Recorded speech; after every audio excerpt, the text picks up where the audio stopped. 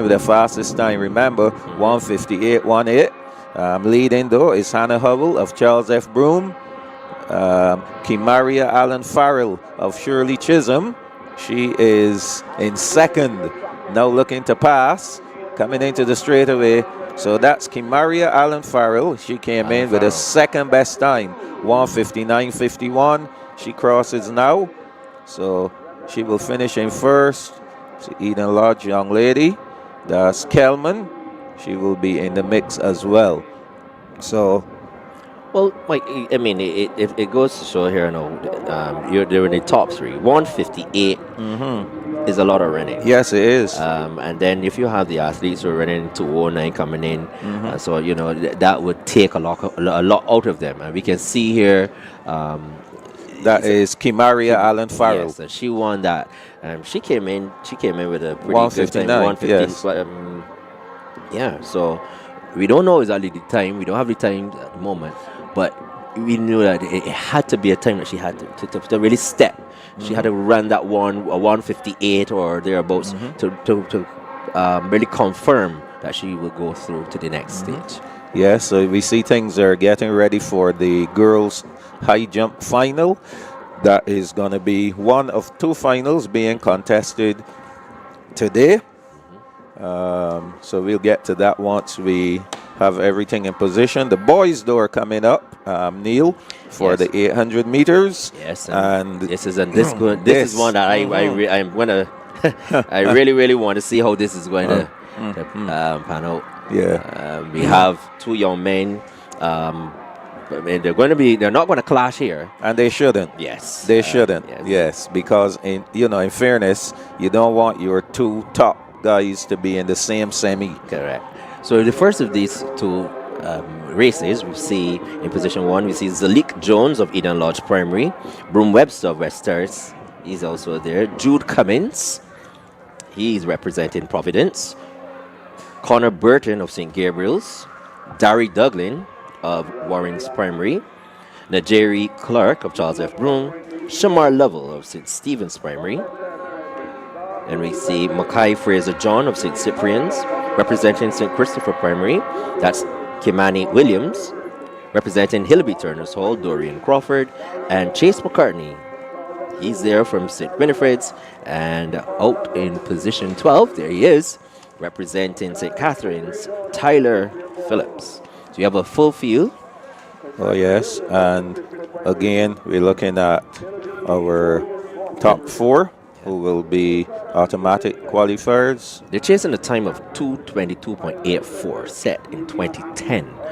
Then by Rivaldo Leacock. Well, that's a special run. Oh, yes.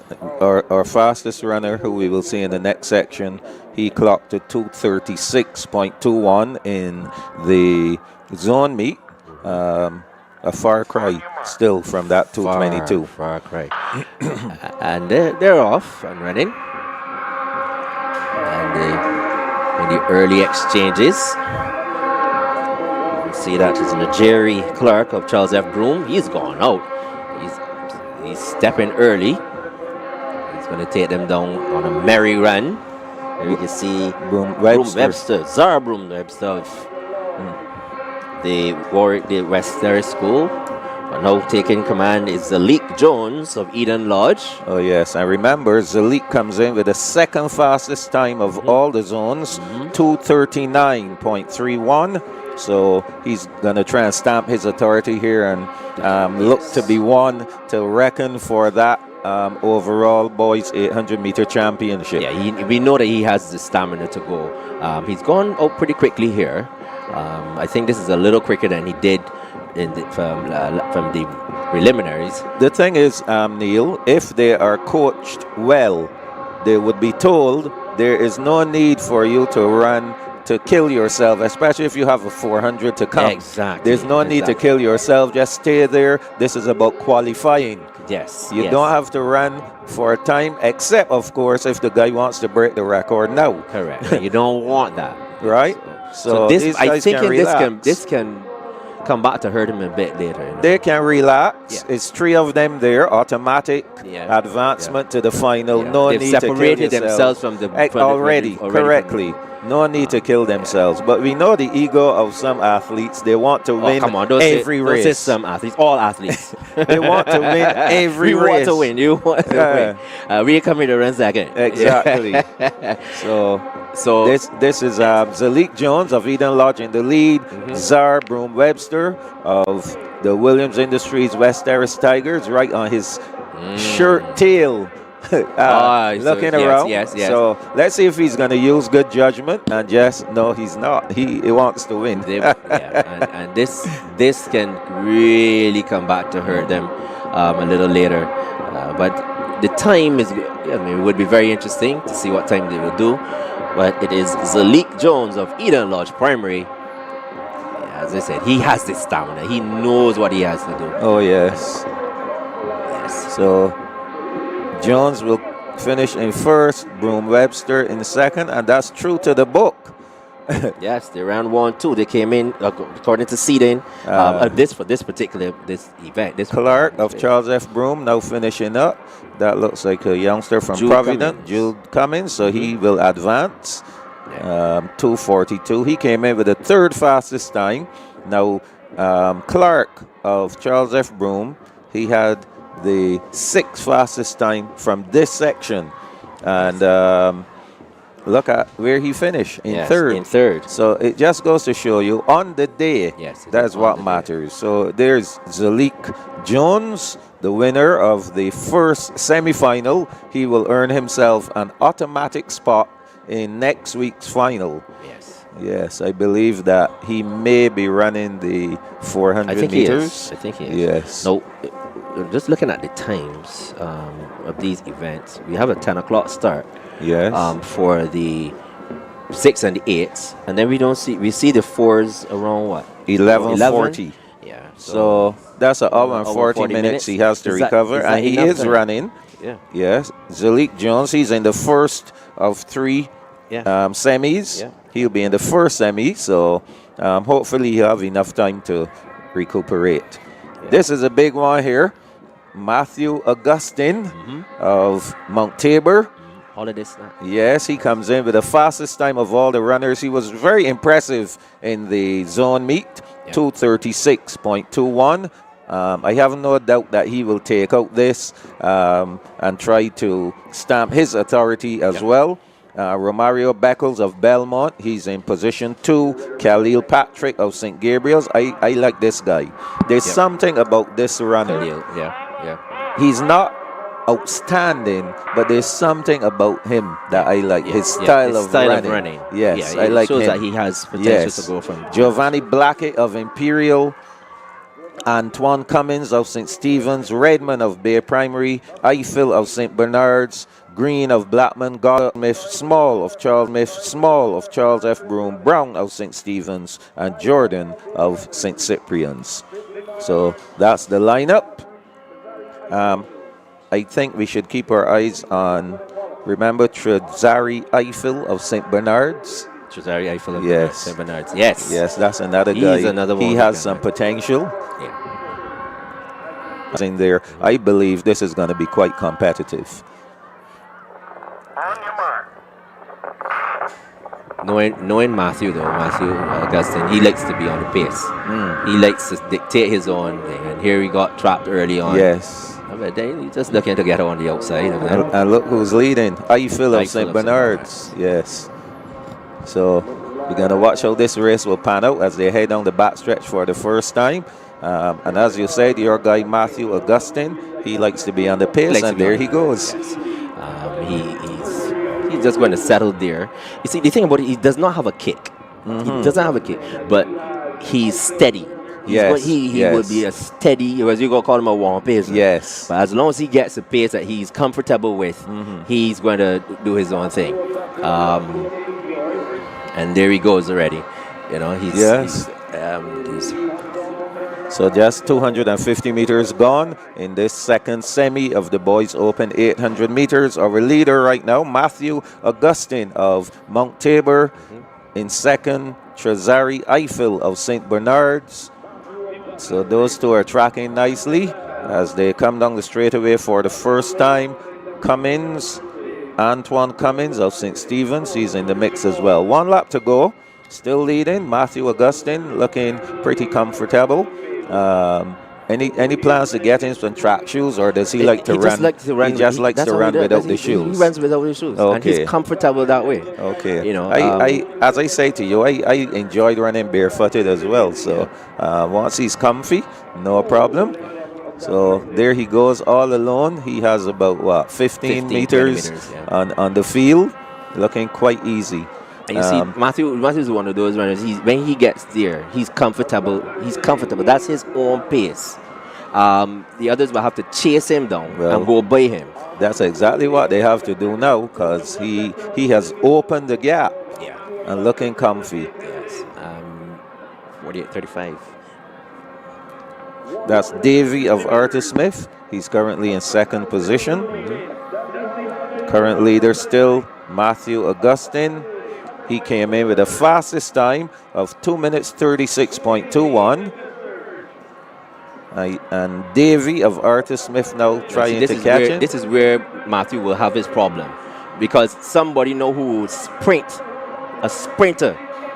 A sprinter will pass him. Well, there you go. Yeah. There you go. Yeah. A sprinter will pass him. Yeah.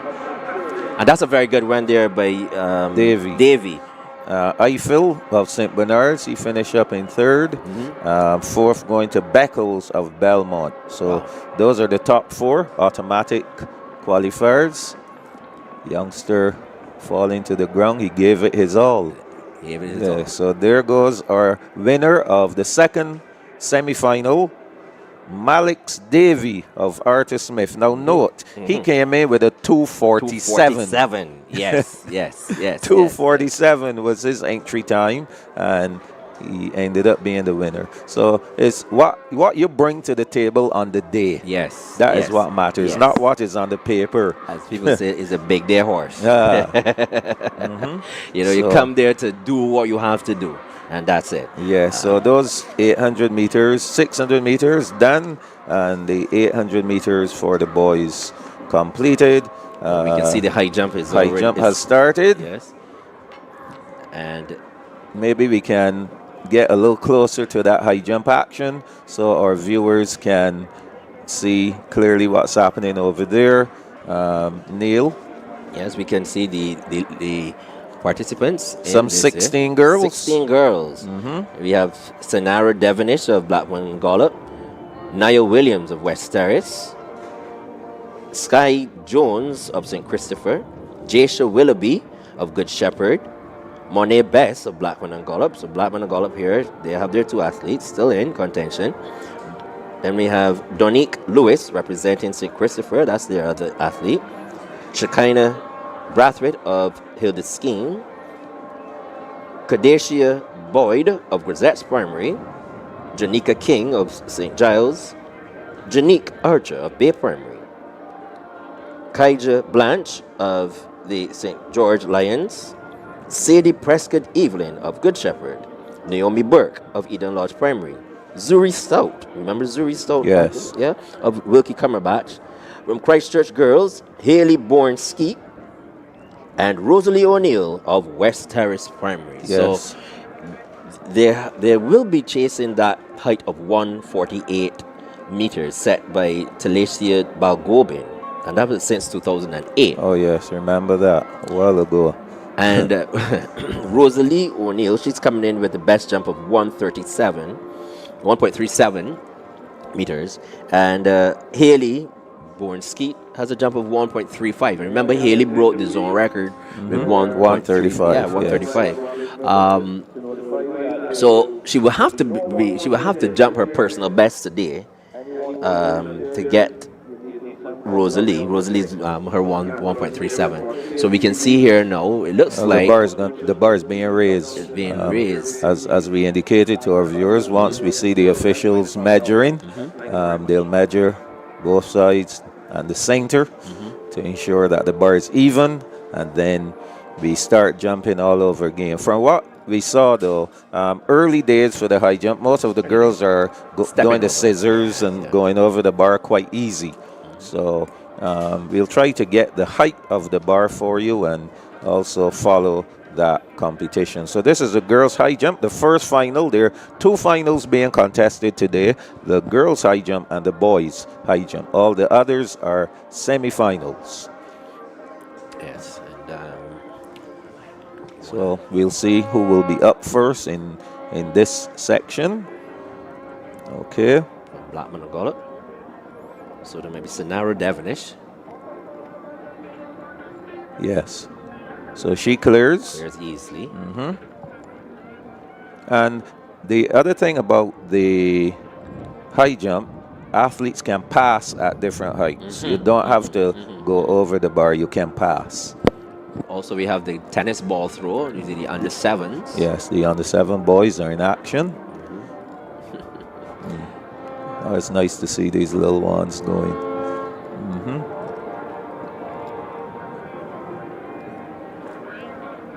Yes, I think when we also have the bigger ones doing the cricket ball throw, that's also in play. Yes, the boys and the girls. And here's oh, that's a nice, jump. good Competitor from Christchurch girls. No, that's from Good Shepherd. Oh, Good Shepherd. Willoughby. Yes. Mike, technically, that was a very good jump. I mean, she had her form and everything, and she cleared it quite comfortably in the end.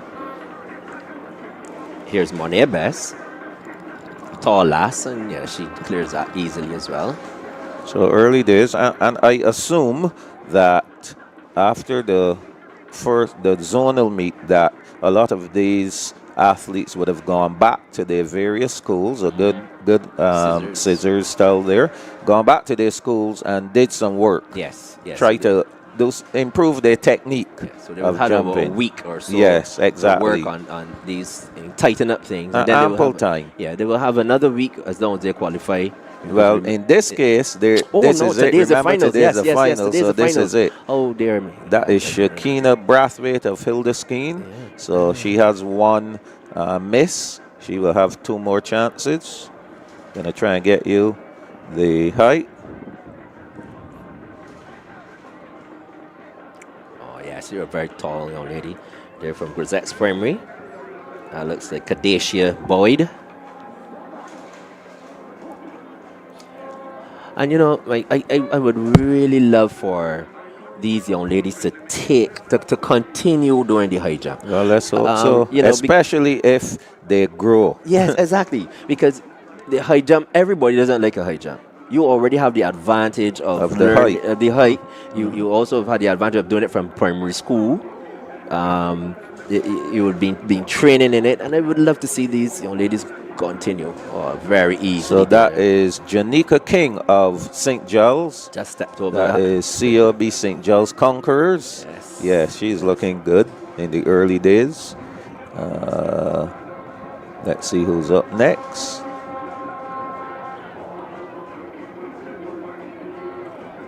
Yes, that's a good jump there from Bay Primary. That's Janique Archer.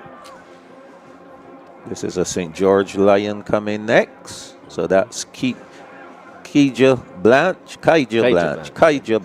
There she goes. Kaija Blanche.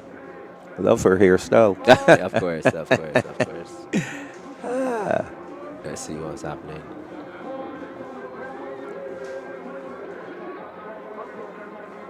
I'm just discussing something there. See some coaching going on in the background there. Yeah. That is Nakisha Maynard. Yes. Yeah, she's at the St. Giles Primary.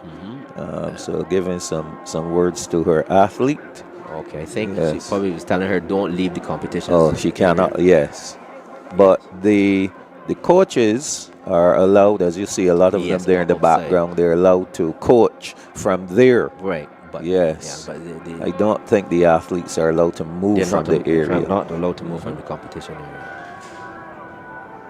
And again, a clearance. I would say though she needs to take off from further back. Yeah, because she came too close to the other to side. that upright. Yeah. So that was Kaija. So now we're gonna see Sadie Prescott Evelyn of Good Shepherd. Yes, and she had a 1.25 meter best clearance at the zone meet to bring her here. Again, Very scissors over the A lot bar. of them, as you said, came in at 1.20. So that's the average. Yes. Yeah, Yes. 1.20. Oh, yes. About 8 of them, 9. 9 of them came in there with that. Ooh, that's Naomi Burke of Eden Lodge. And So she has to do some work on her style as well. Again, approaching from straight ahead. yes, yes. As The opposed to approach coming is from the either the angle. left or the right side. Yeah. So she'll have some work to do. Still Here- trying to get the height of the bar. Zuri Stout, she makes that look very easy. Michael, I want to see something here. Will they pass? Will Haley and Rosalie pass Well, on this side? I have not seen them jump as yet. I don't know Yeah. if they decided to wait a little longer, but I surely haven't seen them. But you know, some people come in, they would come in just to have a practice and then skip, pass on the other jumps until it gets really, that's what people say, spicy. But here, yes, she's going to have her jump. Haley, born skeet. She's going to have her jump. Oh, Easy. And it's good when you're doing the high jump to also get your, do not be still. In other words, get in a jump or two, Right, get in and a then go back and relax, relax if you know you yourself. can clear the height. Yeah. Put some pressure on the others. So 61.99. Rosalie didn't jump. This is Brathwaite of Hildeskeen. Shekinah Brathwaite. Coming through for her first jump. And she gets over. Looked a little heavy there, but she cleared it. So this is the second attempt for Burke of Eden Lodge. She clears. See, she's doing more of a kind of hurdly kind of technique rather than that correct approach from the left and the right, or the right. Yeah. So we will see. Whoa, I mean, when the bar gets a little higher, oh, she fears. She can't hurdle that much. No, she won't be able to do that style of jumping as the bar gets progressively higher, for sure. So that's the under 9 boys cricket ball throw. See some girls over there And too. the girls yes, here the girls as well. are. Yes. So the girls are here. And that, Coming up next on the track, Neil, will be the 50-meter dash for the under 7 girls and boys. I see them assembling and getting themselves ready. They'll have 3 semis. The top 2 will be the automatic qualifiers, and then we'll be looking at the next 2 fastest times. So the attention won't really be on first and second. It's the third and fourth place times is what will really matter, because third and fourth place from one semi could possibly make it to the finals, and the third place from the other 2 would not make it, depending on how fast that race was. Yes. So we're going to try and follow to the best of our ability. Is that your guy up there doing? That's Matthew. He's doing the long jump as so well. He's doing the 8, the 4, and the long jump. Wow. Pretty good jumper. Okay, great. So high jump continues. This is Good Shepherd. Ooh. She leaned right into the bar there. We'll see which one of the Good Shepherd girls. I think this probably is Sadie. Okay. Let's put confirmation. So remember, this is a final. I could tell she has some difficulty there from just the approach. This is Sky Jones of St. Christopher. Good. Are they Those are the coaches all around there in the background. Sky Jones of St. Christopher attempting again. And she clears. Oh, pretty lazy jump. Nevertheless, she had enough vertical to get her in the air. So this young lady from Black Mongolia. Is that Sonaro Devonish?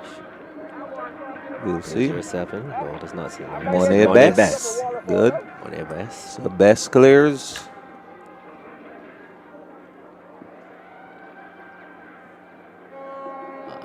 And this is Brathwaite of Hildeskeen. No, this is not. Oh, yes, saw her in the picture. Dominique Lewis of St. St. Christopher. Christopher again. And she clears Oh, also. she rubbed it. Wow. She looked behind and say, "Oh my gosh!"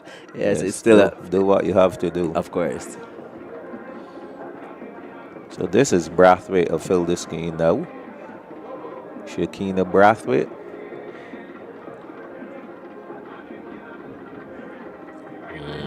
Again, a lazy trail leg. And she put on some speed there. You saw the acceleration coming into the bar.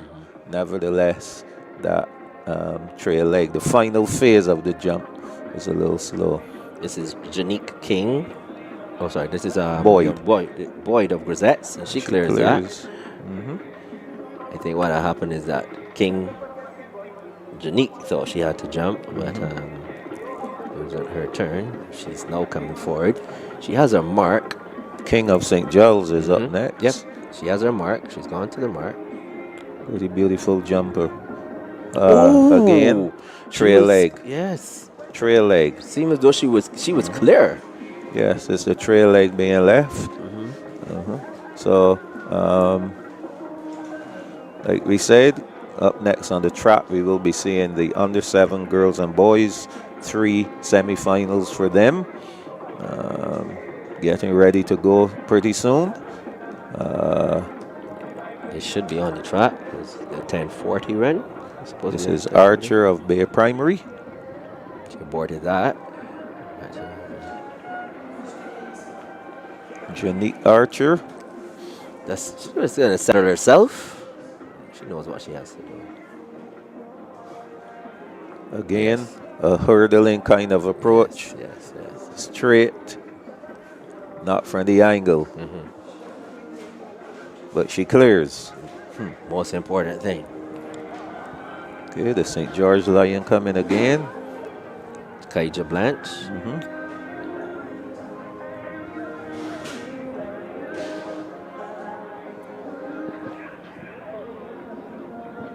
That's Richard Ford there in the background. Richard Juggy Ford. Yes.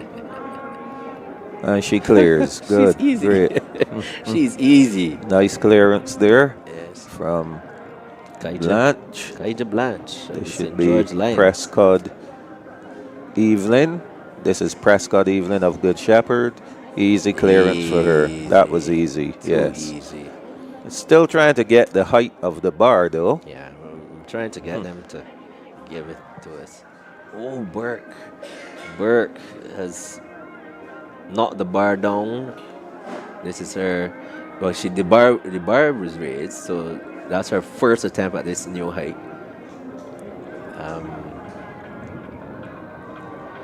Zuri Stout of Wilkie Cumberbatch.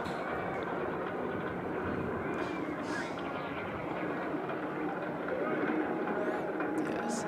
Zuri, she looks as if she will do well in the high jump going forward. She just looks as if she's very confident. Haley steps over. That's Haley Born-Skeet. Not seeing Rosalie. Rosalie will pass on that. With her jump is 1.37. She doesn't need to exert all of that energy at this stage. Yeah. So here is Jaisha Willoughby of Good Shepherd. I think that is her second attempt at this site. She knocked it out on the first time. This is, yes, Jaisha Willoughby of Good Shepherd. And now we see Devonish of Blackman and Gollop.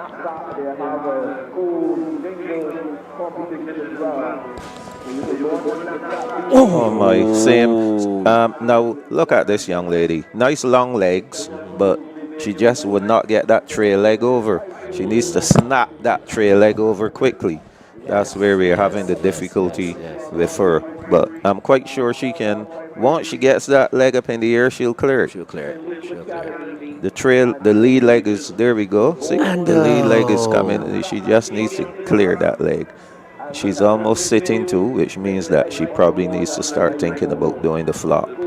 That is Shekinah Brathwaite. This is King of St. Giles now. Nice. Yeah. Janika King. Yeah, well, that Shekinah Brathwaite of Hill, the skin is the one who knocked it. This is Bert. Somehow, that young lady, but I must give her credit though. You see how she's flinging that tray leg over? That is what's required from the next young lady we saw. If she can just get that tray leg over just as quick, she'll be fine. So I think this is the third attempt here now for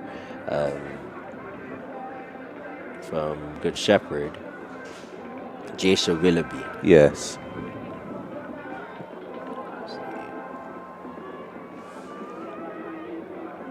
Oh. Well, you saw her hand went down even before. Yes. Yes. So I think that might be it for her. I think so. And now from Hilda Skeen, this is Shekinah Brathwaite. I think this is also her third jump, her third attempt.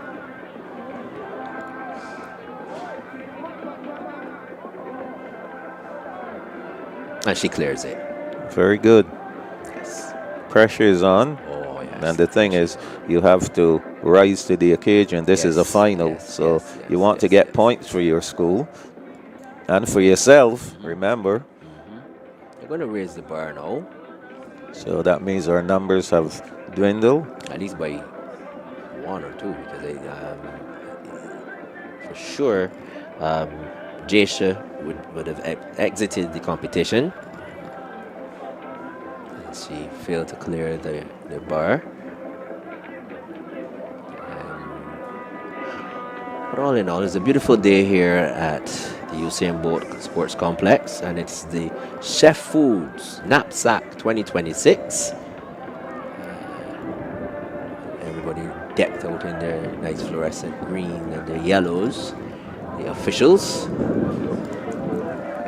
And these young athletes here are on show.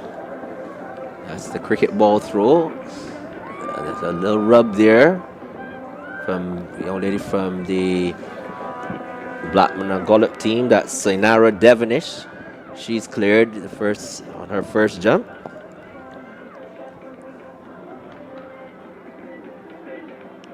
So we are seeing in the background the athletes for the 50-meter dash on the 7 girls. They're out there, not quite ready. So that's a miss there from Sky Jones of St. Christopher. Her first attempt at this new height. Yes, it is. I think some of the athletes these under 7s might be involved in the cricket ball throw or the standing broad jump. Tennis ball throw for the under 7. Sorry, the tennis ball throw, correct. Or the standing broad jump. So they just have to make sure that they have all of the athletes to compete in the 50-meter dash. Oh, good jump there. Very good jump there. That's Monet Best. Best of Blackman and Gollop. Yeah, she has been jumping pretty decent. Yes. This is Donique Lewis of St. Christopher. Still very much in the competition here.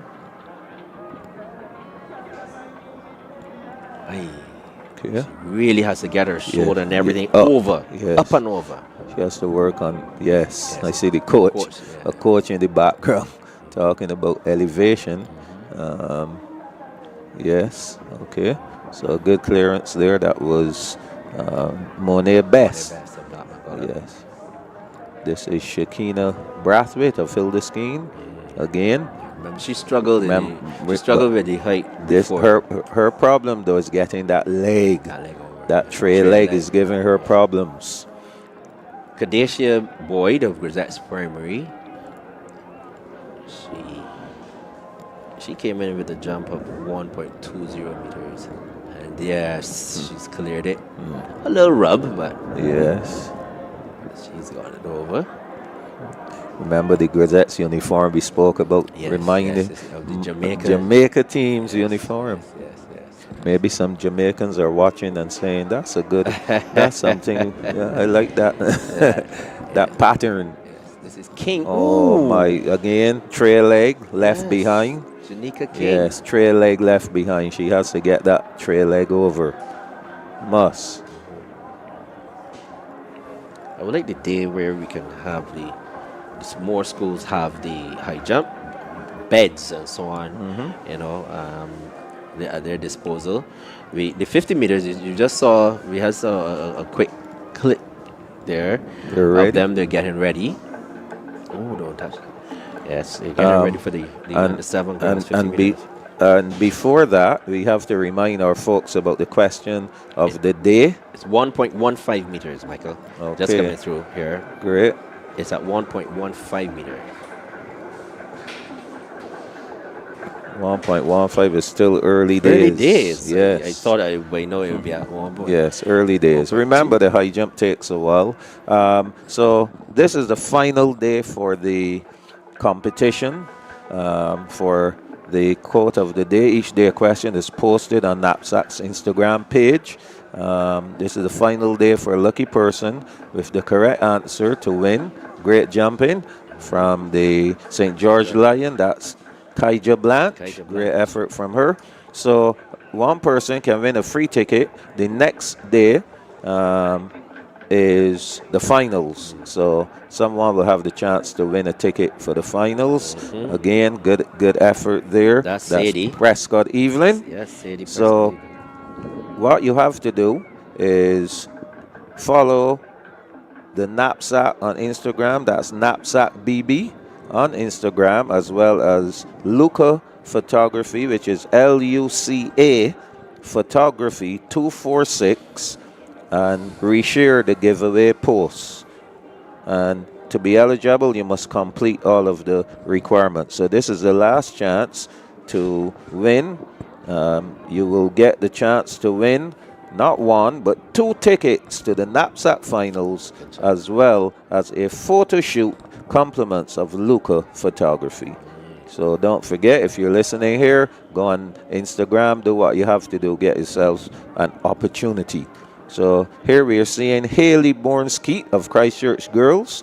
Remember, the bar is now at 1.15 meters. Easy clearance for her. Remember, this girl has jumped 135. So 115 is a piece of cake. She should go and relax for a little bit now. Yes. Now she has got herself warm and in the groove. Go and relax for a little bit. Yeah. A coach it'd be best for a coach to let her know that, you know, hey, you know, conserve some of that energy for a little later. Aye. That is 56-13. Sky Jones of St. Christopher. Her approach was a little. She looked a little head on there. And now she's at a slight better angle, and she leaning into the bar too soon. Yeah. So we continue our girls high jump. Remember, this is a final. Coming up next on the track will be the 50-meter dash under 7 girls, followed by the boys. These are semifinals. So here we see they're now coming on board, lining up, getting themselves ready. Top 2 will be the automatic qualifiers. In lane 1 is Joannie Severin Hines of Ellerton. In 2, Danica Quinton, St. Catharines. In 3, Shakay Innes of St. Joseph. Ariane Ryan Dawson of LT Gaze. In 4, Zyla Carrington of Bay Primary. In 5, Kamaya Cromwell of St. Luke's Brighton. In 6, Naria Rowe of Christchurch Girls is in 7. And in lane 8, Shatalia Calendar of St. Ambrose. Coming in with the fastest time in this section is Ryan Dawson of LT Gay, who we'll see running out of lane 4. Let's see what popular discounts. Lawrence Tigay. I can remember they have the sponsors. We tried our best to remember them. Now Dawson, she has the third best time overall coming into this 50-meter dash. Again, as we say, that doesn't mean very much as we have seen in the 600 and 800 meters. That's for sure. So it's what you bring on the day. So they're off and running, and let's see what will happen here. Innes, and true to form, Ryan Dawson of LT Gay, she runs away with it, and it looks like Cromwell of St. Luke's Brighton. And so those two will be our two automatic qualifiers. Remember, the top two are the automatic qualifiers. 9.20 seconds. 9.20, that's faster. Yes, Cromwell, a time of 9.31, and Carrington, 9.34. That's the top three. Excellent. So those times faster than the times they ran to get in, which is good. You expect that every round the girls will go faster and faster. Our next section on the line already, Moore in 1, Sandyford in 2, Holden Moore in 3, Brown in 4, Ramsey Hines in 5, Atwell in 6, Holder in 7, and Wood in 8. Fastest time in this one, Zaya Brown of Blackman and Gollop running in lane 4. She comes in with a 9:46, Neil. That's pretty good. And 9:46, the fastest time overall. Yep. And she's tied with who we will see in the next section, who also comes in with a 9:46. So McCollin. You can see that they're ready. I gather that these are more seasoned runners, and they say that I didn't see them looking around. Let me see. Yes, these are more focused. And here we go from West Terrace. That is young Ramsey Hines. She did it. That's a very good run. Ramsey Hines, she came first. Brown of Blackman and Gollop finishing second. Ramsey Hines had a great time, 9.09, Neil. That is stepping. Fastest so far. 9.09 seconds. Then Brown ran 9.50. So here's the replay. As we saw, she looked focused, arms working, looking straight ahead. That is great running coming and from Holden that Moore in 9.60. So that was definitely, Michael, 9.09 seconds. That's really good. So our final section, final semi for the under 7 girls. Jilks of Blackman and Gollop in 1, Boyce of Good Shepherd in 2, in 3, Jermaine Best of Hillaby Turner Saul, McCullin of Charles F. Broome in 4, fastest time, 9:46, in 5, Griffith of Wilkie Cumberbatch, Francis of St. Stephen's in 6, Hines of Hildeskeen in 7, and Martindale of People's Cathedral in lane 8. Yes, and I mean, really and truthfully, Zaya Brown, she basically ran the same time. She ran 9.46. Came back to the end, ran 9.50. But when you look at Ramsey Hines, though, she went from 9.75 to 9.09. 9.09. Excellent. That is real improvement. So. And that's exactly what you want in this case, to improve every round. This time is a good clean start. Let's see where the competition is going to come from. From in the middle is Josie McCollin. There's McCollin. McCollin gets home. And we don't have the time. Do we have the time? Well, we know who the top 2 qualifiers are. Yes. The time would have been great to help us analyze all the sections, but we can tell you that the automatic qualifiers from the first section going through to the final, we'll see these running. So let's look again at this. This is Jose McCollin. And second was Boyce, Dacia Boyce of Good Shepherd. Those two are the automatic qualifiers from this round. From the first section, automatic qualifiers, Ryan Dawson from LT Cromwell of St. Luke's Brighton from the second semi-final. Our automatic qualifiers are Ramsey Hines of West Terrace and Brown of Blackman and Gollop. Yes, so they'll be automatic qualifiers. So we have our 6 automatic qualifiers. Neil, yes, the boys are on already. They're rolling now. Let's have those boys on the track. In lane 2, Dugate of St. Winifred's. Lane 3, Maskell of Bailey's Primary. Edwards of Blackman Gollop. He's in lane 4, representing St. Jude's is King Moore. In lane 5, in lane 6, it is Calendar Atherley of St. Cyprian's. And in lane 7, representing Bay Primary, is Zakeem Carrington.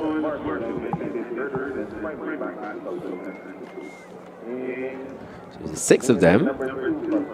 So fastest qualifier in this heat with a time of 9.37 seconds is Edwards. Also with a pretty good time of 9.38 seconds is Isaiah King Moore, and he's in lane 5, representing St. Jude's Primary. St. Cyprian's represented by young Calendar Atherley. And in lane 7 from Bay Primary, Zakeem Carrington. He's in lane 7. They're ready to go. Calendar Atherley a little anxious.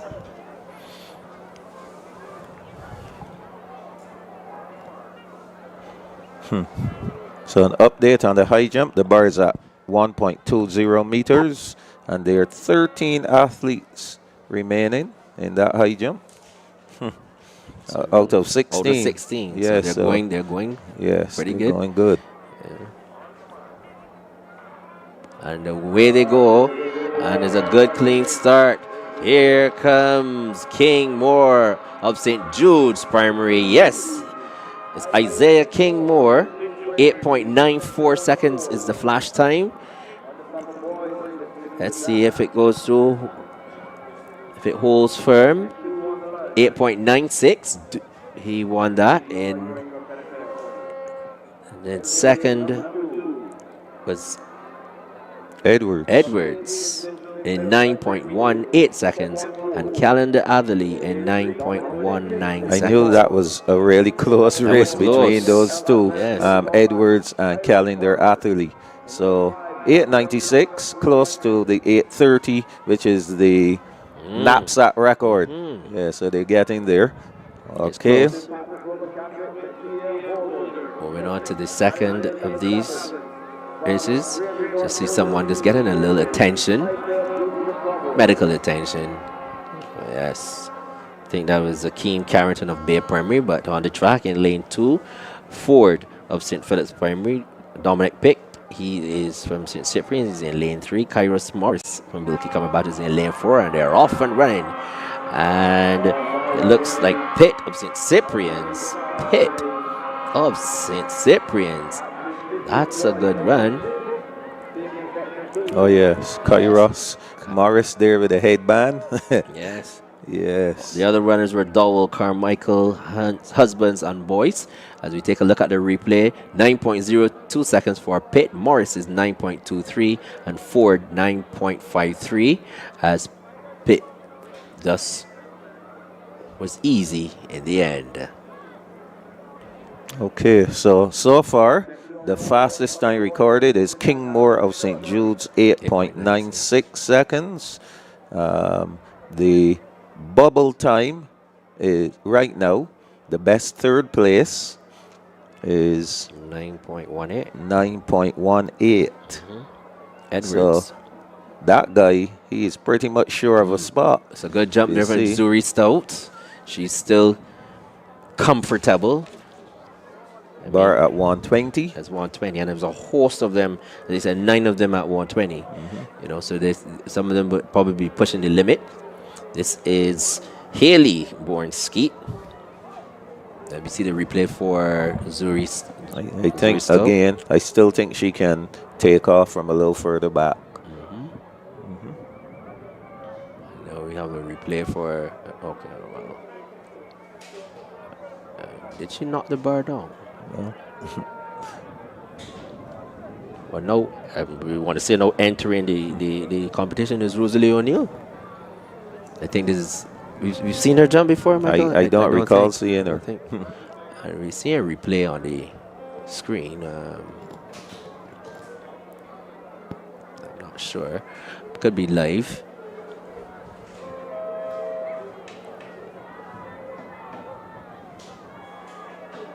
Ooh. Some problems there with that jump. The problem I see is she did not get the height. She needs to go in the air first. Yeah. Yes. And that's uncharacteristic. I mean, for her jumping 137 and just jumping that one at 115, 120. And that's why it's important for you to get jumping early. Yes. Look, there she goes. She didn't get up. It's very important for athletes to get an early jump in, put something on the board. Now, Neil, remember earlier we spoke about 3 semifinals for most cases. In the boys under 7, though, they have 4 semifinals. There were a number of things that occurred during the zones which might have caused us to have 4 semifinals. Whatever the discrepancies were would mean that persons would advance more than the 24. So in this case, remember only 8 are advancing.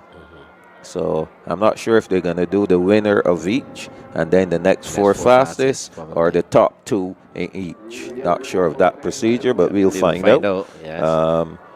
Adele, can you find out what is the advancement procedure to the finals for the under 7 boys 50-meter dash or any other events where there are 4 semifinals rather than 3? Okay, so we can see here getting ready on the track. This is the 3rd of them. This is Carlin McBean of Elliott Belgrave. Yes. And Zlatan Pollard of Hildesteen is in lane 2. Lane 3 from West Stars Primary, Khalil Corbin. Lane 4, Cairo Dowell of St. Gabriel's. Lane 5 from the Wilkie Cumberbatch team, that's Rashay Carmichael. Lane 6, that is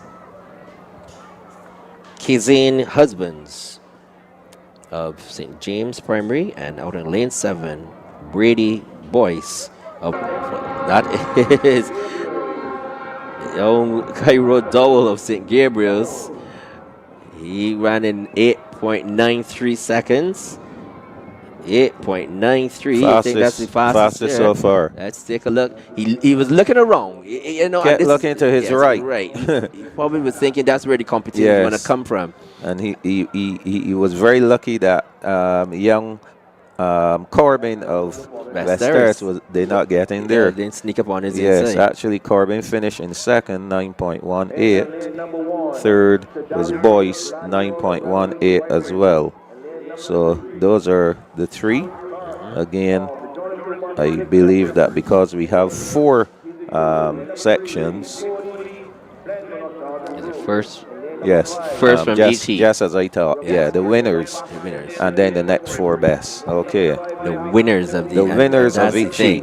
Because you may very well have someone from another. The heats were pretty quick. So now we have in lane 1, Shadari Murray of Roland Edwards. Lane 2, Clark of Good Shepherd. Bledman goes here for Charles F. Broom in lane 3. Bailey's Primary is represented by Ramar Gittins. The Kobe Critchlow of Allerton is in lane 5. In lane 6 from St. Lawrence Primary, that's Prescott Williams. And lane 7 representing St. Joseph Primary, Raheem Speed. And they're off and running. And it looks like Ramar Gittins of Bailey's Primary in a romp. Well, he'll be going through to the final automatically for 8.95 seconds. Quite easily done. Let's take a look at the replay again, and he's off. Talk about focus and determination. He's just gliding down the track. He came, he did what he had to do, and he was smiling in the end. So, Neil, looking at the winners who will advance automatically to the final, Isaiah Kingmore of St. Jude's, Dominic Pitt of St. Cyprian's, Cairo Dowell of St. Gabriel's, and Ramar Gittins of Bailey's Primary. They will have Those their will be day. advancing Yep. automatically. They will have their day And next if we week, look Friday. at our second places, we had a 9.18 here. He will be advancing a 9.18 second, and we had a 9.19 for third. Those will be going forward as well. And then we have another 9.18 there. Yes, so he will go through as The well. 9.18 will go through. Yes, these are the under 9 Going 80 meters. girls 80 meters. Okay, things are rolling along, Neil. Good. So 3 for this for sure. Under 9 girls. In lane 2, Akelia Lewis of St. Martin's Mangrove. Lane 3, Tajela Ford of Rennell Weeks. In lane 4 is Shalia Forrester of Wesley Hall. In lane 5, Skylar Small, Blackman and Gollop. Lane 6, Ramira Lawrence of St. Ambrose. And in lane 7, Amaya Miller of Charles F. Broome. That's the lineup for first section. 12:66. That's the fastest time. Shalia Forrester of Wesley Hall. She'll be running out of lane 4. She has the fastest time coming into the final. Skylar Small of Blackman and Gollop, second fastest time, 12.78. So we expect that the action will come from lanes 4 and 5. That's what we expect. That's what we expect. Yeah. Of course, things can change. We should note these are 3. Actually, they're going to be 4 for the girls as 4 well. for the girls, yes, 4 for the girls. So we're looking at the winner. We'll be looking at the winner of each who will automatically advance. Yes, we have this time here, 12.66 seconds, as the starter just requesting that the supporters give them quiet, and they're now on the starters' orders.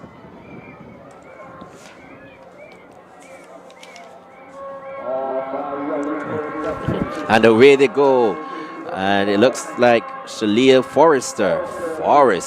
Look at her go. Shalia Forrester of Wesley Hall School. She wins it on her outside. Skylar Small was second. 12.47, 12.51. Let's take a look at the replay. She got a brilliant start. Her drive phase there, Michael, she's just powering her way.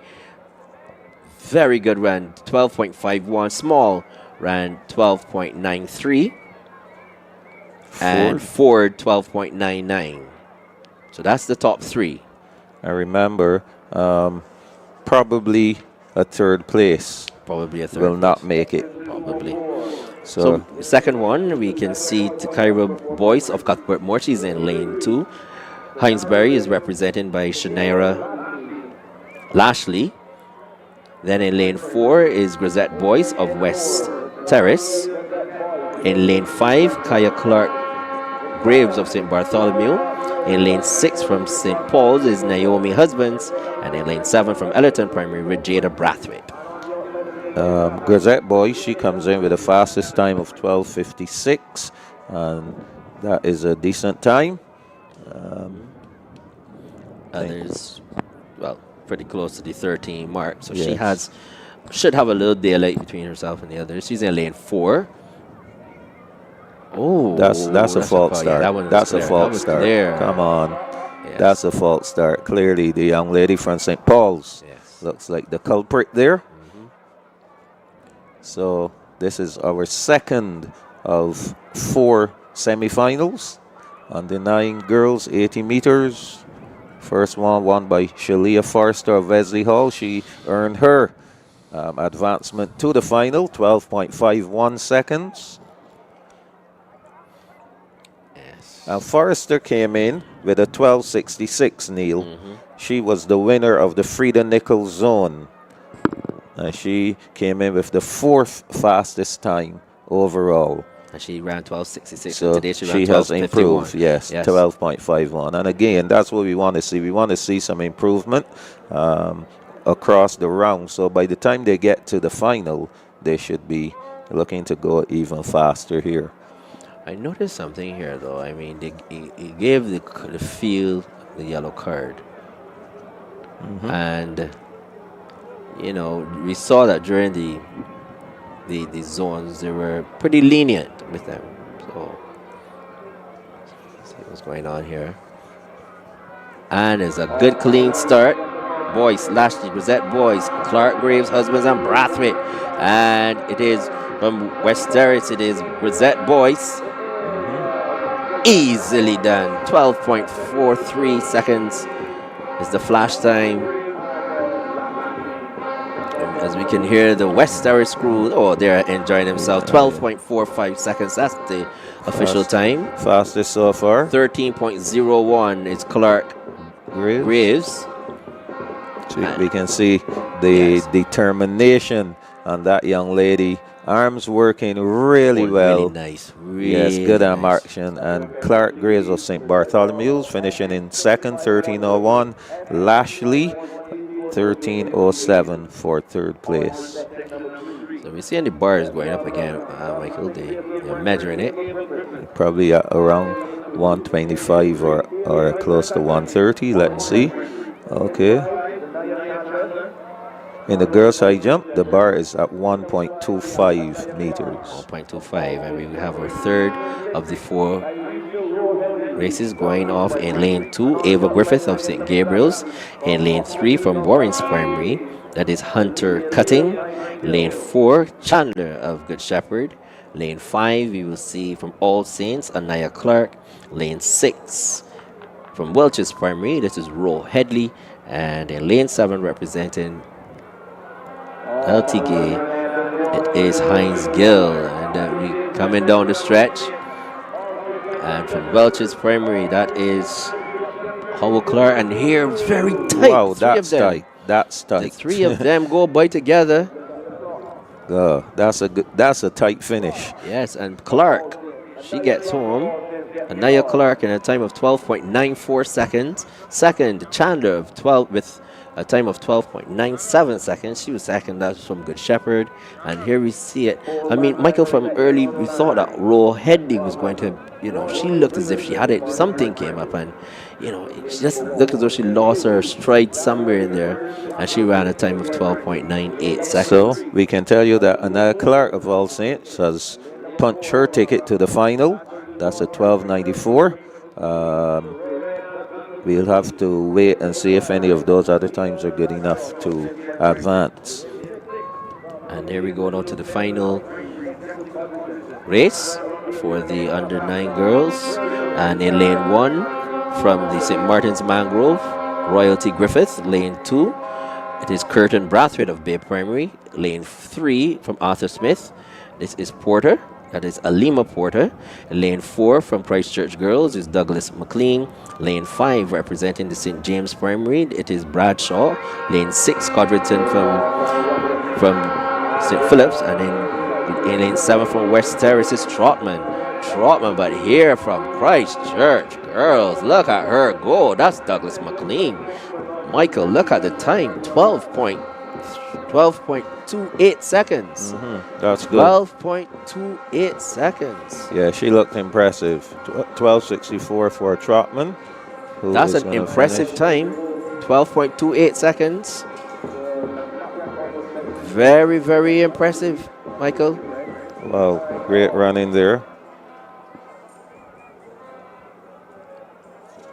Okay.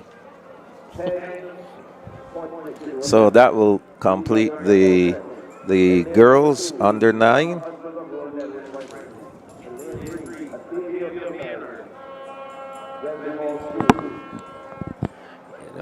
It is the joys of being here. Wonderful. Wonderful. Oh. Yes. The boys are up next. So they're here.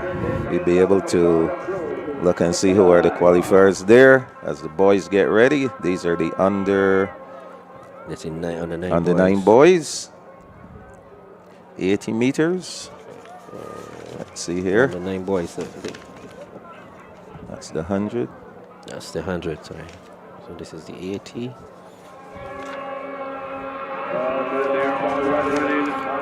And you can see young man from Bailey's Primary. He's running away with this one. Bailey's, yes, he wins that. 11.76 seconds. 3.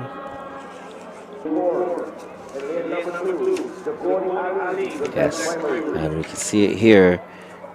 8 Austin Jones, I remember that name. Yes, Austin yes, Jones at the yes. time of 11.79 seconds. Second was Maynard in 12.03 seconds. And third, Augustine with the time of 12.0. He came in with a 12:33. Oh, so he really improved his time. Yes. Yes. As you can see, that is Blanche there from the St. George Lions. She's still very much in the competition. So the bar is now at 1.25, and there are 9 athletes remaining. 9 remaining. So that means 3 of the young ladies who've jumped 120 have continued on. So here we go with our second semi-final under 9 boys 80. They're off and running. Aline, Prescott, Gittins, Walcott, Granham, Boxhill, and Farley. Looking good here. This is Walcott of Blackman and Gollop being challenged by Granham. Oh yes, those two. So we'll see who'll get that first and second spot. Something looks as though, well, I'm going to leave it. 12.36 is the time. Walcott, yes. Walcott. But if you look at it, Michael, look at it here. So, look and see the track official came in to stop them. Nobody else came on the track, so the boys kept running. Well, I don't see any other flags up, anything. So nothing we can do about it. Okay. 12:36. 12:36. Both of them recorded 12:36. So it's interesting to see how that one is going. Yes, because here no Basil is coming down. Well, if that is the case, they will have to let them run at the end. A while, because those guys gave their all. I think Basil is calling the officials together to explain something to them. Correct. I see them all going back down, so that means they will have to run again. Not fair at all. Not fair there. I think what the first steward there, if she had raised her yellow flag, I think the others then would have recognized, well, look, something is up. She was just running out there, and I'm not knocking her or anything, you know what I mean? But in there, just now, the others should have responded the same way. I see what the other problem is too. If they're so wide apart, they need to have a lot more closer together, so that once the first person steps out, the second person steps out. They have, they get enough time to stop them. I hope they're not running those boys all over again. They need to put them all the way in the back. There we go. Yes, they're allowing them to go. So you're now on to the third. They'll do the third and the fourth, and then come back. Okay, so over there, the high jump there. Yes, I was about to tell you at the high jump who's remaining. Monet Bess of Blackman and Gollop, Donick Lewis of St. Christopher, Shakina Brathwaite of Hildeskeen, Kadacia Boyd of Grisettes, Janique Archer of Bay Primary, Kaija Blanche of St. George, Zuri Stout of Wilkie Cumberbatch, Haley Bourne-Skeet of Christchurch Girls, and Rosalie O'Neill of West Terrace. Those are the athletes remaining in the high jump. 1.25 meters seems to be rather competitive out there. Great. So we'll go with our third section. Talon Leacock of Bay Primary in 2, Aidan Beckles of St. Cyprian's in 3, in lane 4, Amir Burnett of Happy Vale, lane 5, Lucas Hemmings of Rennell Weeks, in lane 6, Kai McCollin of Roland Edwards, and in 7, Shamari Woodley of St. Silas. Coming in with the fastest time, Amir Burnett of Happy Vale, remember him? Remember him. And let me say good morning to his cousin, Dr. Chapman. She said, Neil, this is my little cousin, and I'm watching him run. So, well, this is the second fastest time overall. So let's see if he can pull one out the bag here and qualify automatically. Remember, the winners automatically will advance. The others will have to run really quick. False start from Burnett. He has to be careful. Yes.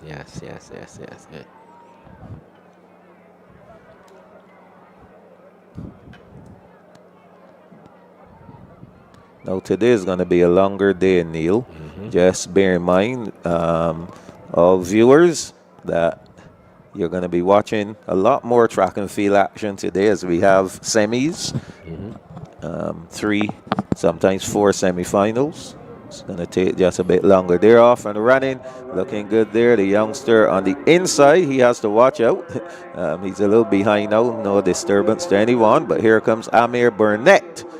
Burnett gets home. He's going to be the automatic qualifier. Your cousin is going to be, his cousin is going to be very happy. Yes, 12.09 is the flash time. That was pretty good, right? 12.11 seconds. Very powerful young man. He's focused. Yes. The challenge, though, the battle was on for second. Beckles faded away. McCollin, it looks like, got that second spot. 12.40 seconds, and Lucas Hemmings 12.42 seconds. So the Happy Vale, they're screaming and Happy jumping. Vale will be very happy. Yes, Definitely. live up to their name. So congrats to Amir Burnett of Happy Vale. He has advanced to the final of the under 9 boys 80-meter dash. At least they have so far one finalist, something to really be happy about.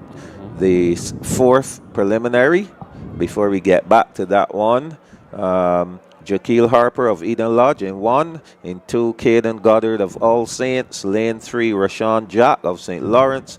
In lane 4, Xavier Brathwaite of Blackman Gollop. Keep your eyes on him. He comes in with the fastest time of 11:99. 11:99. So far, we've had one guy going sub 12. That's Austin Jones of Bailey's. Let's watch here carefully as they get going. Here we go. He's looking really good so far. Xavier Brathwaite being challenged by Jack of St. Lawrence. That's how they'll finish. Brathwaite in first and Jack in second. Let's watch the time, Neil. Not as fast as the other one. This is 12.28 seconds for Brathwaite. Jack ran 12.54 seconds. So, yes, not that 11:99 that we saw earlier. However, he has qualified by virtue of winning. Yes. He will go through. I don't think that 12:54 is going to be fast enough. We'll see. You'll see, Mike. We have one more section to go. Remember that earlier one. Yeah. So back to the high jump. This is nice jump there. This is Sinara. Yes. A Blackman Gollop. Yes, so here's it. Aline, Prescott, Gittins, Walcott, Granham, Boxill, and Farley. They're off and running, looking for that automatic qualifying spot. Who's going to get it? Walcott won the race before. Will he be able to do it again? Walcott and Granham, same two guys, same order. Shadari Walcott of Blackman and Gollop and Shamario Granham. Walcott 12.53 seconds. Granham 12.57 seconds. Now remember, in the last race they were both given the same time. Same time. Yes. So 12:53. Walcott is going to advance for sure. So if we look at the automatic qualifiers, qualifying in first, Austin Jones of Bailey's 11.79, fastest of the qualifiers. Then Amir Burnett of Happy Vale 12.11. He's the winner of that second section. Then we had Xavier Brathwaite of Blackman and Gollop 12.28, and then Shadari Walcott of Blackman and Gollop 12.53. Then if we look at this 12.03, Atavia Maynard of Wesley Hall, 12.03. He will advance. 12.09. Riley Austin of the Augustine, of the St. George Lions. He will advance with that 12.09. Then we had a 12.40. Kai McCollin of Roland Edwards, and a 12.42. Lucas Hemmings of Renal Week. So those are unofficially the qualifiers into the final. I think, just from what I've seen so far, Neil, Blackman and Gollop is shaping up pretty good. Yes. They're shaping up pretty good. Yes. What's next on the table? I think we're 400 now going to be meters. moving to the 400s. Yes. So the girls are going to be up first. High jump still in progress.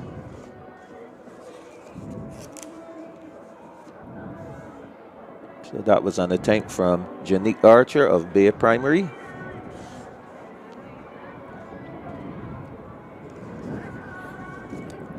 Yes, you can see here. This is still very close in the competition, Michael. I think let's take a look here. Yes, Monet Best was the other one. I think I called her the other Blackman of Gollop's name, Senara, but his Young lady having a bit Monet of Best. problems there. Just confidence. She has to attack the bar. Oh, she didn't get the trail leg over. I think that's Janique Archer of Bay Primary. She was almost over, and then she rubbed it there with her trail leg. So here now we will see Blanche, Kaija Blanche of the St. George Lions. She's making this attempt.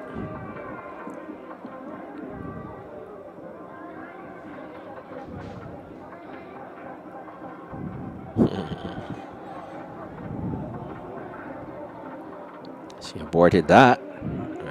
You can tell when the bar begins to get a little difficult for the athletes. That's Merle. I think it looks like Merle from St. George.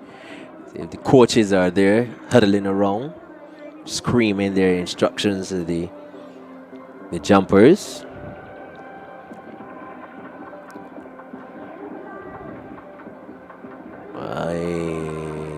Pretty soon she will run out of time. Yeah, I think. Yes, I think there's a Yama there. It looks like Dale Marshall. He's just probably telling her you only have a few seconds left. Yes, she will run out of time to complete your jump.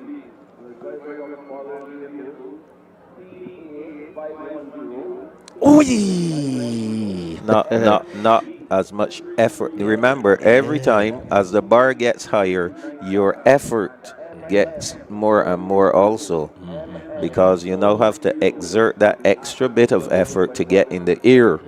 When the bar is low, not that much effort is required. And we can see also, you have to note that the athletes are going to be getting a bit more tired, yes, as they progress. It looks like the three of them, they're exiting. Blanche, she will go. Also leaving the competition, Cadecia Boyd of Grisette's Primary.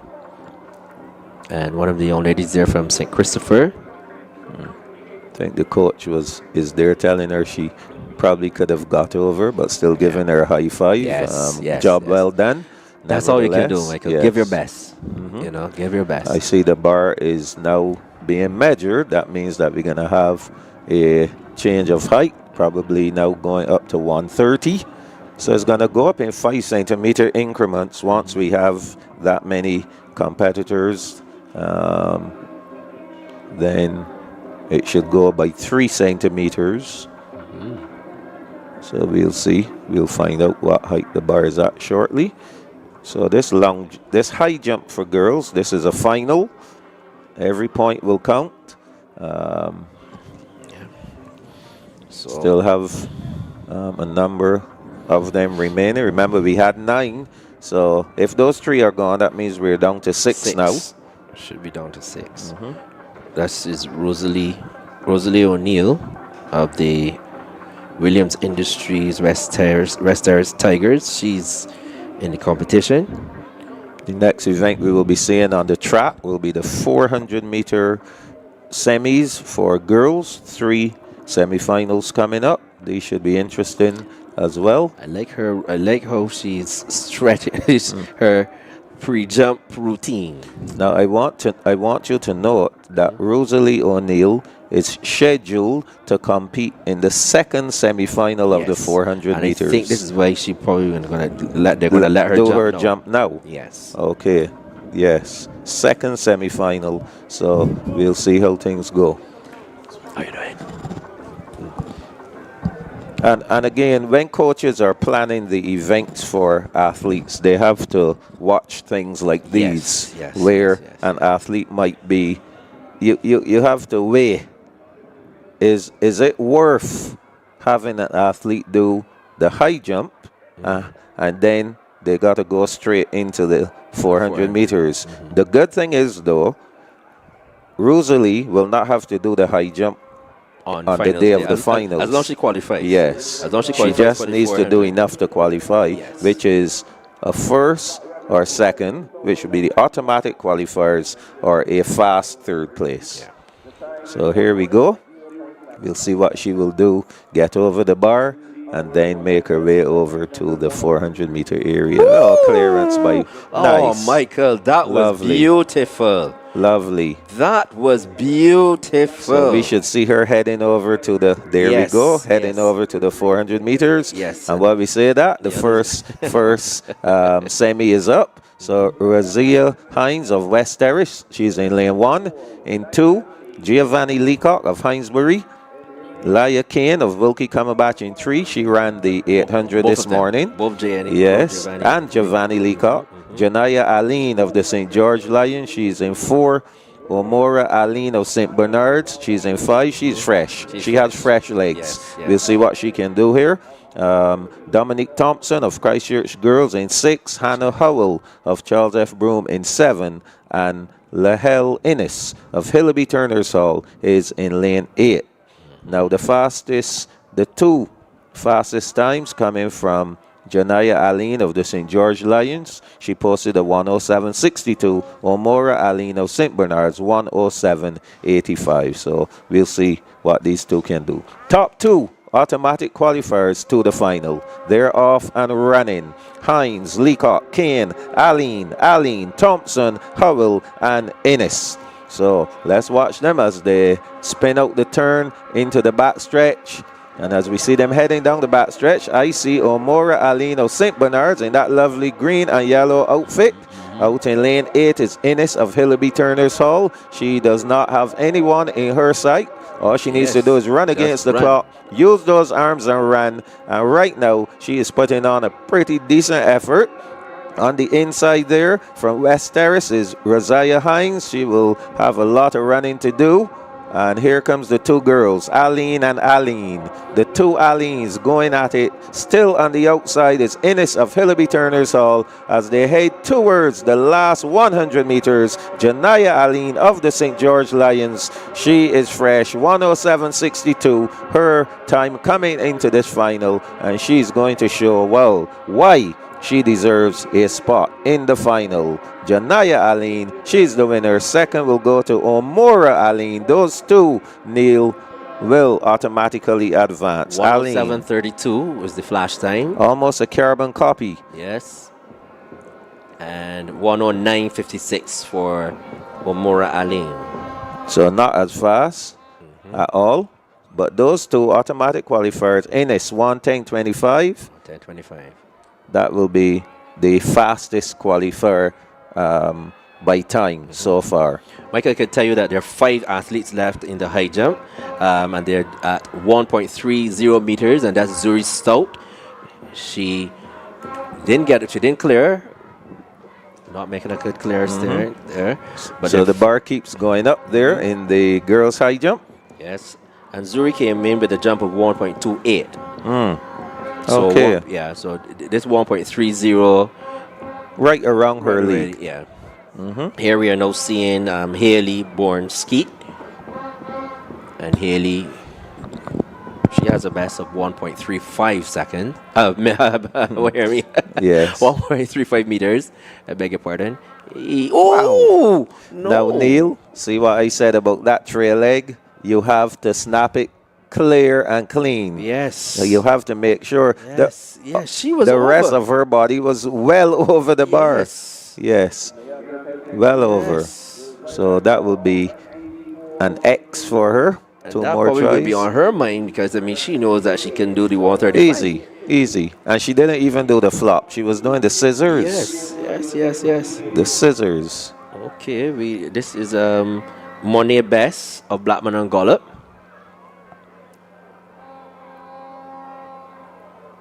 Yeah, okay. I think Bess needs to work on her run up. I have a difficulty with her run up because, as you can see, steps. she is the approach. She needs to approach. You see, she's coming from this side, but then she's not doing in high jump. Really, you go straight and then yes, there you go. Exactly. She's not giving that kind of formation. Stout. Yes, she also knocked down the bar. Second section coming up for the girls, second semifinal in the 400 meters. In lane number 1, Jasha Willoughby of Good Shepherd. In 2, Samara Griffith of Ada Costa Edwards. In lane 3, Maya Robinson of Blackman and Gollop. Lane 4, Glory Fraser of Randall Week. She has the fastest time, 106.13. Gonna keep our eyes on her. Rosalie O'Neill of West Terrace, fresh from the high jump, 108.13. She's in 5. In lane 6 is Amika Mangal of All Saints. Lane 7, Zenobia Kelman of Eden Lodge. Lane 8, Deshauna Critchlow of Ellerton. Michael, I can tell you that Born Skeet knocked down the bar again. Wow. Quite sure she's capable. I mean, Yeah, she's she proven is. it. She has. But it's on the On day, the remember. It's on the day. It's on the day. So second semifinal, under 13 girls coming up. 2 qualifiers already, Janaya Aline of the St. George Lions and Omora Aline of St. Bernard's. Let's see who will be the 2 automatic qualifiers from this semifinal.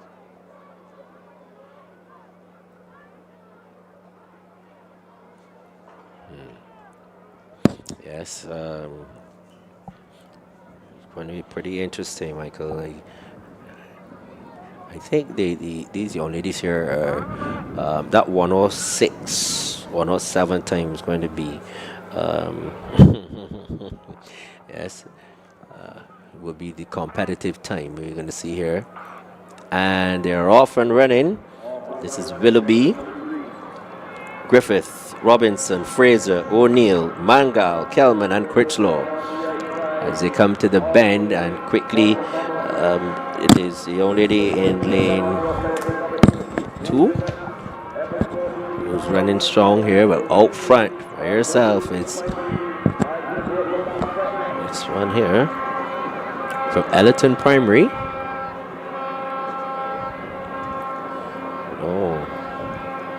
Oh, so it's for All Saints. Okay, so they swapped it out. Yes, so yes, yeah. So we did the wrong start line, Michael. So it's Maynard Eswick, Seal, Camaria, Benjamin Morris, Lane, Grimes, Rock, and Thomas.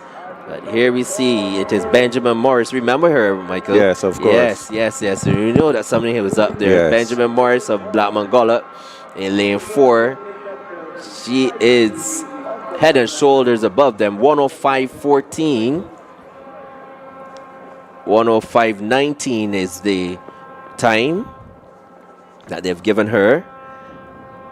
And, Seal in a time of 110.19.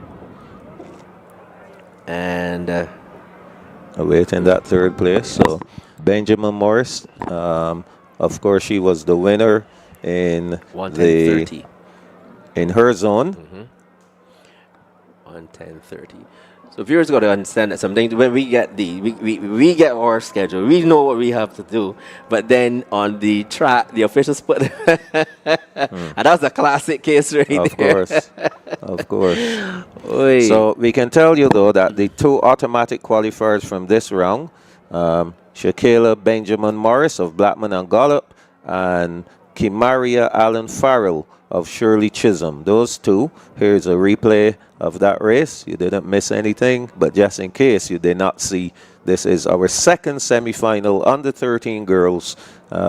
This is at the 200-meter mark. Thomas of All Saints on the outside. She was doing some running, and here is when Shakayla Benjamin Morris really started to do her running. I spoke to her father. Her father is now an officer cadet, so he's on his way to becoming an officer. Congratulations to him. He's very proud, and again, Seal of Hilda Scheme barely making it there as she slowed right down, but 1:10.19. She was second, so that's an automatic qualifier. So the top two third places are 1:10.25 and 1:10.30. As we get ready now for this final section, the girls there getting themselves ready for the long jump. So in lane 1 again, Jasha Willoughby of Good Shepherd. In 2, Samara Griffith of Ada Costa. That's correct this time. Maya Robinson of Blackman and Gollop in lane 3. In lane 4, Glory Fraser of Rennell Weeks. Not sure she's there, Michael. Rosalie O'Neill is there though, sure. from West Terrace. She's in lane 5. So 4 is empty. So 4, no Glory Fraser. Wow. And then out in lane 8, you can see. So this is not that many persons in here. And again, you know, with the schools, you have a lot of athletes who are sick, lots of things spreading in the air. So now, this is interesting. 4 athletes, 2 will be automatic qualifiers. The other 2, I think because unless these girls decide I'm going to run really fast, it's highly unlikely that you're going to get these 2 others advancing. So here comes Rosalie O'Neill. On her outside is Critchlow of Ellerton Primary. So Rosalie is showing that it's not only on the in the air, but on the track as well. Yes. So again, Rosalie does not need to exert anything more. If you know she's really thinking, she's already a winner, top 2 automatic qualifiers, and these are things that you need to teach the athletes. Yeah, but she might not know that because she's still running. She's being chased. So she, you know what I mean. 1:08.47 is the flash time. 1:08.51, and then she still now has to go and finish her high jump. Exactly. And there, you know, she looks as if she's just... Yeah, she's fagged out. Yes. Griffith, 1:13.48, was second. So, as I said, this race, I doubt you will get any others. You won't get anything. So, the qualifiers from here then, the 2 Alleens, St. George Lions and St. Bernards, they will qualify from the first section. From the section we just saw, Rosalie O'Neill and Samara Griffith of Ada Costa. And the next section, qualifying automatically, Shakayla Benjamin Morris, Blackman and Gollop, 1:05.19, the fastest time. And then Sahara Seal of Hildeskeen, 1:10.19. The next 2 qualifiers to join them will be Lahill Innes of Hillaby Turner's Hall, 1:10.25. And Kimaria Allen Farrell of Shirley Chisholm, 1:10.30. Good. So we're moving on, Neil, the boys. The boys. Here we go. We can see in the first one, it is in lane 1, representing St. Philip's Primary, Caleb Toppin. Lane 2, Josiah Brown. He's from St. Stephen's Primary, representing St. Gabriel's Primary, Connor Burton. In lane 3 and lane 4, representing Mount Tabor Primary, Matthew Augustine. Lane 5 on his outside from Blackman and Gollop, Nathan Phillips. In lane 6, Zalik Jones from Eden Lodge Primary. Lane 7, Thierry Burke of Bailey's Primary. And out in lane 8, Joshua Bourne of St. Christopher. This is going to be a good one. We have speed, the speed of Nathan Phillips, fresh legs, and we have Matthew Augustine in the 8 coming out of the 800. In there as well. Also, we have Zalik Jones also coming out of the 800. So this is going to be a race. We can see out front in lane 8. This is Bourne of St. Christopher. Augustine coming through on the inside. We know that he had a hard 800 as well. Coming through on his outside is Nathan Phillips as they come to the top of the lane. And it is Phillips in front, Augustine, Jones. Let's come off the bend. And it is Nathan Phillips. Jones of Eden Lodge, Augustine. They're coming down the stretch. Jones and Phillips. Jones and Phillips. Phillips gets home. 103.87 seconds. Jones of Eden Lodge second. Augustine of Mount Tabor Primary in third. Oh, yeah. So Phillips, fresh, and Jones. Remember, Jones was in the 800, 800 meters and giving Phillips a run. That is really good. Yes, but it tells me about the character of that young man and Jones. also the class to be able to do that, to repeat. 8 and 4. 8 and a 4, Yes. wow. Already ran 12, that's 1,200 meters, isn't it? So You get them when they're fresh. If he doesn't qualify, exactly. So there are 3 prelims, so we watch these 3 times. I think these 3 lads should advance. Yes, you have the next 2 there. Here we go. And in lane 1, also he won the 800 meters. That is Melix Davy of Arthur Smith. He's going in lane 1. Lane 2, Ty J. Ned of Gordon Walters. Lane 3, we see from Welch's Primary, Davico Stevenson. Lane 4, Takil Seeley of St. Philip's Primary. Lane 5, Liam Wheats of Lutherthorne. Lane 6 from St. Cyprian's, that's Eden Seeley. Lane 7 from St. Bernard's, DeCary Coleman. And out in lane 8 from Bay Primary, Kai Redman. And coming up in here with the fastest time, is Takil Seeley with a time of 104.66 seconds. He is in lane 4.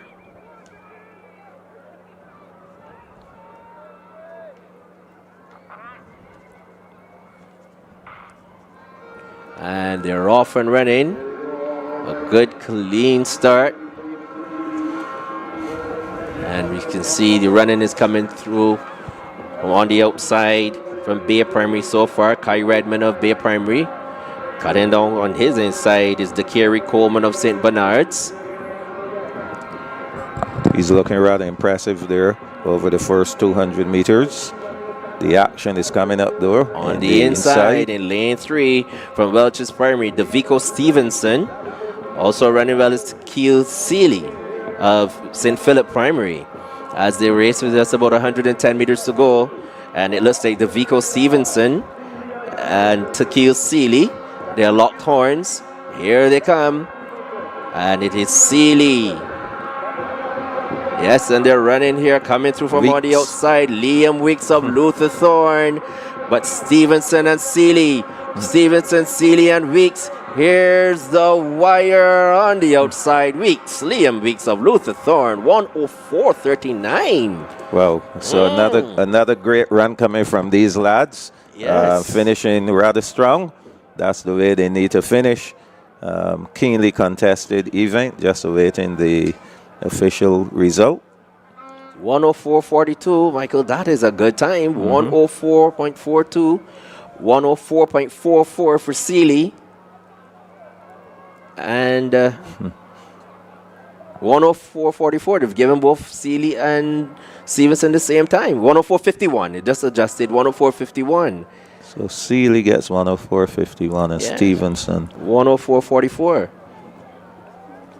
Okay. Now this puts some pressure here now on the others from the first race. 105.63. Yes. That's the only one. Augustine is right now bubbling. Wow. Here we go now to the final installment here. It is Welch of St. Cyprian's in lane 1. Lane 2, Arico Clinton of St. Giles. Lane 3, Shamar Edwards of Gordon Walters. Lane 4 from St. Winifred's, Joshua Russell. This is the guy they're going to have to run to beat. Xavier Lucas from Blackman Gollop. He's in lane 5.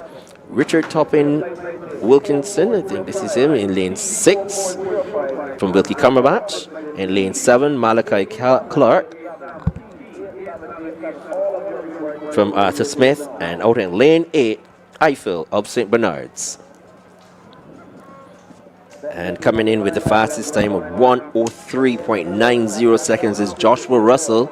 That's the tall lad here in lane 4, representing St. Winifred's. Oh, yes. And remember seeing him. Very classy runner indeed. Yeah, so he has the fastest time overall. We'll see if he can match up to that time, if he'll go faster or just do enough. Yeah. So.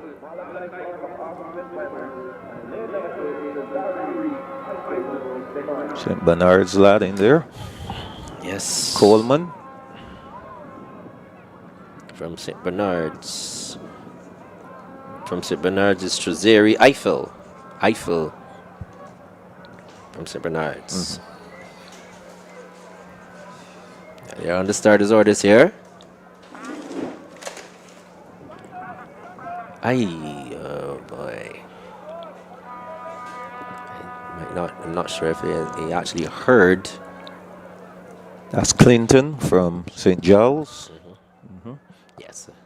It was a matter that they didn't hear it start.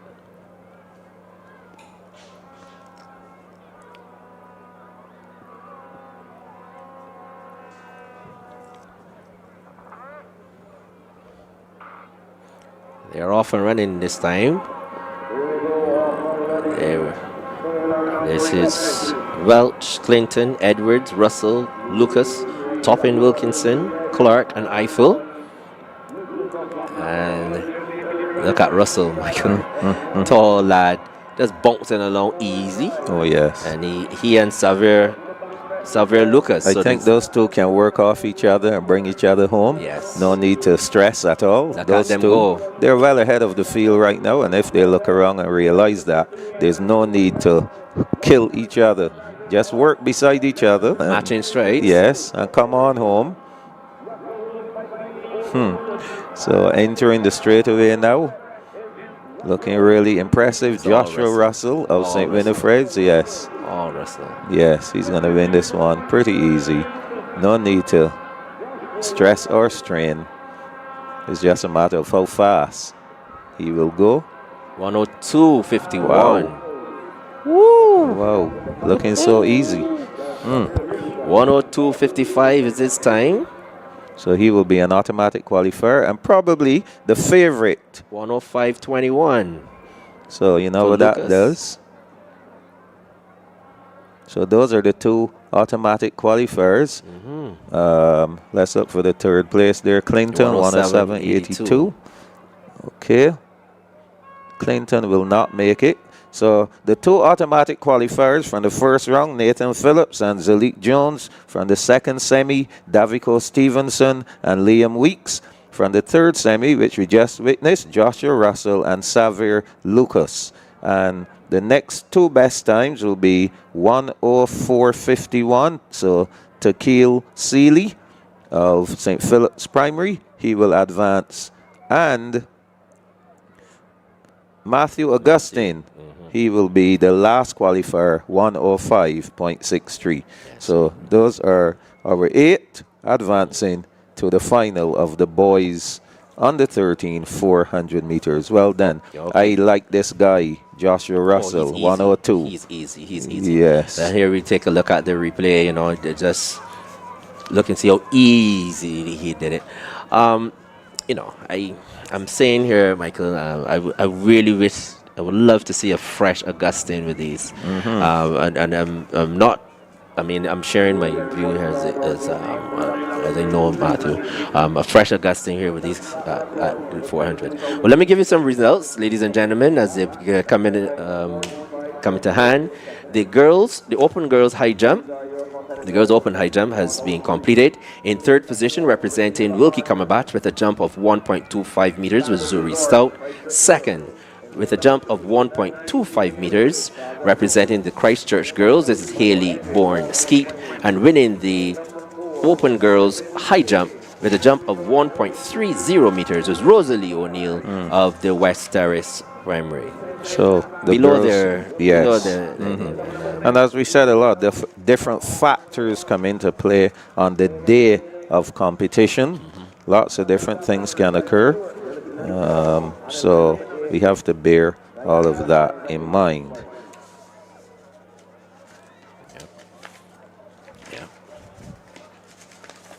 So the 300s are next on the Yes, I track. have the girls here in my hand, under 11 girls 300. So Archer of Christchurch girls in 1, Felicienne Lewis of Charles F. Broome in 2, Edwards of All Saints in 3, Boucher of Hildeskeen in 4. She comes in with the fastest time, 49.53. They're off and running.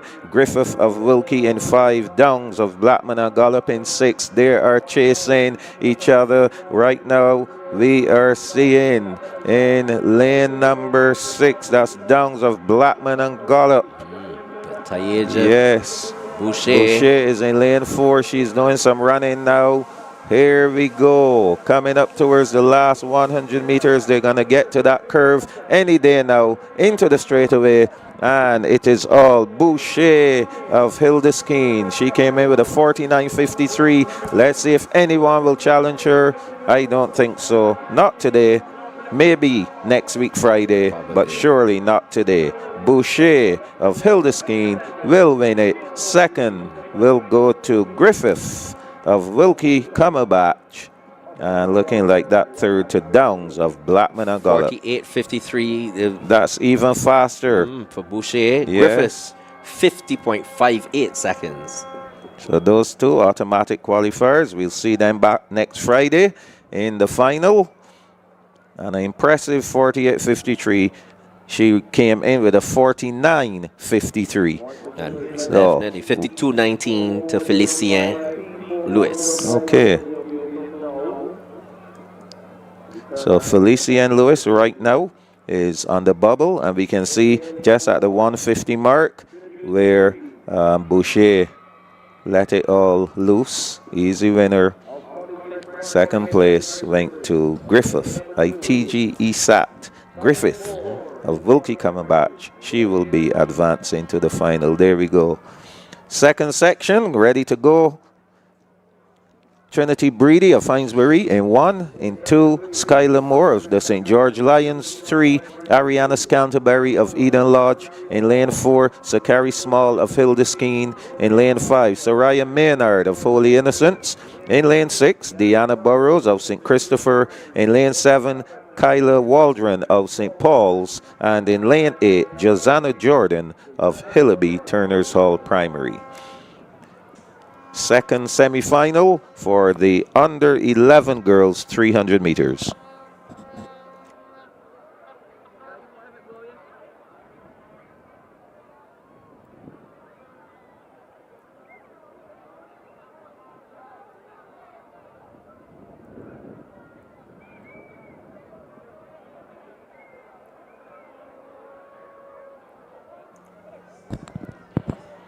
We should note here, Sakari Small of Hildeskeen. She comes in with the fastest time of 49.34. She will be running out of lane 4. And that was the second fastest time of all the under 11 girls throughout the rounds, throughout the zones.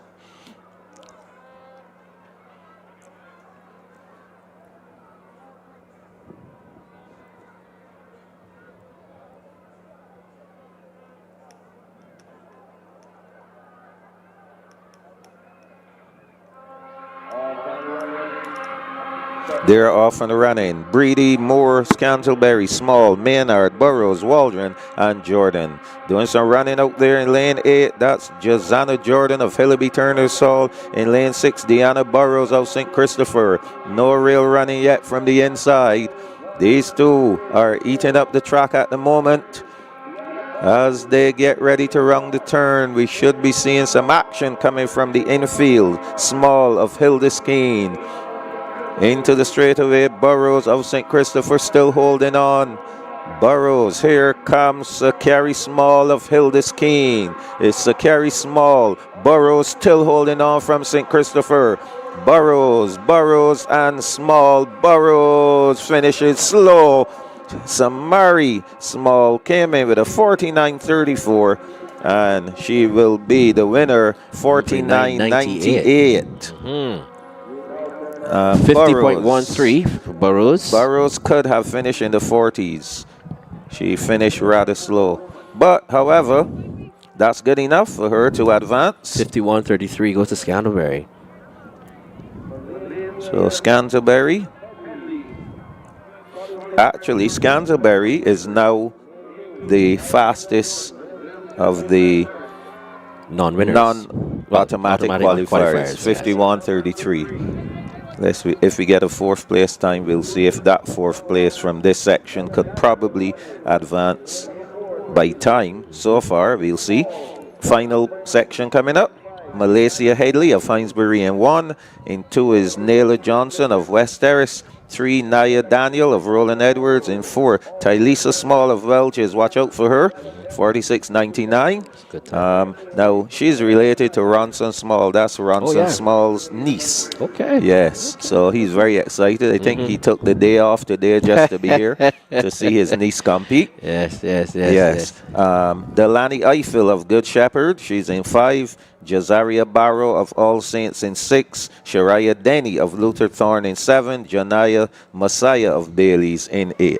So all ready to go.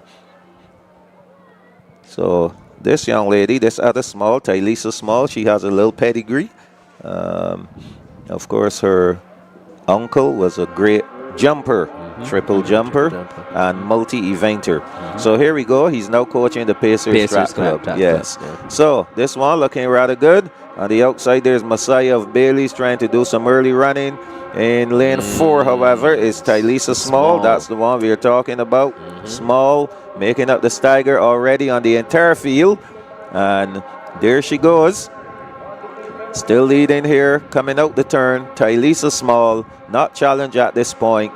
It's all Small, into the straightaway, still Small. And I love how she's striding, nice and comfy. She doesn't look tensed at all. Yes, very just relaxed. Nice and easy and relaxed running. Tylisa Small is going to make it, crossing the line first. And second will go to Daniel of Roland Edwards. 48.04. If that holds. 48.08.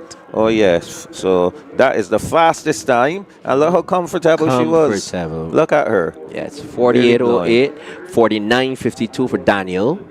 And Johnson, 50.11. So it's 49.52 to Daniel. So that 50.11 will definitely do it. So our qualifiers, and as we see the replay, our top qualifiers, Boucher and Griffith from the first round, Small and Burrows from the second semi, Daniel and Small from the third semi. Those are, and 2 Hildeskeens are in here, by the way, advancing. And then our next best time is a 50.11. So Nyla Johnson of West Terrace, she will advance by time.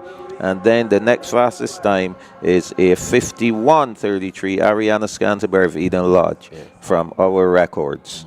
So that will do it for the girls. I believe you have the under 11 boys 300 right here. There you go. Okay, so good. This is the first of these 3. And we have, in lane 1, this is under 13 boys. Here we see in lane 1 representing St. Christopher Primary, that's Shea Gale. In lane 2 representing St. Paul's Primary, Kaylee Stewart. This is your guy, Michael, remember him. In lane 3 representing West Terrace Primary, that's Zarbroom Webster. In lane 4 from Breno Weeks, that is Whitaker. Lane 5 is Thielen Yard of Charles F. Broom. He's in lane 5. Lane 6, Caden Austin of Welch's Primary. Lane 7 from the Lawrence Teagate team. This is Eden Duplessis. Remember him as well. And Jake McCartney of St. Winifred's is out in lane 8. This is the first of these 3 semifinals, chasing that time of 43.34 seconds. That's a knapsack record set by Zachary Wall in 2019. And they're off and running. Gale, Stewart, Broom Webster, Whitaker, Yard, Austin, Duplessis, and McCartney. And they're already thundering down the back stretch. Looks in lane 5. Teelan Yard of Charles F. Broom. He's going out. He's going to make them run. It is Yard of Charles F. Broom coming through on the inside, trying to make this race as competitive as he could. It's Kaylee Stewart of St. Paul's. They're coming down the stretch. And here comes Yard and Nathan. It's Whitaker. It's Whitaker of Reynold Weeks. Reynold Weeks sees Whitaker. He got home 45.95 seconds. 46.02. The first. Yard is 46.53. 46.53. And Broom Webster 47.34.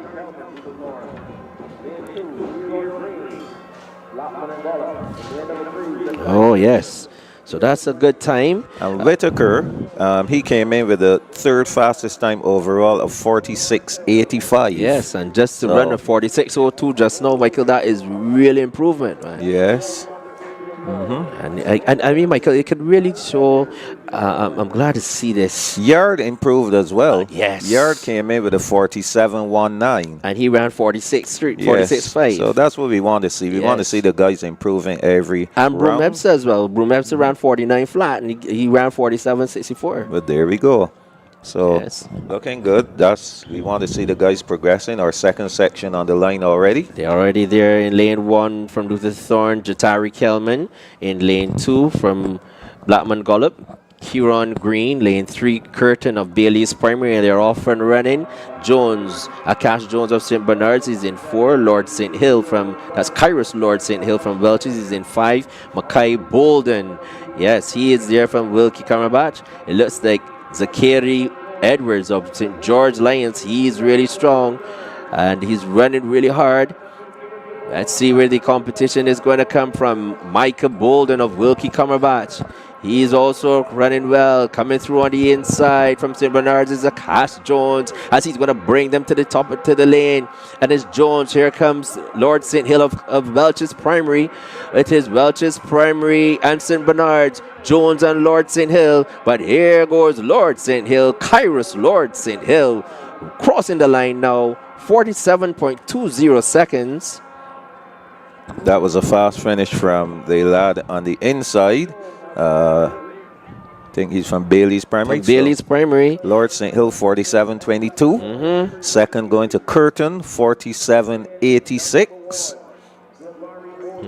So you see that these times are a little slower than the first section. Jones 48.48. Seeing a replay of that second semi-final, looking pretty impressive over the first 120 there was the lad from St. George, the St. George Lions, Edwards. And then we saw the action coming into the finish. A fast finishing Jones and Curtin as well as Lord St. Hill. So that will do it for the second section. One more to go there on the line already. Mosley, Aline, Lane, Howard, Niles, Augustine, Drakes, Gittins, and Blackett. I think all eyes will be on Howard Niles. He comes in with the fastest time of 46.72 seconds. They're off and running. So let's see if Howard Niles is going to wait a bit or if he's going to go out quickly. So doing all the running right now on the outside is Jordan Blackett of West Terrace, and as well as Nathan Augustine of Mount Tabor. Howard Niles has not started to run as yet. He's waiting for a bit. So Augustine is in the action. Howard Niles, he's now getting ready to go over the last 110 meters. Coming into the straightaway, it is Howard Niles, Liam Howard Niles. Yes, and it seems like he just put his foot down and then took it off. That's nice and relaxed. Yes, he's relaxing. Liam Howard Niles all the way home, quite easy. Second will go to your man, Nathan Augustine. 46.58 seconds for Howard Niles, 47.13 for Augustine. At a canter. At a canter. At a canter. As you would say. Yes, 49.27 for Blackett. Okay, so if we look at the qualifiers. So from that first section, we have the first section here. Yes. So Whitaker of Rennell Weeks will be an automatic qualifier. Teelan Yard of Charles F. Broome. Zakai Curtin of Bailey's. Kairos Lord St. Hill of Welch's. Liam Howard Niles of Charles F. Broome. Fastest qualifier? Actually not. The fastest qualifier is Whitaker of Rennell Weeks, 46.02. And Nathan Augustine of Mount Tabor, 47.13. So let's see who are the next two fastest. We had a 47.64. 47.64. Yes, so that will be Zar Broome Webster of West Terrace. He will earn an automatic, time qualifier. And then we had a 47. We had a 47. Actually, that's a 48. 48. Right? So Acas Jones of St. Bernard's will be the next qualifier. That's a 49. That's 49. Okay, Yeah, 49. so Acas Jones will be the next qualifier by time. By time. Yeah, so that's it for the boys 300 meters on the 11. I think you have those high jump boys, do you? The list? The list, I don't have it here, anyway. Yes, you do, right here. Yes. Yes, and we can see there are 20 of them. Wow, that's going to be a long day. Yes.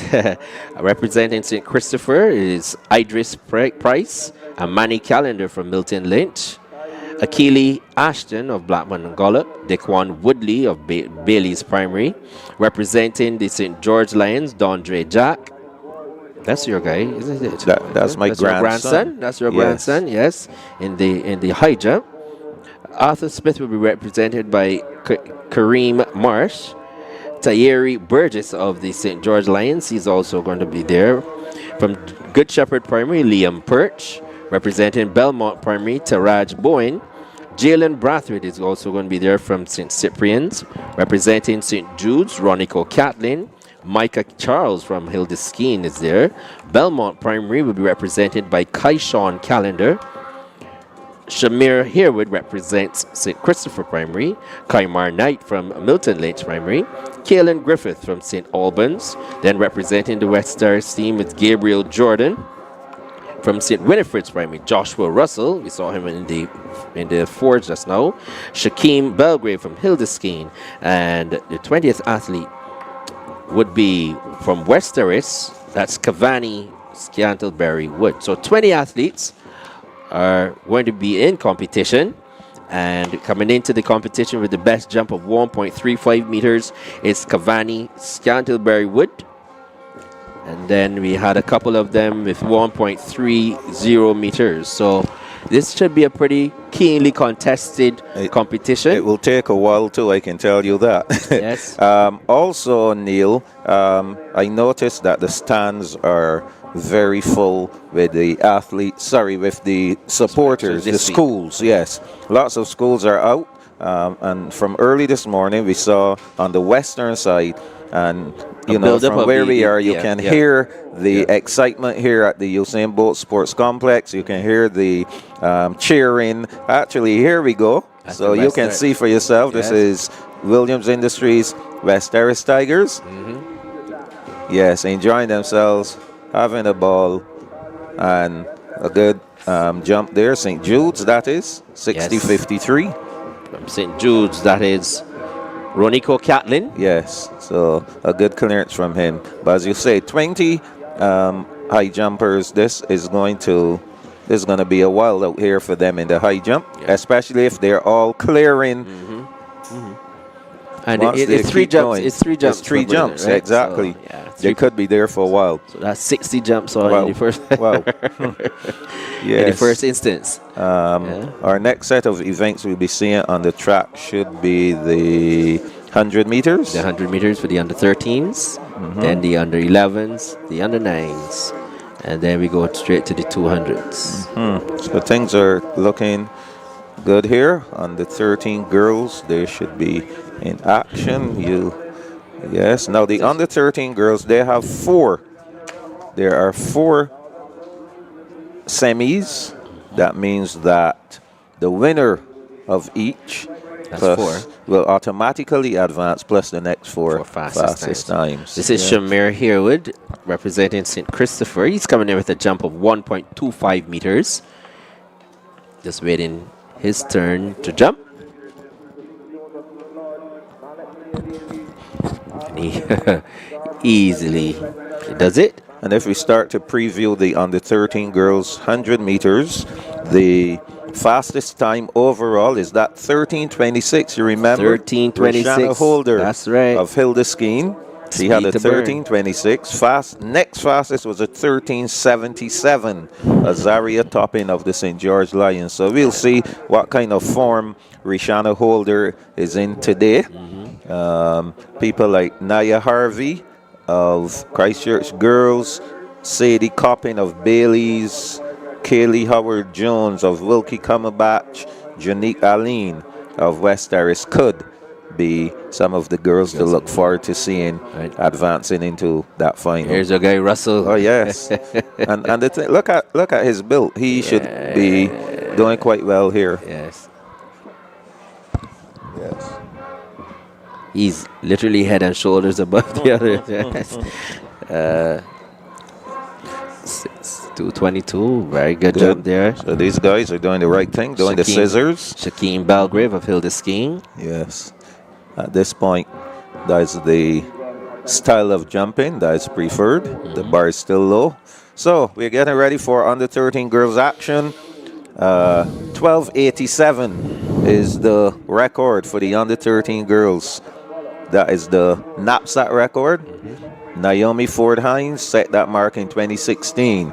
So in lane 2, Jazaria McLean of All Saints. Lane 3, Shakayla Benjamin Morris of Blackman and Gollop. In lane 4, Sadie Coppin of Bailey's. She comes in with the fastest time here of 13:93.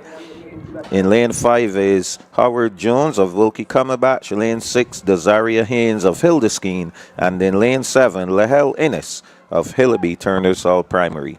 They are facing the starter now. First semifinal of 4. And they're off. And again, they will be returned to the starter. Yeah, I think the young lady in lane 1 from All Saints, McLean, I think she just twitched a bit. Yep. So Benjamin Morris just off of the 400 meters. Easily done. And now we'll see how her legs will fare for this 100 meters. A warning to the field. Green curd. So green to everyone. So McLean, Benjamin Morris, Coppin, Howard Jones, Haynes, and Innes. A clean start this time. Slow start there for Benjamin Morris. For Howard Jones of Wilkie Cumberbatch. But Benjamin Morris is in the lead and will take this semifinal easily. 13.74 seconds, Michael. So clearly the 400 didn't have an effect on her. She just ran 13.77 seconds. That's the time. So that's the first place, and that she will advance automatically. We can watch flat. The replay. Yep, 14 flat was Coppin, and it is 14.17 seconds. For third. Yeah. Okay, so right now the bubble time 14:00. That's second place. And if you look at the replay, Michael, I think Innes, the young lady here from Hillaby Turnersall. No, the young lady from Wilkie Cumberbatch. She thought that it was a false start. Oh. So when they went off, she was very slow. Yeah, she was left in the blocks actually. Yeah. Good. Christchurch girls there enjoying themselves. So a second section on the line: Price, Scott, Harvey, Aline, Mangal, and Rudolph. 13:90 by Harvey in the zone meet is the best time from this lot. We'll keep our eyes on her in lane 4. Being challenged by Aline of West Terrace, also Mangal of All Saints. So those three fighting, battling each other. Who's going to get there first? And that looks like Aline of West Terrace. Yes, that's Aline. 13.68 seconds. So a lot faster than her zone time, her Mangal zone is time. 13:77, and Harvey 13.8. As you can take the replay here, Michael, is all the action came in lanes 4, 5, and 6. As the young lady there from West Terrace Primary coming through and just was a head bob, really. Mangal ran her heart out So to run second there. Janique Aline 13:68. She will be the automatic qualifier. She also has the fastest time out of the 2 sections so far. So Benjamin Morris, she'll be advancing to the final next week. Janique Aline of West Terrace will be joining her in the final. Automatically, we'll wait and see who the other 4 will be. Critchlow from Ellerton in 2, Archer of Bay Primary in 3, Toppin of the St. George Lions in 4, Lane of Gazettes in 5, Ryan Dawson of LT Gay in 6, and King of Lutherthorne in 7. Getting ready to go.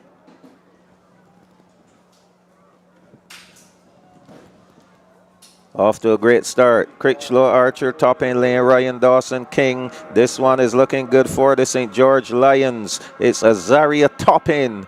Toppin, she has to do some work on her running action for sure, but she's going to be an easy winner, and she will earn her spot in next Friday's final. Azaria Toppin of the St. George Lions. 13.65 seconds. So she has improved from that 13:77, which she brought from the zone meet. Lane with 14.12 and Ryan Dawson 14.46. You know, Toppin reminded me of Murnett Ford. Oh yes, you remember that? Yeah, yeah, Murnett. From the St. Michael's School. Yes. Then she came over to come there. And she just looked that same. It looked the running style. The running style. Yes. I remember Murder was quick. Yes. Yes. So some work to be done on that form, for sure. Yeah. But she's the winner, 13:65, the best time so far, and. So we had a 13:77, a 13:68, now a 13:65. Yes. Fastest time, though, could come from this section. She's the fastest overall. Yes. Oh, yes. She has a 13:26. That's Rashana Holder of Hildeskeen. She'll be running in lane 4 in this final semi. Janicia Lowe of Hinesbury in 1. Noah Hunt of St. Gabriel's in 2. Navia Winfield of Christchurch Girls in 3, Rashana Holder, Hildeskeen in 4, Omora Aline of St. Bernard's in 5. We'll see what her legs has left. Yes. She also was in the 400. Yeah. Carissa Graham of Roland Edwards in 6, Keisha Ford of St. Philip's Primary in lane 7. So all eyes are going to be on Holder of Hildeskeen, that 13.26. That's a good clean jump there from Jalen Brathwaite of St. Cyprian's. There's the one. That's a very good clean jump from him. Coming up now is Ronico Catlin of St. Jude's. See if he can clear this height. Michael, do you have the height of the bar at the moment? Not as yet. Not as yet. We're going to try and find out what that height is. Doesn't look too high here. A lot of the guys are still doing the scissors, so that means that bar can't be that high. Yeah, 1.1. 1.10? Yes, I figured. Yeah, 20. Still low. All 20 are still jumping, yes. Lad from St. Cyprian's. That was Jalen Brathwaite.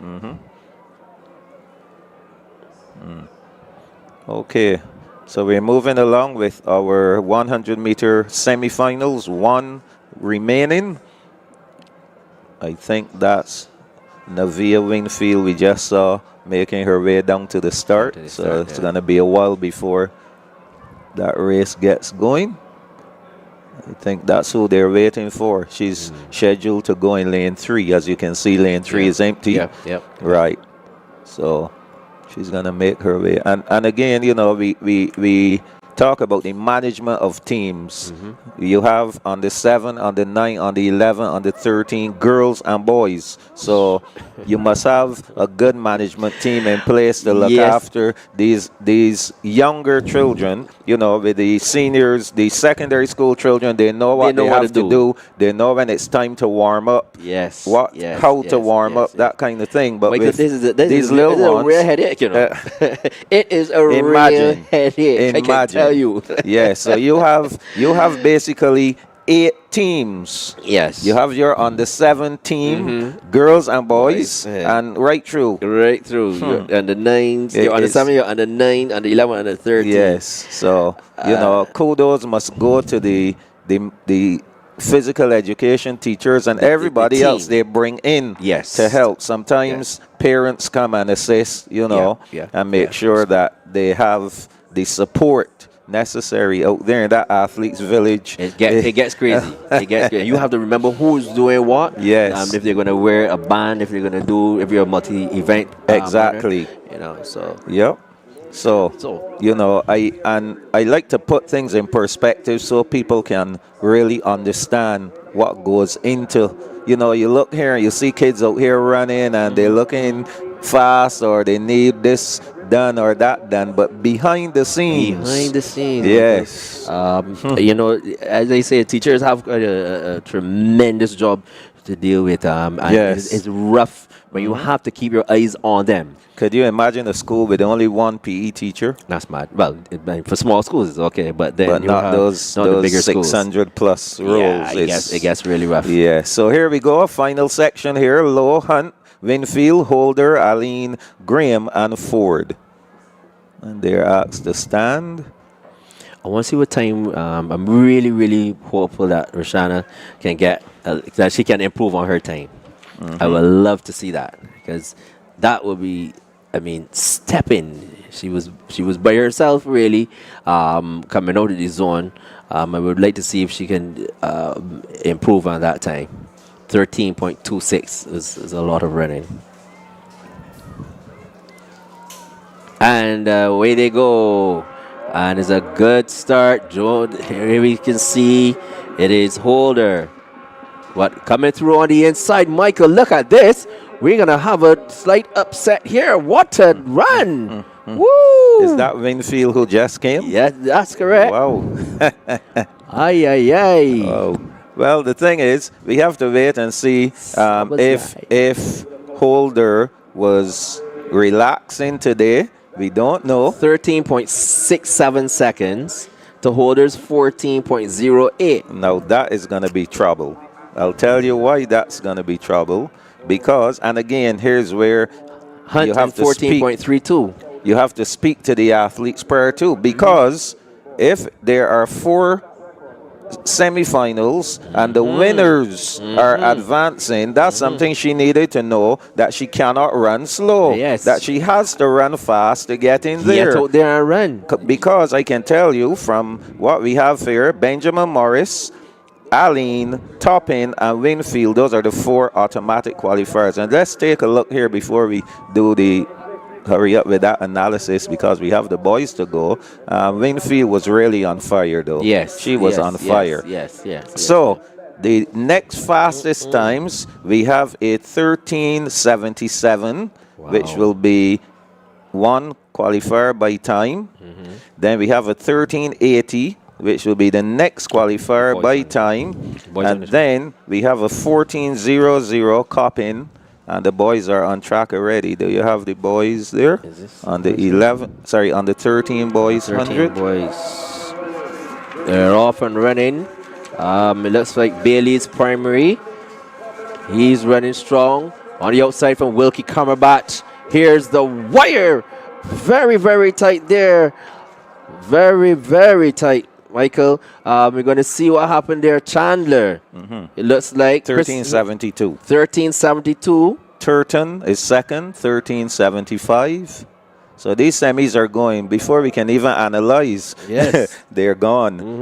And third there was that time is not up as yet. But we have Chandler at 72, Turton at 75. And there we can see the replay. We had Edwards, Seeley, Linton, Chandler, Turton, Justice, Broom, and Best. And here it was very tight coming up to the wire. And it's Christopher Chandler of Bailey's Primary. Turton.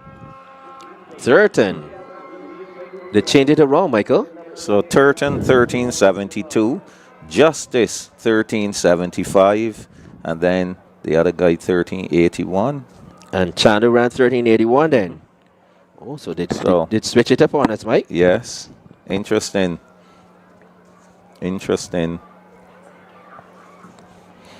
Okay, next section is on. You have to start it. Yes, and they're already ready. They're already on the line. Tequil Seeley of St. Philip Primary. He's in lane 1. Liam Botso goes here from Mount Tabor Primary. He's in 2. Sion Roberts of St. Christopher is in 3. From Bailey's Primary, Najeri Waldron. He's in 4. Lane 5 from Charles F. Broom, Raiden Price. In lane 6, it is Tavion Haynes from St. Stephen's in 6. In lane 7 from Luther Thorne, Liam Weeks. And in lane 8 from St. Bernard's Primary, Dakiri Coleman. They're on the starters' orders. That's asked to stand. So you would expect that things are going to be really quick here with these semis. We don't want to.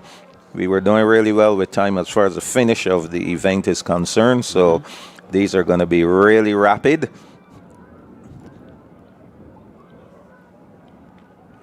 Oh, yes. I think Botso twitched. Botson in lane 2. I think he twitched. Because you have to stay. You have to be steady. Any movement after that set, yes, will constitute a false start. Oh, he goes to lane 3. Well, he gives him the warning, and then the entire field will be warned. Wow. Okay. As I said, coming out of the zones, Michael, they were very lenient with them.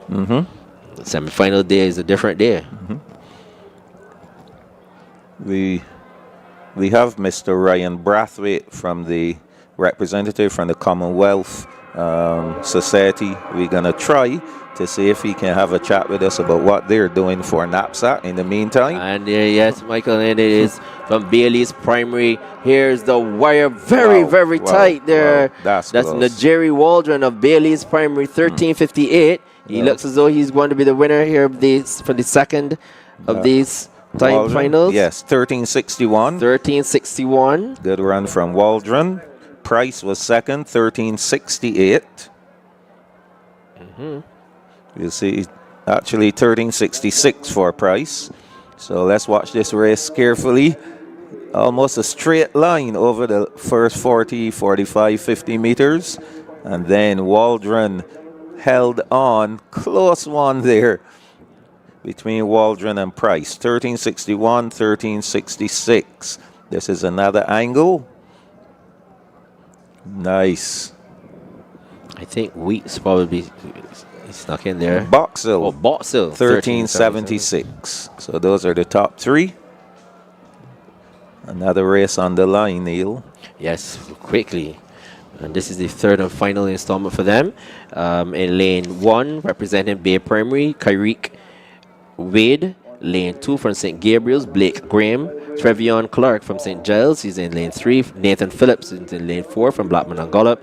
Joshua Carrington of St. Bernard's is in 5. Joshua Bourne of St. Christopher is in 6. Javonte Best of St. Martin's Mangrove is in 7. And in lane 8, Ethan Best of the Renault Weeks team, he's out in lane 8.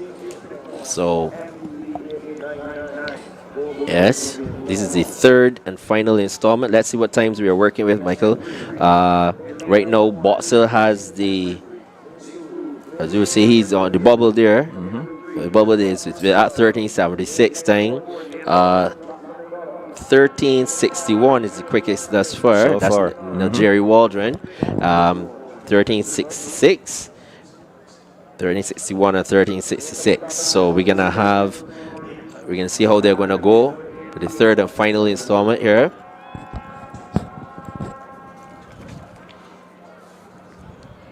That's 1381. So, Neil, I can tell you after doing the analysis of the under 13 girls, it seems as though the young lady barely, Shana Holder. yes, barely squeezed in with that 14.08. Barely. And that's just from my analysis. Of course, this is not the official word, but from the analysis that we've been doing here, she barely got in. And they're off and running. Wade, Graham, Clark, Phillips, Carrington, Bourne, Bess, and Bass. Here is Nathan Phillips. Nathan Phillips will win this one easily. So Nathan Phillips, he came in with the fastest time of 13.12. He just ran a 13.52, so a little off of the zone time. Here we go with that replay again. The lad from St. Giles, Clark. He needs to do some work with his arms. If he can get those arms higher and working better, he might be able to cut off a few hundredths of a second. So Clark is 13.69, Carrington 13.93. Those are the top three from that section. So that's it, Michael. So we're going to see the qualifiers coming out. Nathan Phillips will go through and Clark. They're the two qualifiers there for sure. Then we have, it was Best, it was Bright Sturton. He goes through as well. But it's 13.72. Yes, qualifying there was Justice York, or York Justice. Then we have here 13.61. We have the Jerry Waldron and Raiden Price. So they're the automatic qualifiers. Yes. And the next best times were 13.76. So that's Boxell of Mount Tabor. And then 13.8. Looks like Chandler of Bailey's. So, so those would be those qualifiers. Good. Under 11 girls, they're up next. 100 meters. 3 preliminaries for them as well. 3 semis, I should say. These are not preliminaries now. We are past that stage. As I said, we will try very hard to find some time to accommodate Mr. Ryan Brathwaite. He's here with us, looking on, very excited about the action. So hopefully, if we get a little break between we will have a chat with him to hear what the Commonwealth Society is doing for NAPSAC. And they've done it, I think this is now 3 years, 2 to 3 years. Yes. Great. So on the 11 girls, our first section on the line, Waldron, Maskell, Ford, Maynard, Eiffel, Barrow, Dottin, and Downs. They are asked to return. And in here, we have Maynard. Soraya Maynard from Holy Innocent. She comes in with the fastest time of 14.50 seconds.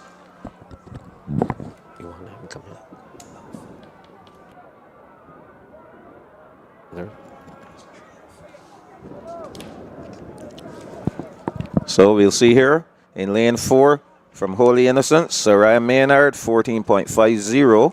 That is the third best time coming from all of the zones. Kayla Waldron of St. Paul's in 1. In lane 2, Soraya Maskell of West Terrace. Lane 3, Jalea Ford of the St. George Lions. Look out for her as well. Soraya Maynard of Holy Innocents in Ford. Delaney Eiffel of Good Shepherd. She's in lane 5. In lane 6, Janaya Barrow of All Saints. Lane 7, Shalia Dottin of St. Philip Primary. And in lane 8, Kalia Downs of Blackman and Gollop. So they're getting ready to go here. So Neil, things are looking really good for some schools. Yes, it is. The schools that come to mind when I see those who are advancing to the final, I see Blackman and Gollop in there. I see Hildeskeen in there. I see Williams Industries, West Terrace. Those are the 3 that really come out to me. As we get ready to go here and looking really good is Ford of the St. George Lions. She's looking like the one to beat right now. Jalea Ford of the St. George Lions. She's going to run away with this. Being challenged, though, right at the end, it is, wow, Ford and Maynard. Those are the expected ones. Oh, yes, Michael, that's a good run there. Oh, yes. So Ford wins it, 14.87. That's better than her zone time. And 14.90 for Maynard, a little slower than her time coming in of 14.50. But those two will be the automatic qualifiers. 15:17 for Barrow. She will have to wait. She is now in the bubble. 15:17.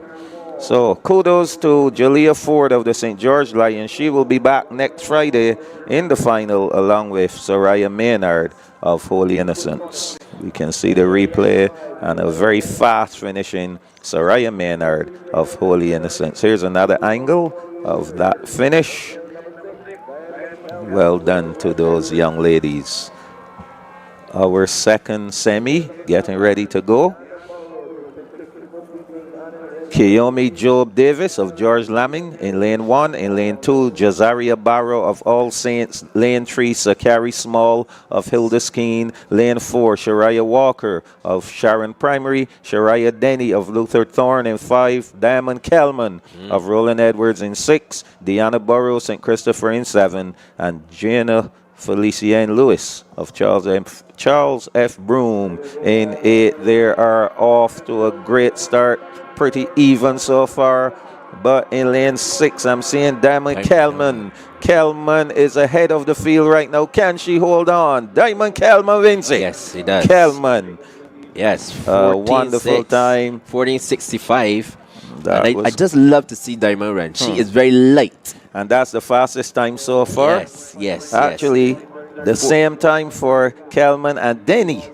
Wow. Yes, both getting the same time. I want to see that replay. They've changed it. They've changed it. Then 14:87. They couldn't be. Okay. I mean, there was a clear daylight there. Okay. 14:65 to Kelman. That's why I said I want to see the replay, so we'll watch it good here. If we can slow down maybe to the end. Oh, come on, man. There's a real daylight there. Oh, that's man. easy. Yeah. That's like one of those Hetmeyer things. Easy. Small. 14:65, 14:87, and 14:97. I mean, it was clear daylight there. So Diamond Kelman, automatic qualifier. Shariah Denny of Luther Thorne, automatic qualifier. The third place went to Small of Hildeskeen, 14.97, which now puts her as the first timed qualifier. We give her a small cue there and see. Our final section, Jordan Mears, Light, Boucher, Scantlebury, Griffith, Daniel, and Baker. Eyes will be on Boucher and Griffith. Here we go, final section coming up. Looking good is Griffith. Here goes Boucher. Boucher is gone. How fast will she go? Will she go faster than 13? Around under 14 seconds. Yes, she does. 14.51 seconds. Oh, she's still at 14. Still at 14. 14.53. 14.53. So that will give her the fastest time. Baker she ran 14.89. And Daniel 14.91 seconds. Okay, so that will do it for the under 11 girls. Easy win there. And creeping in lane 8 was Baker to earn a qualifier. So 14.89 Baker, 14.91. Daniel of Roland Edwards, she earns herself a qualifier to the final, as well as Sakari Small of Hildeskeen. Those two will join the other two automatic qualifiers to the final.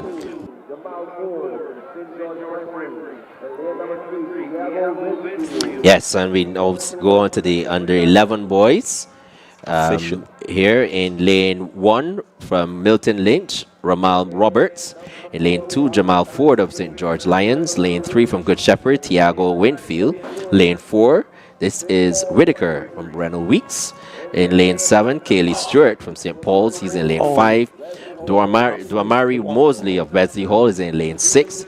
Lane 7 from Lawrence Tigay is Eden Duplessis. And out in lane 8 from the Bailey's Primary, that's Romani Dublin.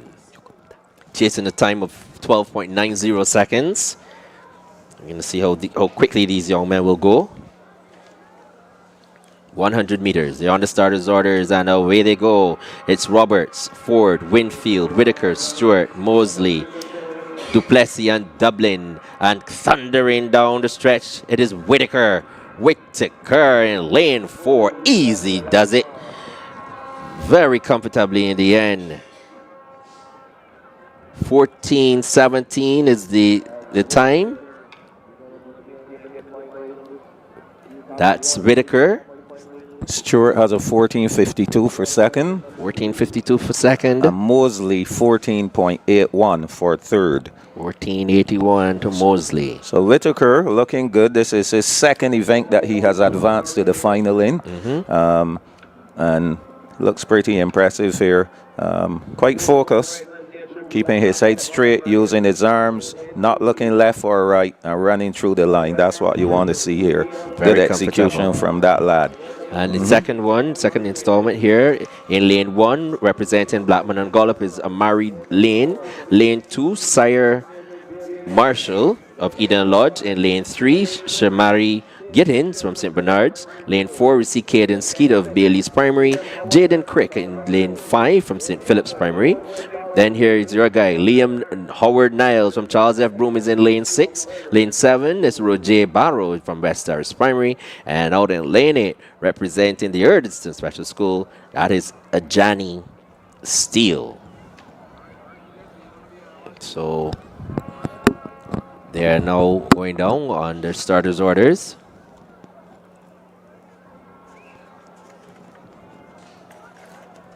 Aye, and there was a young man there from St. Bernard's Primary, Shamari Gittins.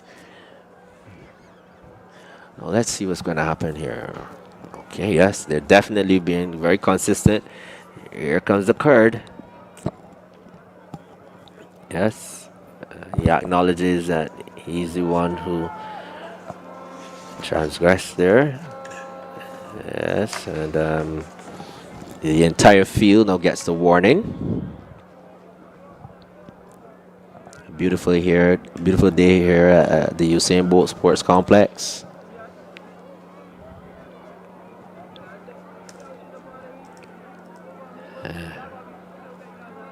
Aye. Looks like the young man from Bailey's Primary, Caden Skeet. Hey, wow, let's see what's going to happen here. Yes, he was. Saw it clearly. Wow. The good thing is they try very hard not to disqualify any of these athletes. Remember, this is still a developmental meet. There must be rules and guidelines. However, you remember at the last zonal meet where an athlete, we had a young lady who false started quite a number of times. I think more than 3 times. She kept going before the gun. Oh no, I see a raid. Wow. I see a raid. I thought he would be given. See, we got to be careful here because at the zone meet, he came in with the fastest time, Michael. We have to be very careful here. At the zone meet, you recall that young lady who false started about 3-4 times. And they allow her. And you see, so we got to be very careful. And that is... I won't say anything more about that, but... and you know, I'm gonna bite my tongue. I'm gonna bite my tongue because I recognize before you go. There is room. However, within the rules of all sports, there's room for people to make an appeal. An appeal can be lodged. Yes, and this time they're off. Bit of controversy here, but. We see Liam Howard Niles, but coming through on the wall. Shamari Gittins, it looks like from St. Bernard's. Well, look at the sportsmanship you like to see these guys. Yes. Congratulate each other at the end. That's what we like to see here. Love it. That was very good. Flash time of 14:27. Let's see. Who will they give that one to? Yes. We'll watch the replay of a slow start from the lad in lane 5. Yeah. But they kept going. Wow. Watch it close. Watch it close. Watch it close. Wow. Yeah, but you see, they're giving it to Skeet, and Skeet was not in the race. The guy who would get that would be From St. Bernard's. St. Bernard's, yes. The guy from St. Bernard's. 14:32 then. Okay. And then Howard Niles would get 14:34. It was. Yes, those are the ones there. So, yes. But for sure, you saw that they had Skeet's name there, and Skeet was eliminated. Well, they'll fix that. I'm sure they will fix it. Yes. They will fix it. Yes. And here we go to the final installment here. In lane 1, representing St. Bartholomew, Hayden Henry. Lane 2 from Bay Primary, Nathaniel Nichols. Lane 3, representing Gordon Walters Primary. This is Rajay Drakes. Lane 4 from Eden Lodge Primary is Shepherd Wood. Lane 5 from Hildeskeen, Jamari Hines. Lane 6 from Charles F. Brooms, Avier Hewitt. Lane 6 from Warren's Primary, that is Herbert Ishmael. And then in lane 8 from St. Giles Primary, Matthew Lovell. I haven't been hearing much from my alma mater at all. Yeah. St. Joe's. This is the young man with all the name. Herbert Ishmael. H-O-I. Yeah. Yes, our guy, Yeah, our H-O-I. Yes. Simeon Herbert Ishmael Odo? That's his name? I think that's his name. Is it H-I-O or H-O-O? Oh, yes, H-I-O. Yes. Yes, that's my guy, H-I-O. Yeah. A lot of name he has. Yes. Oy. So here we go. Another time. Okay, we saw that clearly there. Yes, that was clear. So, in all fairness, everybody should get a yellow card. That's a what's warning. happening. To that guy first. Yes. Right. And 3. Yes. And then everyone else. Good. And that you know must be a heartbreaker, though. One of the things about sport, though, is teaching rules and making sure that athletes understand the rules and that the rules are enforced. Yes, Michael, but I prefer, but consistency. There you that go. is where I get off, and Yes. I'm biting my tongue. Well, please hold your tongue. I wouldn't like you to bite your tongue. Then there we go. There we go. So I would have to talk the whole day. I can't do that alone. So. Is it something with the gun? I don't want to say it. I don't know, because there they are. Okay, no, I don't think I that's don't know if gun. your eyes. Young man there says he's the one who. Oh my! Yes, he knew though. You Yeah. can see he knew it was him. Yeah, and he has his hand. Yes, Yeah. on his face. So he's aware. He is aware. No, you see, I says, yeah. You see, here consistency comes in. Exactly. No, what is it? A matter of the equipment that is the issue, or in this case, it doesn't look as though it was the wasn't equipment. an equipment failure. And there you go, Michael. You see, it. Yeah. Okay. We will leave it, Michael. We will leave it. As I would normally say, I normally, when I in these situations, I say spot, see and don't see. But as I said before, there is room for appeal. There's room for appeal. You can appeal. So let's go on. Let's call it what we call what we see. Huh? Yes, exactly. And away they go for a good clean start this time. Henry, Nichols, Drakes, Shepherd Wood, Hines, Hewitt, Herbert Ishmael, and Lovell. And coming through from on the inside from Eden Lodge is Shepherd Wood. He's running very strong. Shepherd Wood will get home in lane 4. Yes. A flash time of 14.41 seconds. 14.42. Yes. So he's going to be an automatic qualifier. For sure. 14.55 for Hines.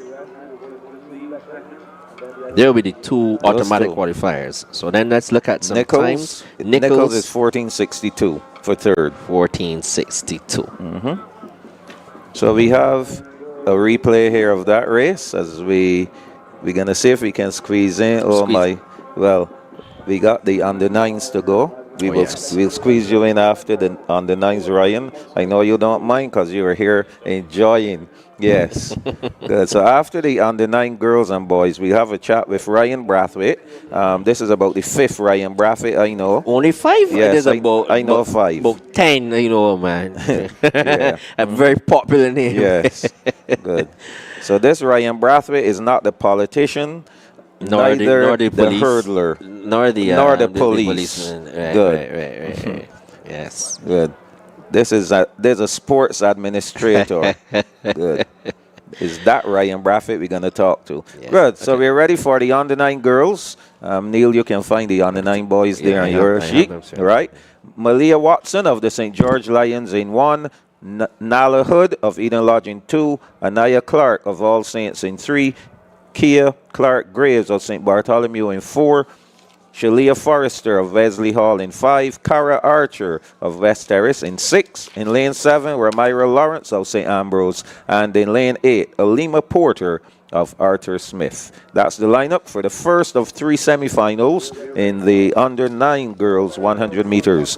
Coming in with the fastest time is Clark Graves of St. Bartholomew's of 15:53, and Shalia Forrester of Wesley Hall, she comes in with a 15:63. Those are the 2 to watch here in this first semifinal. Under 9 girls 100 meters semis.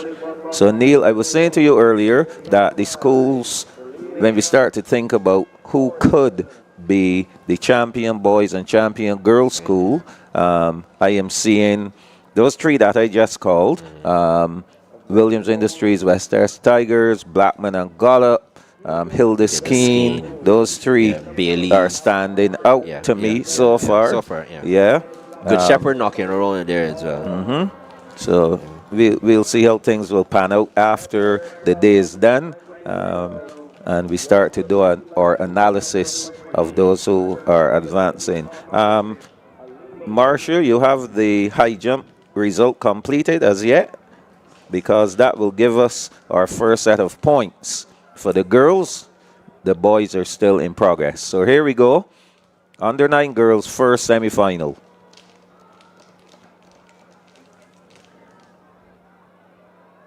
They'll have to stand, some movement there. So it's Watson, Hood, Clark, Graves, Forrester, Archer, Lawrence, and Porter. Young lady from the Williams Industries West Terrace. I like how she's moving. Off to a good start. And she had a really quick start as well. On the inside there is Malia Watson of the St. George Lions. Looking good though is Forrester of Wesley Hall. It's all Forrester. Shalia Forrester of Wesley Hall. She will get home in first, living true to the form. And she has run even faster than she did to get here. 15:29 for Forrester. That's an automatic qualifying performance. Archer ran 15:48. And 15:56 to Clark. Which Clark? Clark. All Saints Clark. All Saints Clark. I Yes. see. Hold on. It's St. George Clark. Whoa, that's tight. That's tight. all. Well, it says Clark, so it has to be All Saints Clark. All Saints Clark. Yes. Okay, so the 2 qualifiers coming from that section are the winner, Shalia Forrester of Wesley Hall, and Cara Archer of the Williams Industries West Terrace Tigers. On the bubble here is Anaya Clark of All Saints, 15:56. Second section, ready to go to Jayla Ford of Renal Weeks in 1. Nyesha Hackett, Hinesbury in 2. Julia Bino of Wesley Hall in 3. Douglas McLean of Christchurch Girls in 4. There she goes waving. Chandler of Good Shepherd in 5. In 6 is Shateja Mears of Blackman and Gollop. In lane 7, Akelia Lewis of St. Martin's Mangrove. And in lane 8, Shariah King of Eden Lodge. Coming into this semifinal with the fastest time of 15:44 is Douglas McLean of Christchurch Girls. That is Soraya Douglas McLean of Christchurch Girls. She has the second fastest, 15:44.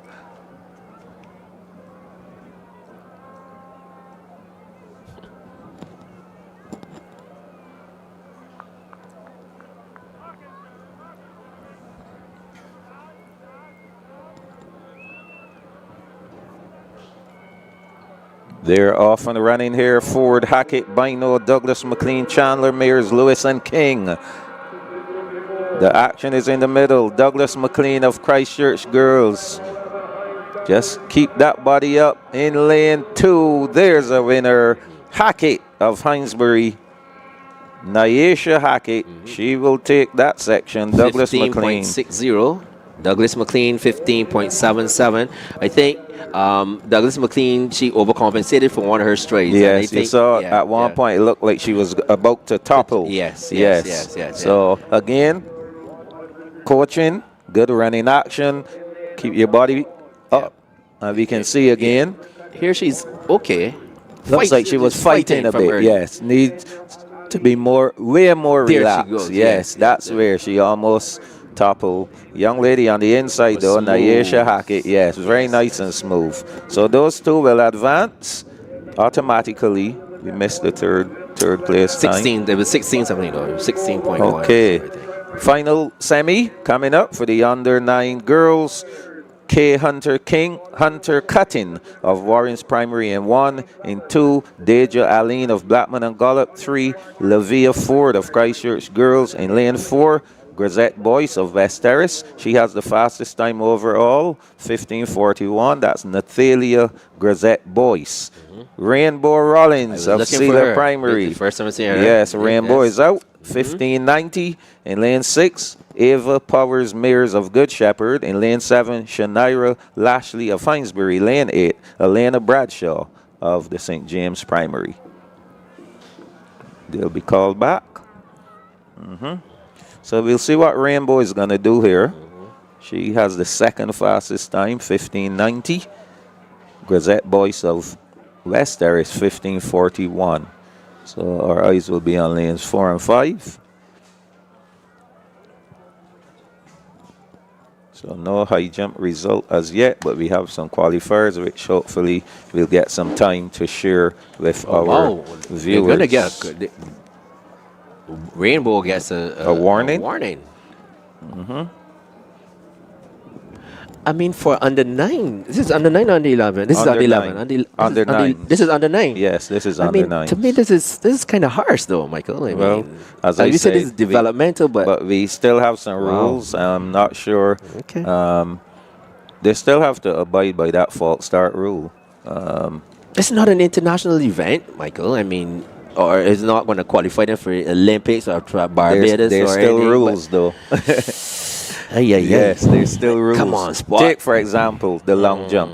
How are you going to measure a fair long jump if everyone does not jump from behind the board, so you have a common place to measure? You have to. High jump, you have to know that you got to take off with one leg, so you can't have people taking off with 2 legs in the high jump event. It's one leg. That's the high jump rule. So, there's some give and takes in this regard. So they're off and running. Let's see what will happen here. Grisette Boyce and Rollins. Those two are going at it. Rainbow Rollins. The sun is out and a rainbow is in the sky. Will the rainbow last long? Oh, the rainbow is gone. Grisette Boyce will finish up in first. Rainbow Rollins in second. Yeah, we expected these two to battle each other. Yes. 15.50 for Grisette Boyce. Should see Rollins. And 15.58 for Rainbow Rollins. So those two automatic qualifiers.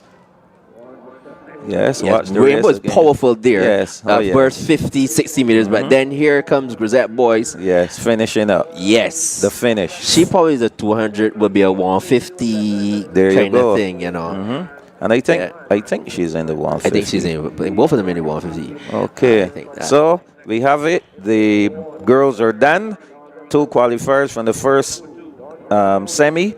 Shalia Forrester of Wesley Hall, Cara Archer of West Terrace, Hinesbury's Nyesha Hackett, and Douglas McLean of Christchurch Girls.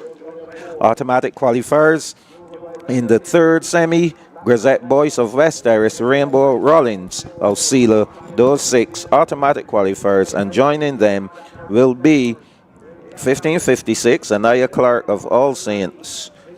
And we don't have the third sorry, the next qualifier, but those will be advancing for sure. Moving on now to the under 9 boys here, already on the line. We have Azeri Farley of Charles F. Broom in lane 1, representing St. Paul's Primary. Adondre Holder is in lane 2. Lane 3, we see Nikolai Duar from Good Shepherd. That's your guy, Michael. Then Josiah Moore of Blackman Gollop is in 4. Austin Jones of Bailey's Primary is in 5. Rashawn Jack of St. Lawrence is in lane 6. Robinson Aline in lane 7 from St. George Lions. And out in lane 8, Armani Archer representing Eagle Hall Primary. And they're going to be called back. They're just looking to see, making sure that the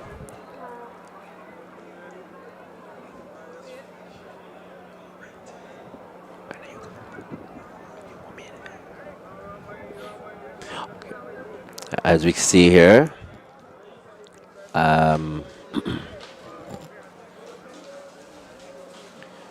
just receiving the yellow card. There, they just like the young man, Rashawn Jack of St. Lawrence Primary. No. And away they go. It's a good clean start. Let's see where the action is. It's going to be coming from Josiah Moore. Moore of Blackman Gollop. He's running away with this one. Josiah Moore, Blackman and Gollop. Thundering away, wins it now. That's Josiah Moore of Blackman and Gollop, 14.53 seconds. That's a huge improvement from his race. He came in with a time of 15.23. Second was Jones with a time of 15.03, and Jack with a time of 15.63 ran third. So from Blackman and Gollop, Josiah Moore 14.53 seconds.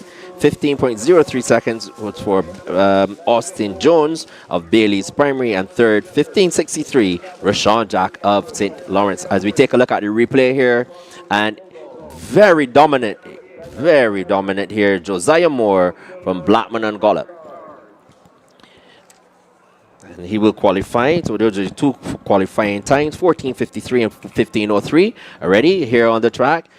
The second of the runs, Walcott is in lane 1, Gittins 2, Maynard 3, Bob 4, Brathwaite 5, Holmes 6, Barrow 7, and Holder in lane 8. As we can see them here, Josiah Walcott from Lawrence Stigay, he's in lane 1. Hildeskeen will send Jace Gittins. Otavio Maynard of Wesley Hall is in lane 3. Kyrie Bob of St. Stephen's is in 4. In lane 5 from Blackman and Gollop, that's Xavier Brathwaite. He's in lane 5. In lane 6, Eliza Holmes of Good Shepherd. Lane 7, Tredane Barrow of St. Bartholomew. He's in lane 7. And in lane 8 from Eden Lodge, that is Zaire Holder.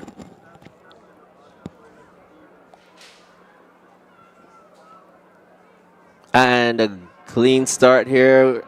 And Otavio Maynard, he got a flyer. As they're coming down the straight way here. And it looks from lane 5 from Blackman and Gollop, Xavier Brathwaite.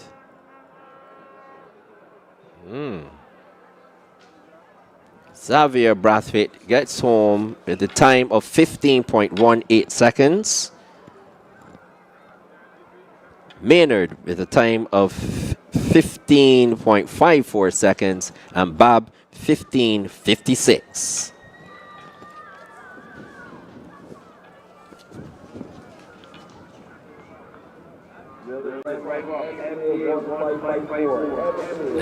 We took a look here at the replay there. So qualifying automatically there with that time of 15.18 seconds. It's Xavier Brathwaite. And also qualifying there, Otavio Maynard with a time of 15.54. And we're moving on now to the third and final installment here on the track in the under 9 boys. And in lane 1, Shamario Granum of Belmont Primary is in lane 1. Lane 2, Aidan Beckles of St. Cyprian's. Lane 3, Nakai Phillips of St. Albans is in lane 3, yes. Lane 4, Amir Burnett of Happy Vale is in there. Lane 5, Jalen Padmore of St. Margaret's Primary is there, yes. Barker Bradshaw of St. Matthews is in lane 6. As they acknowledge their names, in lane 7, Lucas Hemmings from Reynolds Reeks, and in lane 8, Jerome Bovell of Deacons Primary. And coming into this one, Amir Burnett has a time of 14.90 seconds. He's coming in with the fastest time in the 100s qualifiers from the Happy Vale Montessori team, and he's off and running, and it's a good clean start. Burnett is already flying down the stretch.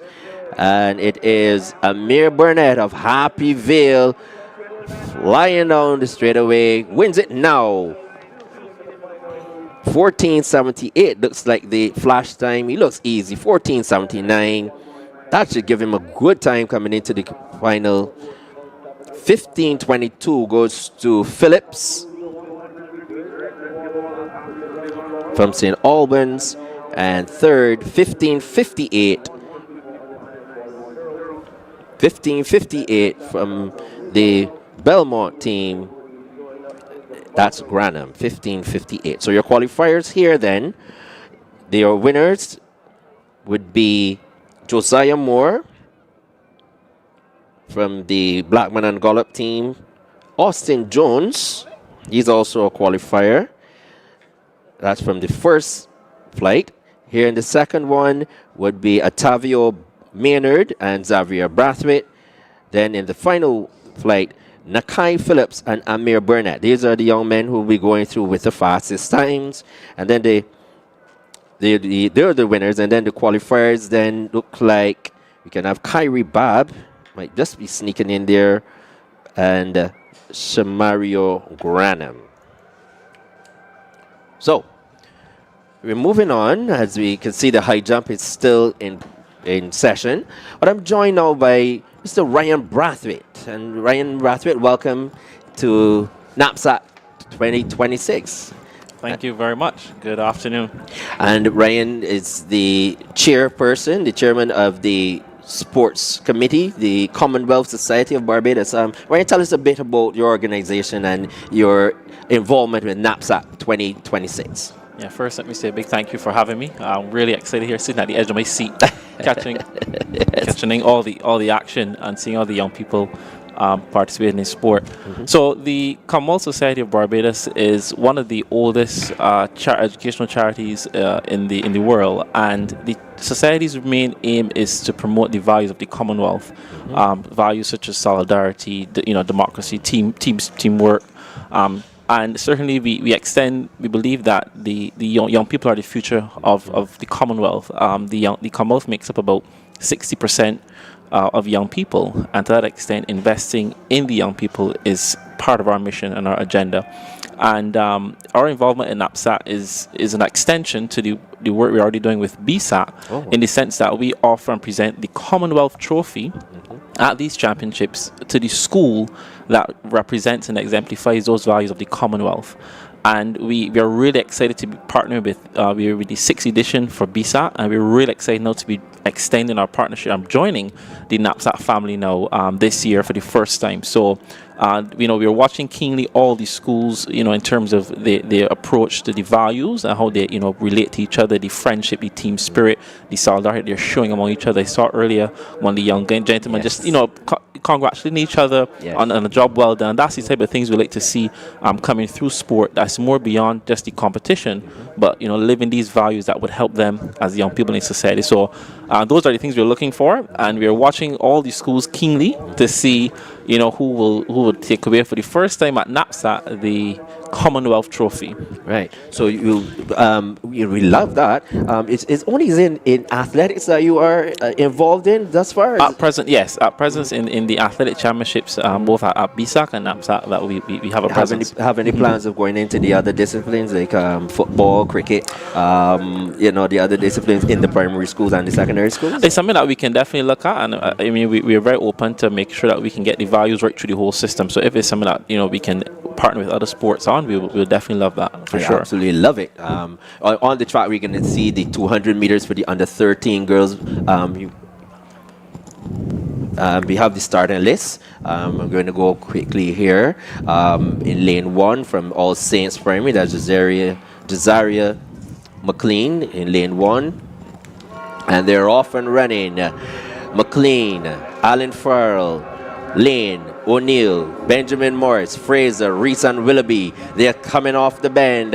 And it's Rosalie O'Neill. She's already done it in the 200 meters, in the high jump and the 400. And here she goes, thundering down the lane. She has the number of Benjamin Morris this time around. It will be Rosalie O'Neill of West Terrace Primary. She's victorious, 28.35 seconds. It's a flash time, 28.71 for Benjamin Morris. She ran second. And let's...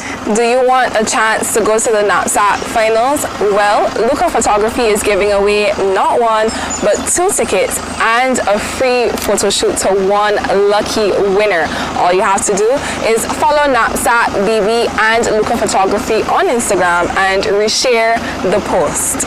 NAPSAC nice.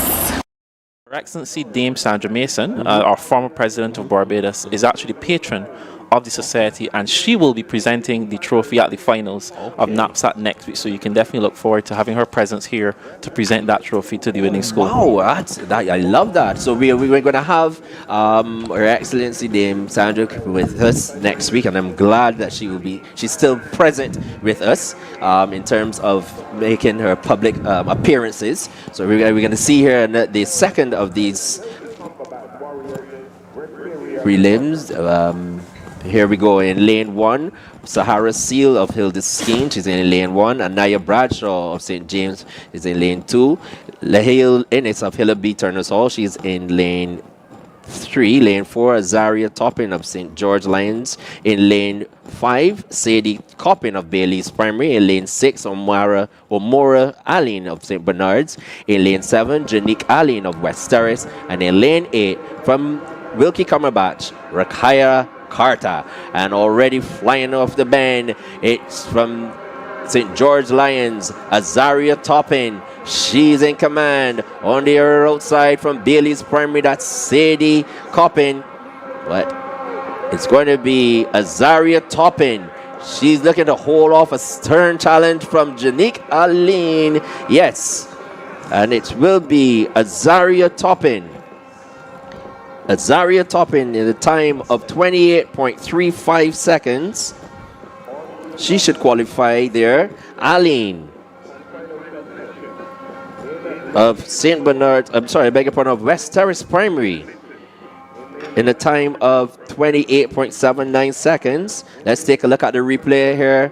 Not getting involved in there at all was Omora Allen. And I know, Ryan, I'm not sure if you've been following it, but Omora Allen was one of the young ladies coming into this team, with one of the better times. So you're getting to see up close all the action. Yeah.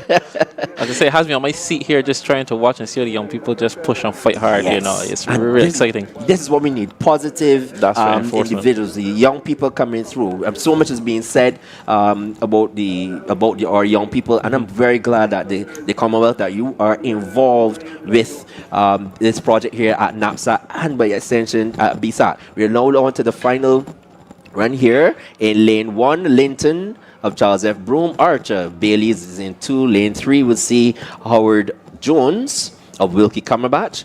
From Hilda Skeen, Rashana Holder. You know she will have a lot to do here now after they won her 100 run. Then Amika Mangal is in from All Saints, is in 4, is in lane 5. Hunt is in 6, Devon is 7, and Ryan Dawson in 8 as they power off the bend. And it is Rashana Holder. I'm sure her coach must have whispered something in her ear because she's taking it out really hard here. Rashana Holder of Hilda Skeen crosses the line now. 28.38 seconds is the flash time. 28.41. So she will qualify. 29.28 for Mangal. And in third, Linton, it looks like Howard Jones in the time of 30.22 seconds. Howard Linton. Yes. So Ryan, you're telling us about more. Let's confirm. Let's let our viewers and so on know a bit more about the Commonwealth. Your participation, is it here in Barbados? Yeah, so the society has been around from about 1968, and the organization certainly has been doing a lot of projects. The Christmas in the Square project, Christmas trees, is also a project of the society. So a number of educational projects we do as well, and certainly extend that to sport, where we also want to ensure the values of the Commonwealth are promoted there as well. So really looking forward to next week and awarding that school, and really thank NAPSAC for the opportunity to partner with them this year. Well, Ryan, I want to thank you very much for your participation, your interview here with us. Ryan, thank you very much as we prepare we for the under 13 boys 200 meters, and we heard from Mr. Ryan Brathwaite, the chairperson of the Commonwealth Barbados, and Ryan was the Commonwealth Society of Barbados, and we thank him very much for their participation in NAPSAC 2026, and as he said, he was also there for BSAC. So thank you very much, Ryan. We really appreciate your participation. Yes. So we are ready with the under 13 boys, 200 meters. These are semifinals for those of you now joining us. First of 3. Seeley, Waldron, Clark, Weeks, Boxall, Coleman, Seeley, and Turton. And they are asked to return. They're chasing 24.98. That fantastic run from Ethan Hart back in 2020. That is the NAPSAC record. Fastest time from this group will be Liam Weeks of Luther Thorne. He comes in with a 27.89. And Liam Boxall of Mount Tabor, 28.07. So those are the two Liams, Weeks and Boxall, in lanes 4 and 5. Gonna keep our eyes on them. Of course, it's what happens on the day that counts.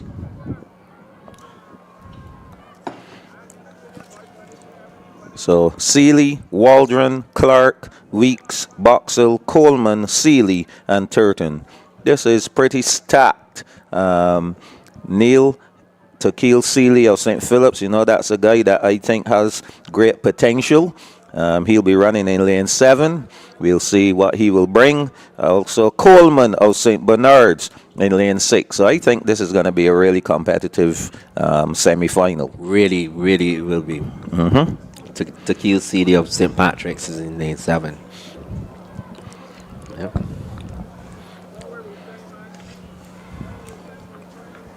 So they're off. Well, just about.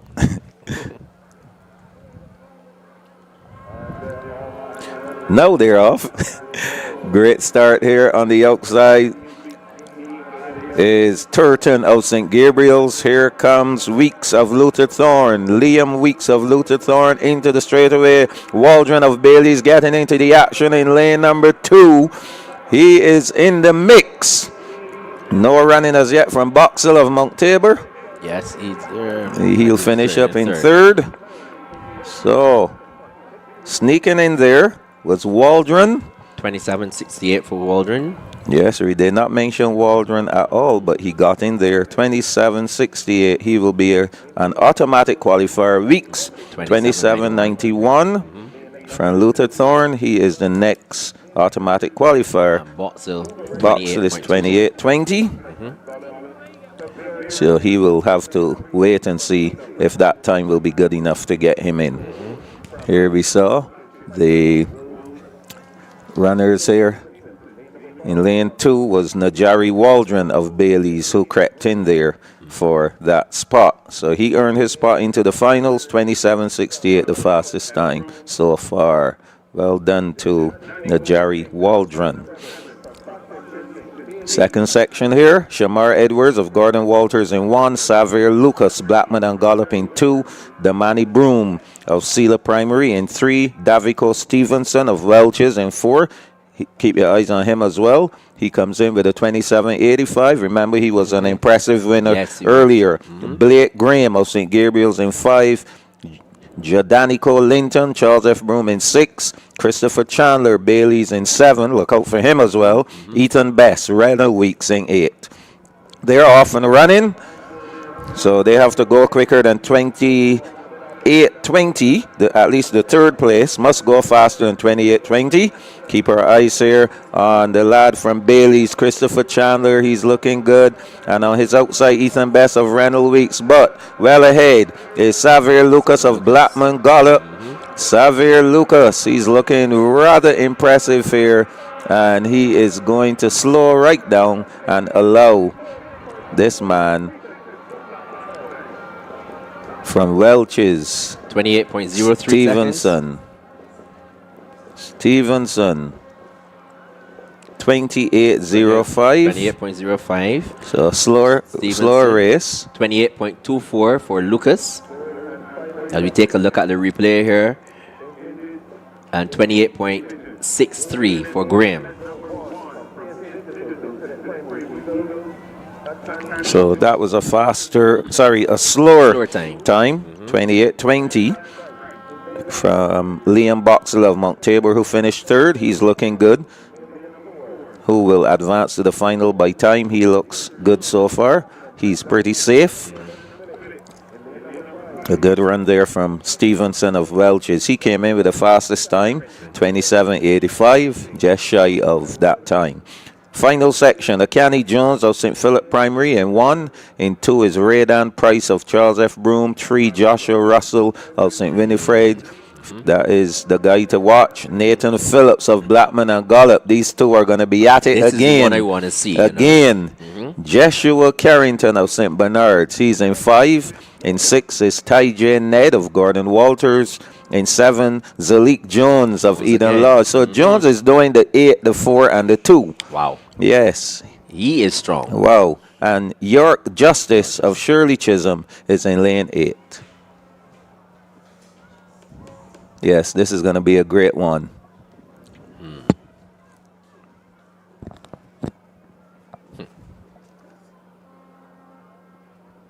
Well. Some things we just get to see here.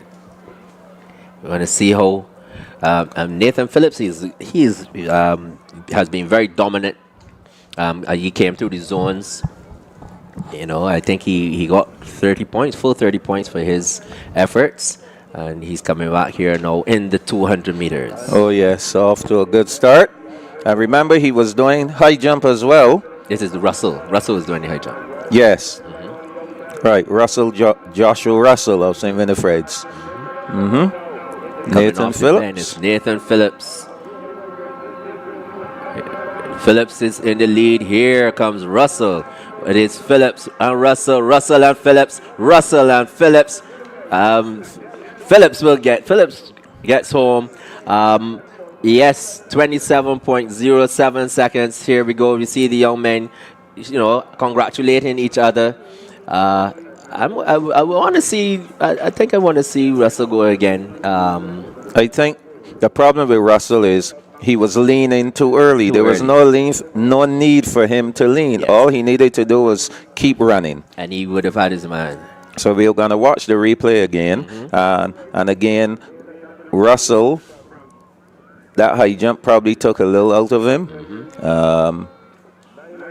Got out off the curve, started to run, and watch. He was leaning from was here. already leaning, There yes, was no yes, need yes, for him to lean there. yes, All he yes, had to do was stay upright and run. But we still have some time, so those two will qualify automatically. We'll see them back in the final. Yes. Russell, Phillips, Waldron of Bailey's, Weeks of Luther Thorn, Stevenson of Welch's, and Lucas of Blackman and Gollop. Those will be some of our automatic qualifiers in the under 13 boys 200 meters. We have the girls coming up. These are the under 11 girls. We should be seeing them shortly.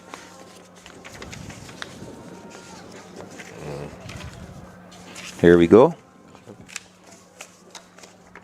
Yes, so we have the under 11 girls on the track.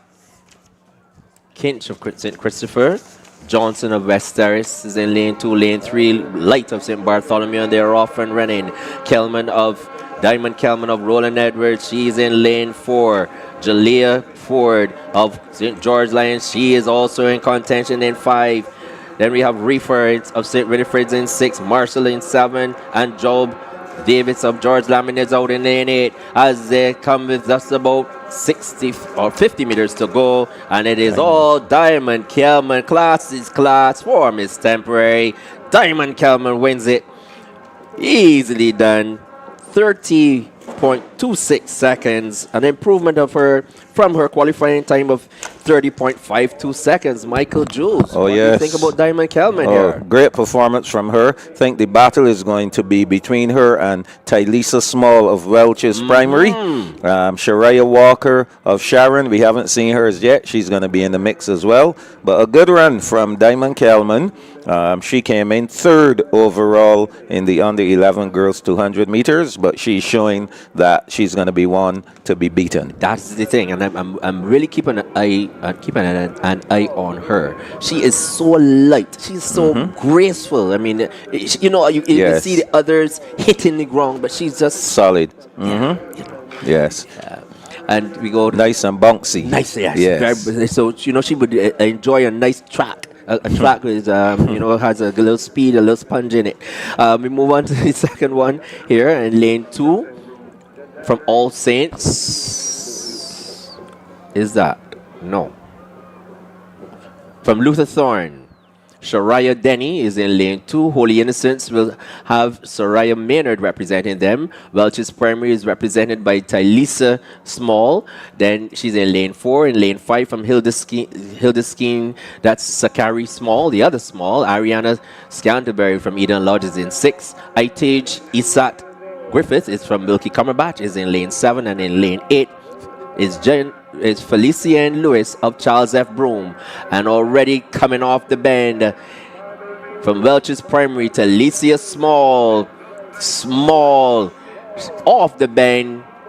She's large and in charge. Talicia Small of Welch's Primary, she wins it. Yes. A giant performance there by That's the name I told you. Yes, you did. Between her and Diamond Kelman, Shariah Walker of Sharon Primary, those three, I expect to do a ding-dong battle in the under 11 girls. So that means next week, Michael. Oh, yes. We want to get our On fire. get our viewers to be here. 30:39 is the time for 39 Small. is pretty good. Maynard 31:24 and Griffith 31.31. So here we saw Small spinning out the turn, and I like the fact that she runs very composed. She doesn't sway from side to side. She keeps that form. She just moves the right way. Yeah. Looking forward to some good things from her next week in the final. So kudos to to Welch's Primaries, Tylisa Small winning that section. And we're now on to the final flight. Here we go in lane 1. Yes, we have from Hinesbury Primary, Malaysia Headley. Lane 2, Kayla Waldron of St. Paul's. Lane 3, Tayeja Boucher of Hildeskeen. She's in 3. That's the one to watch. Lane 4 from Sharon Primary, Shariah Walker. And lane 5. No one going for lane 5. In lane 6 from Roland Edwards, Naya Daniel. In lane 7, Ava Johnson from West Terrace, and in lane 8 from Mount Tabor Primary, Rakaisha Moore. And of course, we did not mention Boucher getting into the mix, but I am sure she's going to be in the mix. Might have run a slower time in the zonal meet, but we know of her talent and ability. So I have no doubt that she's going to be in the mix as well with these under 11 girls. That's for sure. And coming into this one, Shariah Walker coming in with a time of 30.17 seconds. Yes. I think she is the quickest. Yeah, she is. Yeah, she's coming from the zones. From the zones, from the zones. Shariah Walker. So I can see them here, and they're off and running. Medley, Waldron, Boucher, Walker, Daniel, Johnson, and Moore as they come to the top of the lane. And it is Boucher who's made up of the stagger. She's going to spin off the bend first. And it's Tayeja Boucher of Hildeskeen coming through. Here comes Walker again. It's Walker and Boucher, Boucher and Walker here on the outside. Danielle!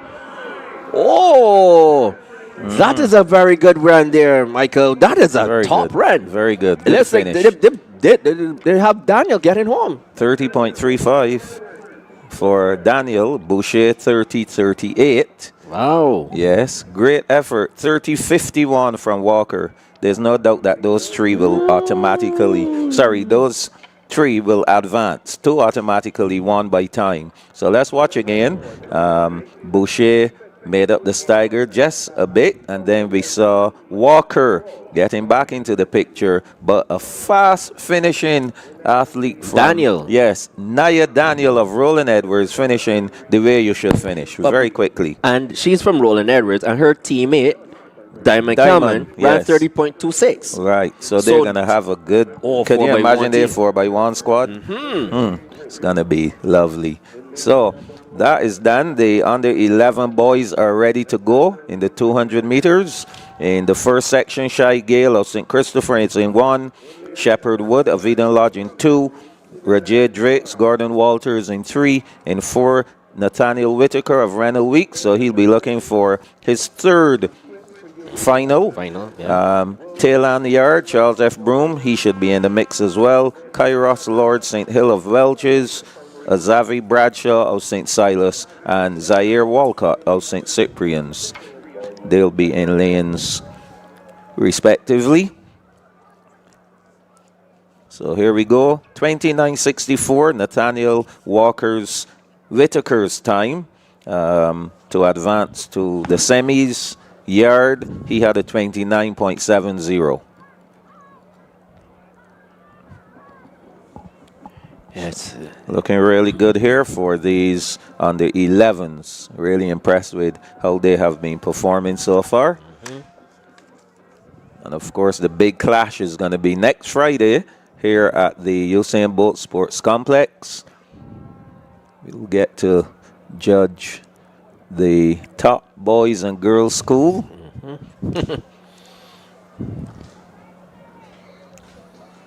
Here we go on the 11 boys first semi-final. Gale, Shepherd Wood, Drakes, Whitaker, Yard, Lord St. Hill, Bradshaw, and Walcott. I'm seeing Yard of Charles F. Broom doing some early running here. And Drakes, Whitaker of Renal Weeks in the picture, coming into the straightaway now. Yes, Whitaker, the Shepherd Wood in 2, but the battle is no longer on Whitaker. And he looks so easy. I mean, he just does as though he's just bouncing, you know. Runs 20 effortless. Yes, very effortless. 29.35 for Whitaker.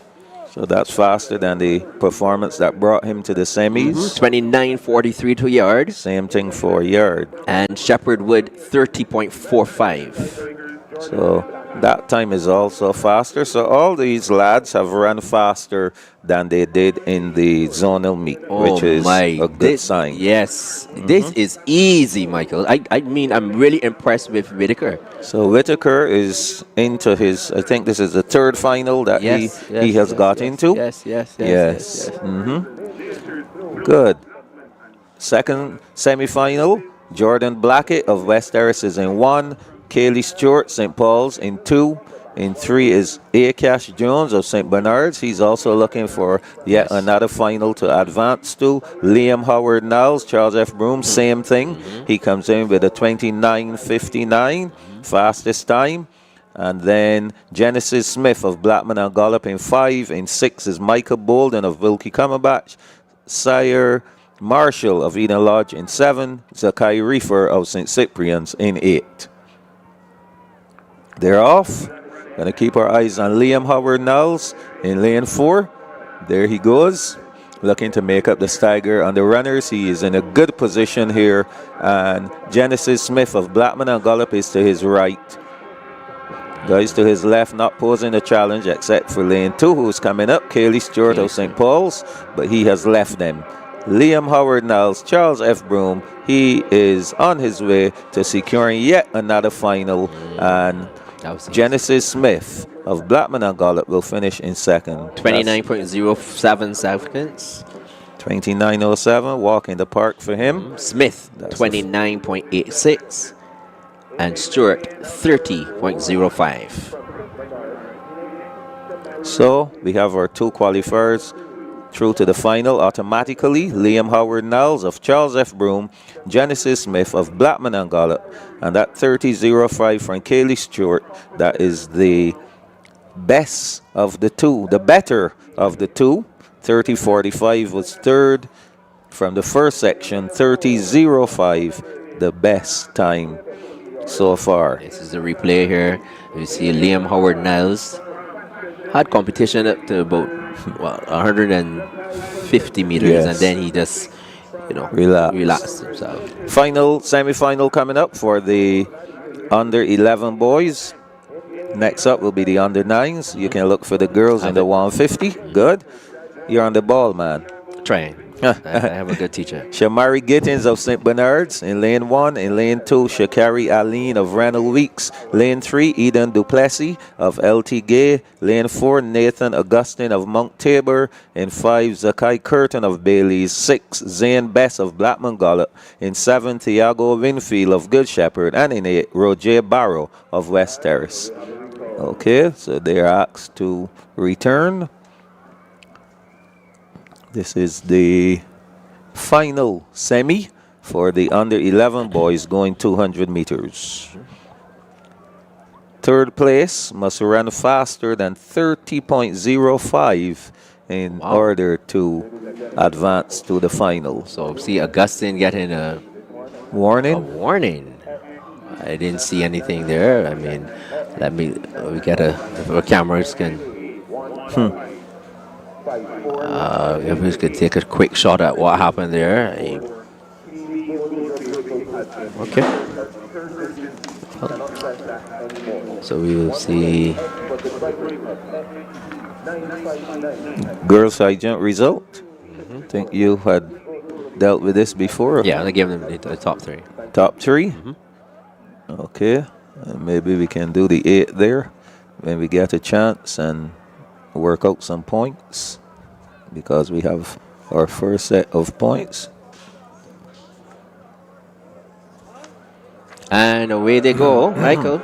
Yes, Gittins, Aline, Duplessis, Augustine, Curtin, Best, Winfield, and Barrow. I'm seeing your guy, Augustine, looking good in this mix-up. Yes, you say that the younger one is the sprinter. You call him, yeah. Yes, well, he's really showing. Boy, he's going. So it's all Augustine of Mount Tabor. The others got to run to catch him. There's Best of Blackman and Gollop on the outside. Augustine still holding on. Augustine is going to win it. And second will go to Best of Blackman and Gollop. 29.18 seconds. Let's see what it'll be, if they'll be holding that or they're rounding it. We say he's the fastest Augustine. Yes, he surely is. Yes. He has some speed on him. Yes, we didn't get a time, but 29. Well, sorry, we didn't get an official time. But we can tell you who the two are. Let's keep our eyes Yep. here back onto the replay, so we know who are the two qualifiers automatically. And in the blue, there is Nathan Augustine of Mount Tabor. The holiday snacks, Mount Yes. Tabor Meteor. And in lane 5, that's Zakai Curtin of Bailey's, who will be Bailey's Primary. the automatic qualifier. So those two will be advancing to the final. You can see there the parents having a field day. Boy, they're out in their numbers, we must say. They came out today for the semis. Could imagine what the finals will be like next Friday. Yes. Yes. So the under 11s are done with the 200s. The 150s are coming up next for the under 9s. Yes, we have girls, the girls. followed by the boys. And then we are into the relays, Neil. This has been a really fast day, boy. Yes. Yes, definitely. So we're going to have the under 9 girls. And Still What a high jump. jump still in action. As we say, this event could take forever. well, I think the young man there on that last jump, he won. Well, he cleared it, and he was celebrating.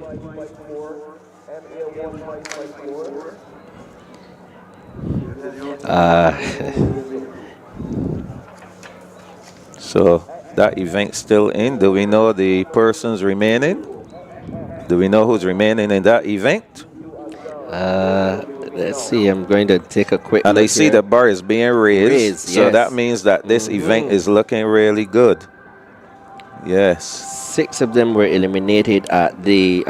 Do you want a chance to go to the NAPSAC finals? Well, Luca Photography is giving away not 1, but 2 tickets and a free photo shoot to 1 lucky winner. All you have to do is follow NAPSACbb and Luca Photography on Instagram and reshare the post. NAPSAC nice. St. George Primary, who remains. I will say yes from St. George Primary. Where did he get? I didn't know that his pedigree that there was the jumping ability. I know there was the running pedigree. This is Dondre Jack of the St. George Primary Lions. The in racing his grandsire. It was more on the 8 and the 1500 line. Ensure that he was a jumper. Michael Jules, I didn't know you had anything to do with jumping. Were you a jumper, sir? No, I was not. Okay, so pedigree is. You made a statement earlier, Neil. You said class is class. Definitely, class is class. Those lads, though, the lads from Williams Industries, West Terrace, they're really jumping. They're looking rather impressive out there. Definitely. So Yes. we see this young man here. He's still in the competition, 46-38. This is Gabriel Jordan of the West Terrace team. He's going through his routine. Oh, yes. And again, we want to thank all those persons who have continued to tune in to the live stream. There's some who have been on it from the get-go. Yes. And yes. we want to thank them for staying in tune, keeping us up to date as well. Yes, and the girls now are on the line for the 150 meters, and in lane 1 from West Terrace Primary, Cara Archer. Lane 2, Lashana Gill of Eagle Hall. Lane 3 from Christchurch Girls, Livia Ford. Shalia Forrester goes here for Wesley Hall Primary. And 4 in lane 5, Kaya Clark Graves from St. Bartholomew. In lane 6, Deja Allen of Blackman Gollop. Lane 7 from Luther Thorne Primary, Chelsea Jordan. And out in lane 8 from St. Ambrose Primary, Romera Lawrence. The girls, under 9 girls, 150 meters. They acknowledged the crowd as when they hear their names being called by the stadium announcer.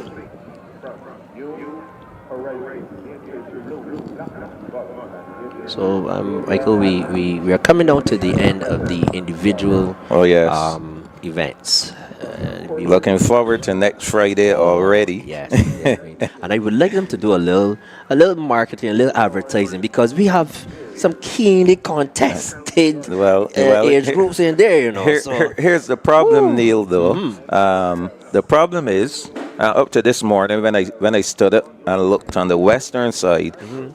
Yes, we want tons of people. The problem is, where are we going to put them? Man, that is the problem. Or something like that, man. Michael, you were going to donate some? Well, here we go.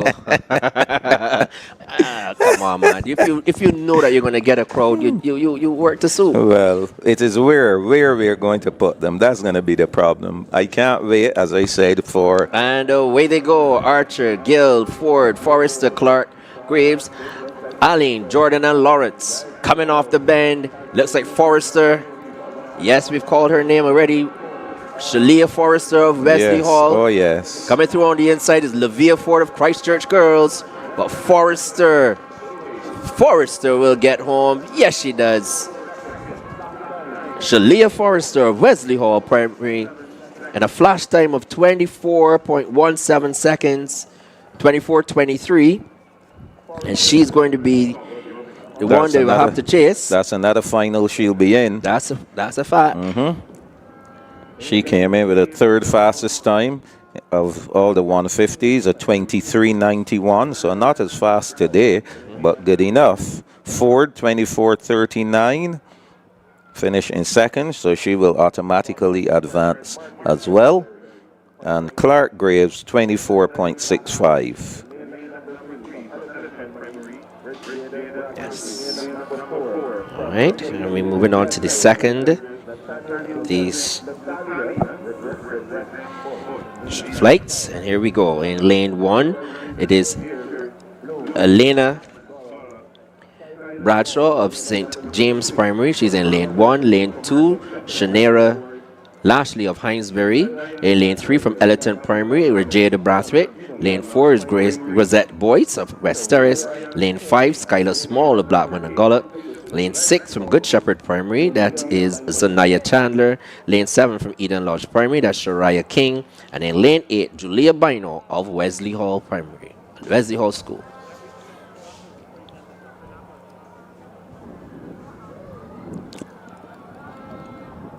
On the starters' orders. And they're off and running. A good clean start. Bradshaw, Lashley, Brathwaite, Rosette Boyce, Small, Chandler, King, and Bino. Coming off the bend. It looks like Rosette Boyce of West Terrace. On her outside from Good Shepherd is Zanaya Chandler. It's Zanaya Chandler. Will she be able to hold off that challenge? Wow.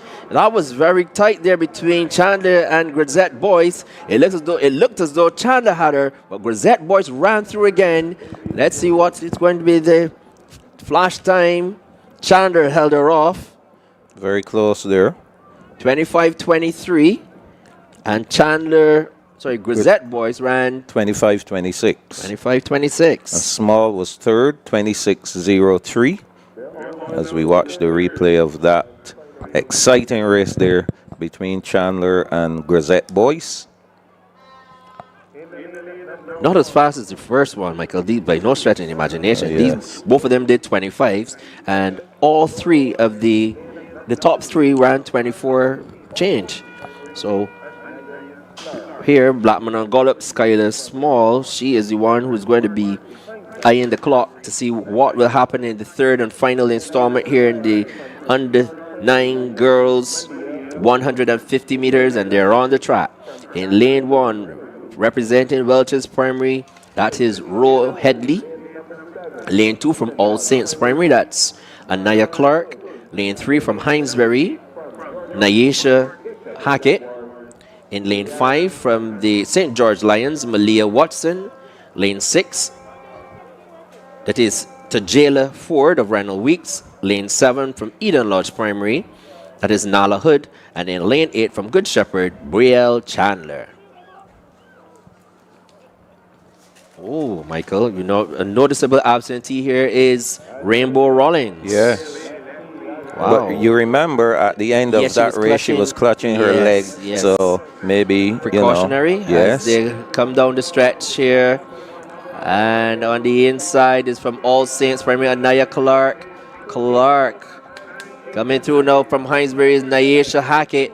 Hackett is going to win it. Hackett wins it now. Wow, that's a really sizzling time. By far the fastest time thus far. Let's see if that time holds up. 23. Michael, this is indeed the quickest of the three of them. Where Hackett, she ran 23.36. Clark in a time of 23.87. And Roe Headley 24.11. Yes. Wow. So these are looking good. This lot, young lady from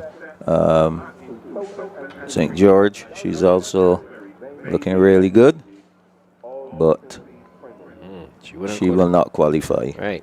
So qualifying here with the fastest time, we can see Nyesha Hackett with a time of 23.36 seconds.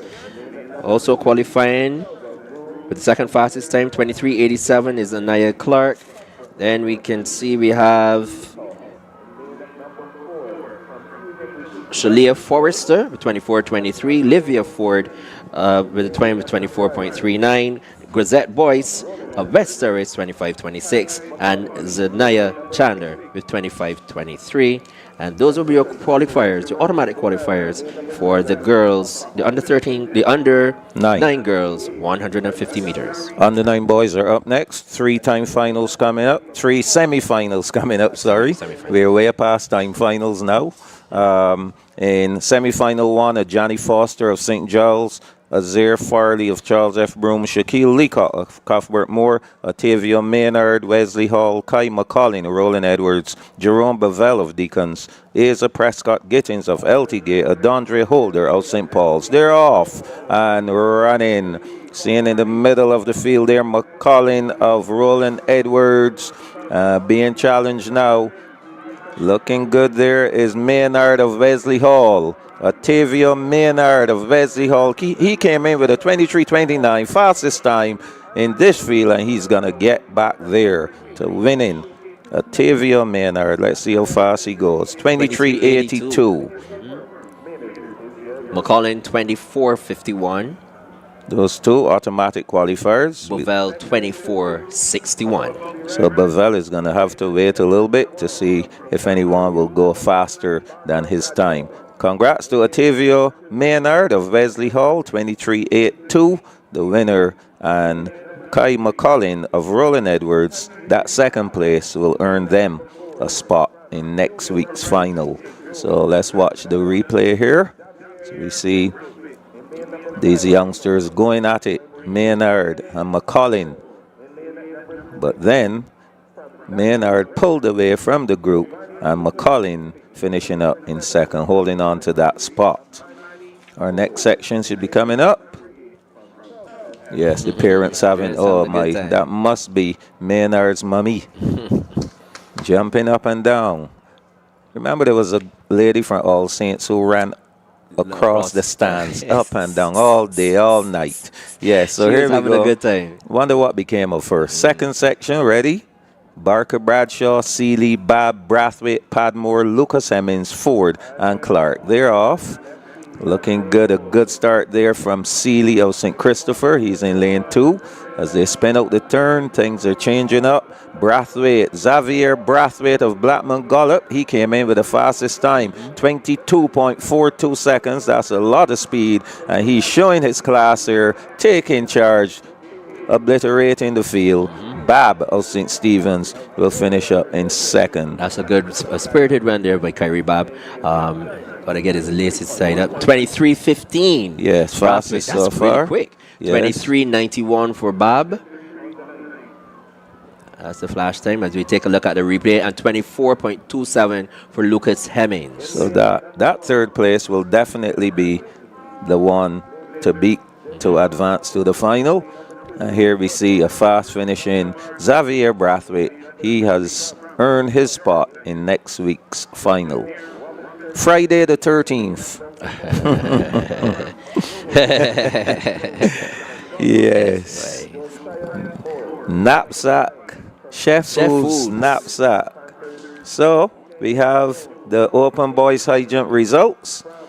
First place to Kareem Marsh of Artis Smith, 1.35 meters. Second, Gabriel Jordan of Williams Industries West Terrace Tigers, 1.35. And third place going to young Dondre Jack of the St. George Lions, 1.30 meters. Oh, I have to find my grandson. That's my grandson. Congrats to my grandson. A bronze medal at NAPSACbb in the high jump. Congratulations, Mr. Michael Jules. Yes. He'll be moving on, though. This is his last NAPSACbb. Yes, he'll be going to secondary school. Okay. I just want him to grow. Okay. If Did he you can have a put hand on in the some training, height. the high jump training? He trains with me. That's all I say. Yeah. Final section coming up here.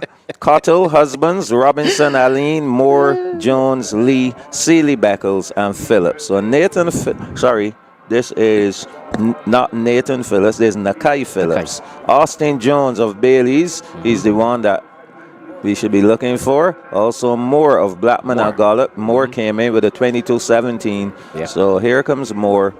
He's going to take it easily. 22:41 is the flash time. That's the fastest. By far. That's the fastest. Yeah. 22:42. So 23:07 to Phillips. And third, Lee, 23:13. I want to see that replay. Okay, here's the replay here. Yeah. He's very strong. Michael. So Moore of Moore. Blackman and Gollop that time. Now watch this here closely. So that was the problem there, lane 8 and then lane 5. Austin Jones. I didn't see a time for Jones. Jones was third. Austin Jones. Good. So we have our qualifiers then. Maynard from Wesley Hall, McCollin from Roland Edwards, Bab from St. Stephen's, Brathwaite from Blackman Gollop, Moore from Blackman Gollop, Jones from Bailey's, Phillips. That 23:07, that's a good time to advance.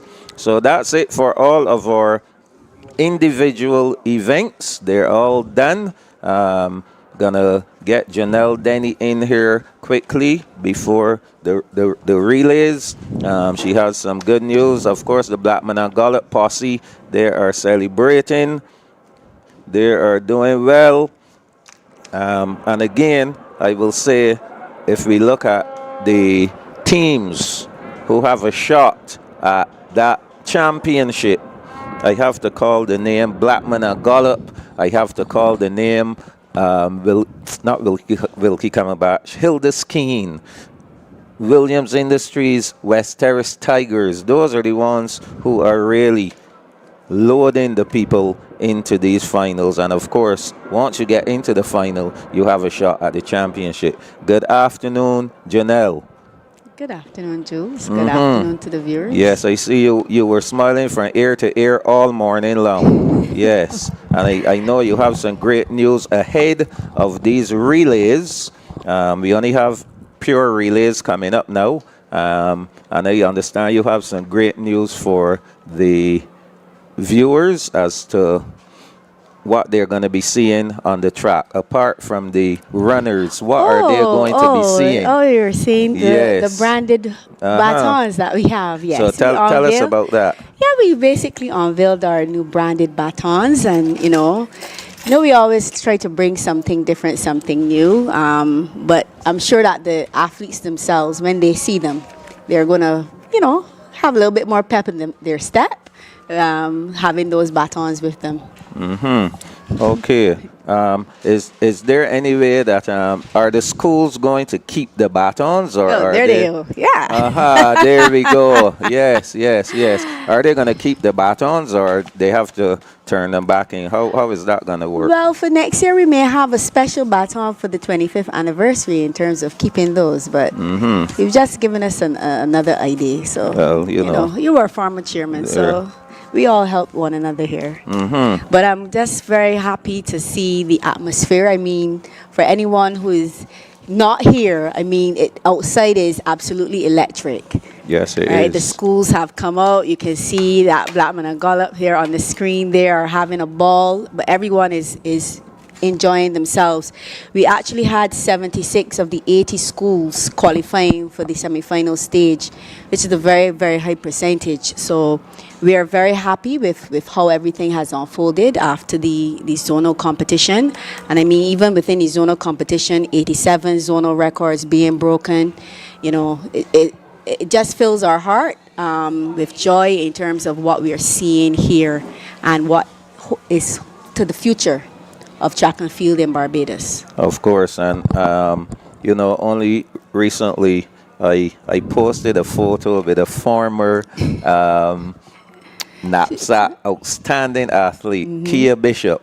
Yes. And you know, when you talk about people like Kia Bishop, like Akila Jones, Shaquille Aline, and the list goes on and on and on. Yes, Rivaldo Leacock. Yes, it tells you what, you know, NAPSAC has done in terms of developing the future athletes in Barbados, and therefore I know it is necessary for this product to continue to grow and grow From strength to yes.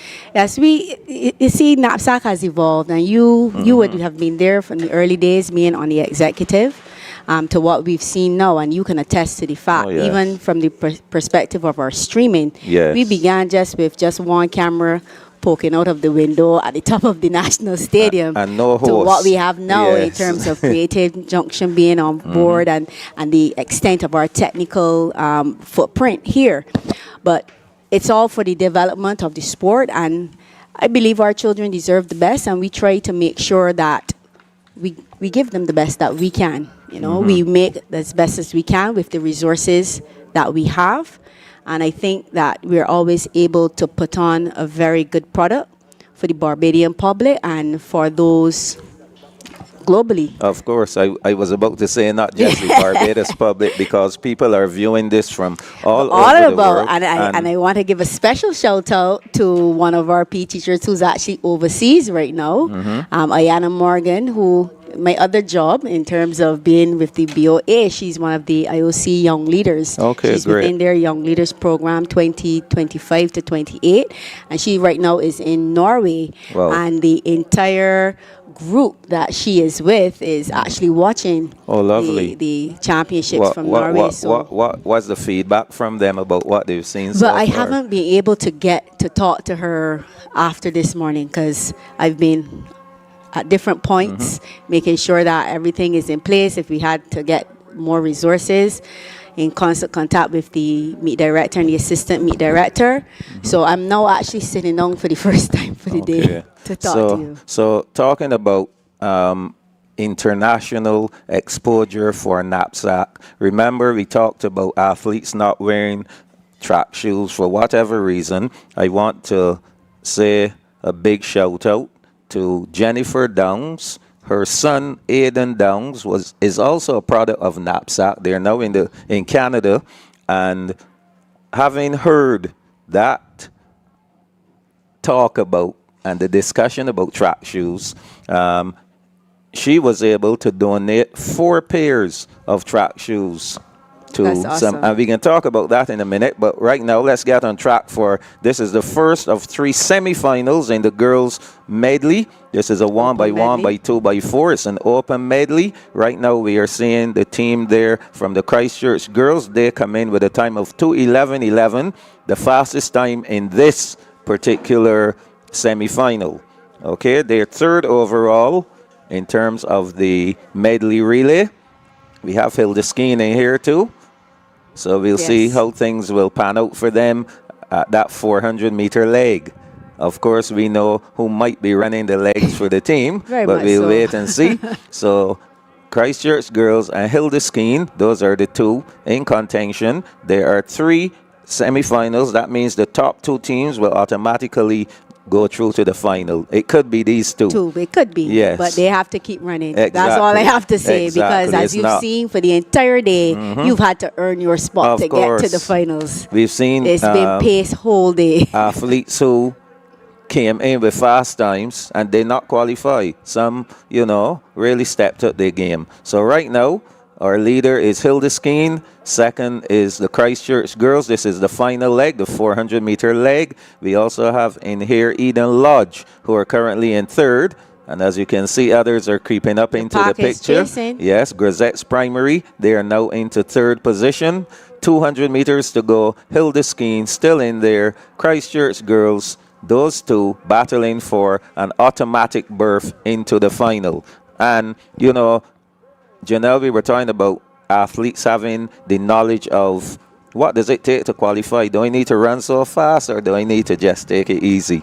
For these two, they can pretty much breeze. They just peep around and make sure they're not too close to them.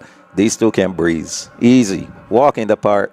Christchurch girls and Hilda Skeen will advance to the final. Hilda Skeen first, Christchurch girls second. The third spot is going to be crucial. And who gets that third spot? Can't identify that school. But 2:09.84, the time for Hilda Skeen. Compare that to what they came into the final with. Yeah. The Everybody semifinals, stepped up their game. 2:11.09 for Christchurch girls, so they're just on par. That's Hillaby Turner's Hall, 2:16.41 for Hillaby Turner's Hall. Good. So our first section, 2:16.41 for them. So those are three teams there. And we can see just a replay. So I was telling you about Jennifer Downs, who now resides in Canada. So they were able to donate 4 pairs of track shoes, and the owner of QBS donated 1 pair. They also gave a monetary donation to St. Bernard's School so that they could purchase sports gear for the girls. I'm sure that this all the is- schools are very appreciative Oh, of yes. that, and I think that's what needs to happen. Everyone plays their part in some form or fashion, and as you would know, I think you would have during the zonals when Nation Publishing was here, they have a whole program Yes. where they're helping to provide shoes as well for athletes who so wish to use them. Because that's the thing, Jules. It comes down to if the athlete is comfortable Yes. with what is happening. But it's a case where, like you've said, everyone has a part to play. And once people are willing to help, I think that's a beautiful thing. Oh, yes, of course. And, it kind of rolls over because Mr. Carter also, after having heard about this thing, he also decided he will make a donation as well of track shoes to one of the guys. So it is really good to see that individuals are Exactly. also stepping up to the plate. And the more that people help, the better quality product in terms of the performances that we'll get. I Of think course. having had 76 schools qualify for today speaks volumes of that. What it also does, it makes it a little more difficult for those quote unquote stakeholders. Well, They gotta we've fight. said that. We've Yes, said they that from have the to beginning. fight. In that, Yes, they have this to format allows for all to be able to have that equal shot. Yes. And we I saw it think we last saw year. it. You remember with Good Shepherd.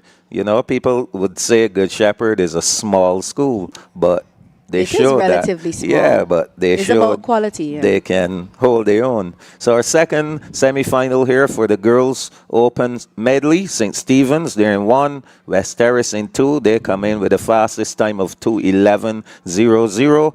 All Saints in 3, Shirley Chisholm in 4, St. Bartholomew in 5, St. Albans in 6, Wilkie Cumberbatch in 7, Ellerton in 8.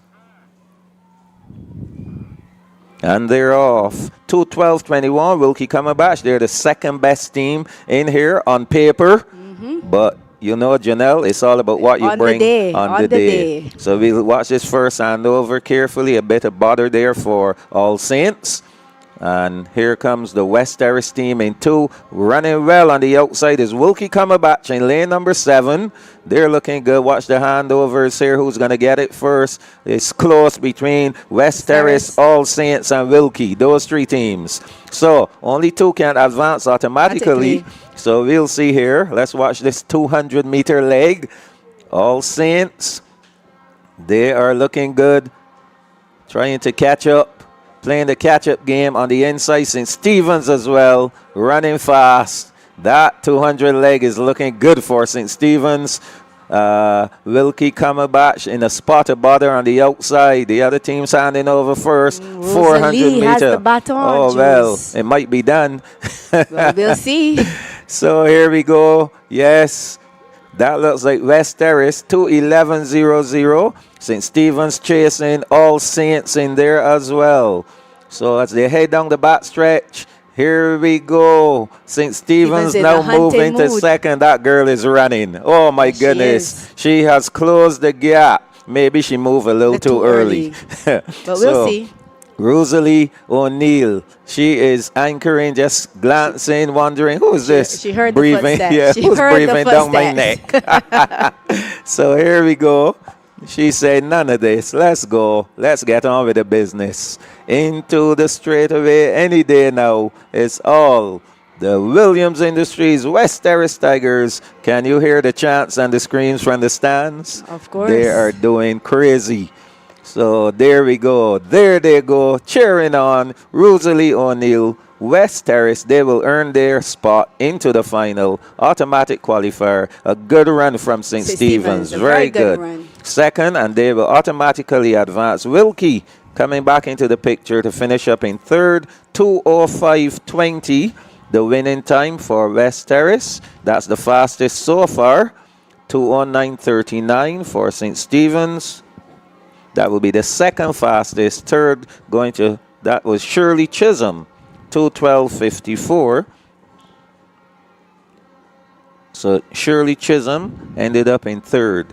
Fourth going to St. Bartholomew's. Okay, so congrats to the 2 automatic qualifiers from that section. That's West Terrace and St. Stephen's, 2:05 and 2:09. 2:12, third place from Shirley Chisholm might earn them a spot into the final. What are your thoughts on the handovers with the new batons?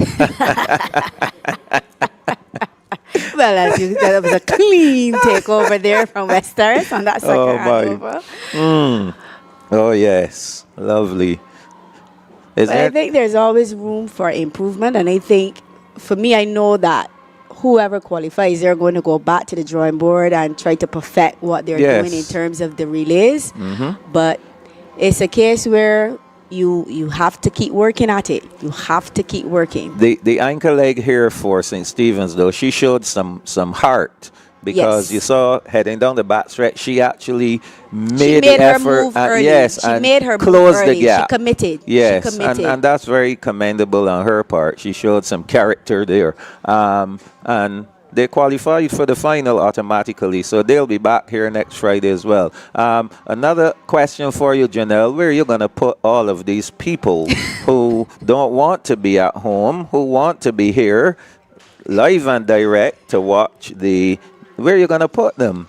well, Jules, all I can tell you is that we are going to try to facilitate as much as possible. What we usually try to do is make sure that the schools put in their orders so that we can plan accordingly for them. So we even brought in some additional tentage today. Yes. You will have to do that on Friday, for sure. We anticipated that we would have to do that. Neil Gill has pledged some. He has pledged some. What do you call those?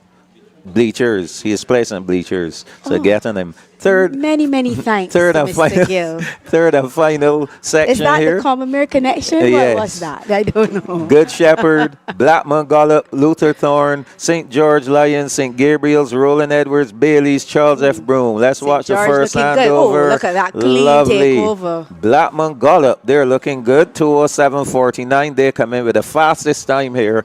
So here we go. Let's watch the handover. St. George should be in this mix-up, Yes. I think. Watching. Oh, my, a bit of blunder there. But And I'm not sure as- they not will as find clean back. as the first pass. Exactly. They're still in the hunt. So, this is a 200-meter leg. Seeing some movement The from speed St. is George there. Lions. Yes, that young lady is traveling here, and this can make a lot of difference if she can open like a 3-second gap on the field. Again, But Charles F. Broom, I think, is on the outside there. yes, They're closing. I have to comment again about this young lady. She can run, but her actions, her she action needs a needs lot to- of yeah. work. So St. George is gone. They're in first. On the inside there, that's Luther Thorne. They are in second position. Right now, I think Blackman and Gollop is in the mix as well. Luther Thorne is now gone. You know who's running the ankle leg for Blackman and Gollop? Shaquilla. Heading down the back stretch. Remember, she is the 400 meter. She comes in with the fastest time in the 400 meters. She looking So like she's we'll see what she will taking do her here. time here. Well, she's running a good race, Yes, strategic. yes. If she moves at gonna 150. move now. Yes, actually, she She's moved gonna a little move now. earlier than I anticipated. Here we go. Yes. And St. George Shaquilla. has gone with her. Yeah, she must stay with her. Remember, the top two will be advancing. The Luther Thorne athlete is dead into the straightaway. She might be relegated to fourth. So here we go. Shaquilla Blackman Morris. Here we go. Blackman and Gollop, sorry. Yes, her father is going to be happy. Yes, so Blackman and Gollop have earned their spot into the final. Yes, and as we said, Bailey's third. A good run from that anchor leg as well. St. George Lions, they have earned a spot into next week's final. So the times, 2:06.56. That's a lot faster. Second was the Lions, 2:09.54. Faster than their preliminary time as well. And third, Bailey's, 2:14.01. So if we take a quick look at our qualifiers, the top two, Christchurch Girls Hilda Scheme from the first semi, St. Stephen's and West Terrace from the second semi, Blackman and Gollop, St. George Lions from the third semi, and then the next fastest times would be a 2:12.54 from Shirley Chisholm, which will earn them a spot, and then 2:14 Bailey's. So unofficially, those are your finalists in the girls medley. How is that looking for you, Janelle? Well, I'm hailing for all the schools, Joe, so it's looking quite good for me. Either way. Okay, so that is done. And again, we're seeing the action from that And final now leg. on to the boys. Yeah, final leg where the St. George Lions had that lead, but not enough. Shaquilla Benjamin Morris. Yeah, I hope ran our a, viewers are getting comfortable, Jules, Oh, because you know the relays are like another day right now at semifinal level. It's three oh heats yes, of everything. yes, It's yes. going to be a lot of action still to come. Oh yes, they're not going anywhere at all. They're glued on. I guarantee you they are. Hailing for their alma maters. Yes. So the Blackman and Gollop posse, they have been going all day, chanting, cheering, supporting their teams. Good. So the boys are getting ready to go. Again, 3 semifinals. As you just indicated, everything mostly will be 3. So the boys, the first semi will see Eden Lodge, St. Stephen's, West Terrace, Renelweek, St. Philip Primary, St. Christopher, Welch's, and Luther Thorne. Fastest time is St. Philip Primary, 2:04.84. Yes, that they had a really good team and a good run in the The zone. anchor is yes. very strong. So I'm looking forward to seeing Yeah, him a guy today. that I like to see run into. Okay, So they're going to have a shot at it. Top two automatic qualifiers. The record 150.90. Remember in 2020, that record-breaking team, Hart, Wall. Oh, my goodness. I remember it. Woo, that was hot. So, first one getting ready to go. Eden Lodge, St. Stephen's, West Terrace, Rennell Weeks, St. Philip Primary, St. Christopher, Welches, and Luferthorne.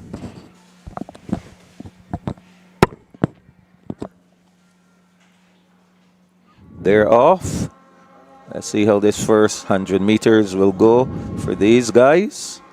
We're going to watch the handovers. Handovers are quite crucial here. The equip for you Welches. Lovely. After a slow start, it's going to give their anchor a lot of work to do, but it's looking like West Terrace, yes. Williams Industries West Terrace. They're having a really good backstretch run there. St. Christopher as well. And St. Christopher on the outside. And right out there is Luferthorne in lane 8. Yes. Oh, Luferthorne. Oh, yes, that's my Luferthorne alma out in mater. lane 8. Here we go. The heat is now going to turn on. Just watch them carefully as they spin out the turn. Everyone is gunning for Williams Industries West Terrace. Of course, once you get here, what you want to do is to give that 400-meter leg about fighting chance. Yes, about 2 to 3 seconds. That's all you want, 2 to 3 seconds. So Williams Industries West Terrace, I am seeing in there St. Welches Philip is Primary. waiting for that baton, but he's going to have a lot of work to do. This is the guy I like from St. Philip Primary there. Just watch for Welches as well. I don't know. He's good too. The lad there from St. Christopher has just moved He's making right his up. move early. Wow. Oh, yes. There's the lad from Welches. He's now moved into 6th position, now into 5th. Yes, he's doing some running. So here is where a lot of strategy comes in. St. Christopher in 1st. West Terrace in 2nd. There's a battle there. Look at these guys for that 3rd spot. Ooh, West Terrace is making their now move he's moving. Is that Zar Broom Webster? Looks like him. Yes, that's him. Watch the St. Philip man now moving. Yes, he bought his time. I like to see this guy run. Does he have enough left in the tank? He is going. He's going. I don't think he's going to get Mr. there. Harmon gave some instructions. I don't. The lad from St. Philip Primary, he moved too late. He waited too long to move. But his team has qualified. So they will qualify, followed by West Terrace. That is not their usual anchor, though. I think they switched up their... Yeah, they switched up their setup. Well, 2:04:30, just about around the time. Yes. West Terrace actually brought in a better time. They went in with a 2:10:88. St. Philip 2:05:45. So a little slower, but those two will be the automatic qualifiers. West. They look like they're ready to Welches. run again, Jules. Of course. Welches, they were equipped 3rd. for you, Welches. Wolves. So here we see a replay. Handovers. Yeah, and they have a quality 400 runner, pretty but good. I think he had a bit too much to do. But all day I've said that you cannot come into this semifinal today thinking that you can just get into the final automatically. You've got to get work up and run. Yes, you got to Because work. from the performances that we saw over the course of the zonal competition, the teachers had to give the instructions. Now, look at the gap here. The gap was close, but I think the lad from St. Philip, he let him get away. He got away. Yeah. Instead of moving up and then relaxing, he relaxed a bit too much. But nevertheless, his team has gone through. And kudos to those two teams, West Terrace and St. Philip's. They will be into the final next Friday. Make sure. What time do we start next Friday, Janelle? The opening ceremony starts at 10 o'clock, but the very first final starts at 11. 11. Okay, great.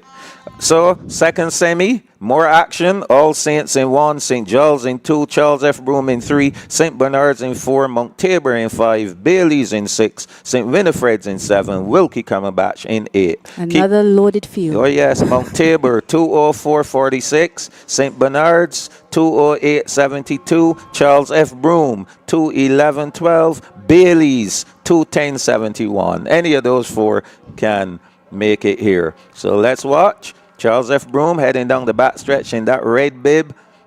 Looking good in the middle of the field. Mount Tabor, here is one of the Augustine lads. Yes. Good. This is the one they call the fast Augustine. He's younger and he sprints. All the others run distance. So let's see what he's made of here. We are Let's moving. See. Yes, but remember he's on the 11. A lot of these guys are on the 13. And he's holding his own. Oh, yes, he Still is. holding his own. Yes, he is. Still hanging in there. Fading a little now, though. Okay, Bailey's primary in lane 6. They're going to hand over first. Let's see what the other Augustine is made of. Here he goes. That is enough. Baton. And look who's anchoring there for Charles F. Broome. Yes.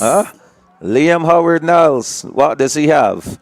This is going to be interesting here. Only 2 teams can automatically advance. Liam cannot lag. He has to get out there. He cannot lag. St. Bernard's is in the mix too. That's right. And he's on a hunting mood. Oh, yes, in a there he hunting mood. goes. He's positioning himself. Yep. Looking good there. I don't think he has time to hail his peers not this today. time. I don't think so. Oh, my. So looking good here. It's Augustine. Knowles is Howard Knowles. Too far behind there. But up front and center, Mount Tabor. I'm sorry that Neil Gill is not here, but I'm sure he has his phone tuned in. Good. He yes. is aware. So Augustine is bringing his team home, Mount Tabor. They got in with the fastest time of 2:04.46. This is a good run from them. 2:03 rounded off. So a lot faster this time around. Bailey's in there, St. Bernard's in there, and Charles F. Broome may not make it to the final. I doubt it very much. Very doubtful. Yes, only the top 2 and the next. 2:03.41, a good run. That's the fastest time so far from Mount Tabor. 2:03. 2:03.41. Yes. Bailey's 2:07.27. They will be automatic qualifiers, and that is faster than they did in the zonal meet as well. 2:08.44 for St. Bernard's. We'll see if that time will be good enough for them to advance by time. So a great effort from the Mount Tabor team, Bailey's. And again, as I said, that 3 seconds, this was about 2 seconds. And immediately we saw young Augustine. Once he got down the back stretch, that was it. The rest was history. And he kept moving. A good effort from St. Bernard's anchor leg as well to stay there and keep them in the picture. They finish on third, 2:08.44. I love that high arm action from Augustine. And he keeps it. It's just continuous. Yes, good run from him. So, final section coming up for the boys in the medley.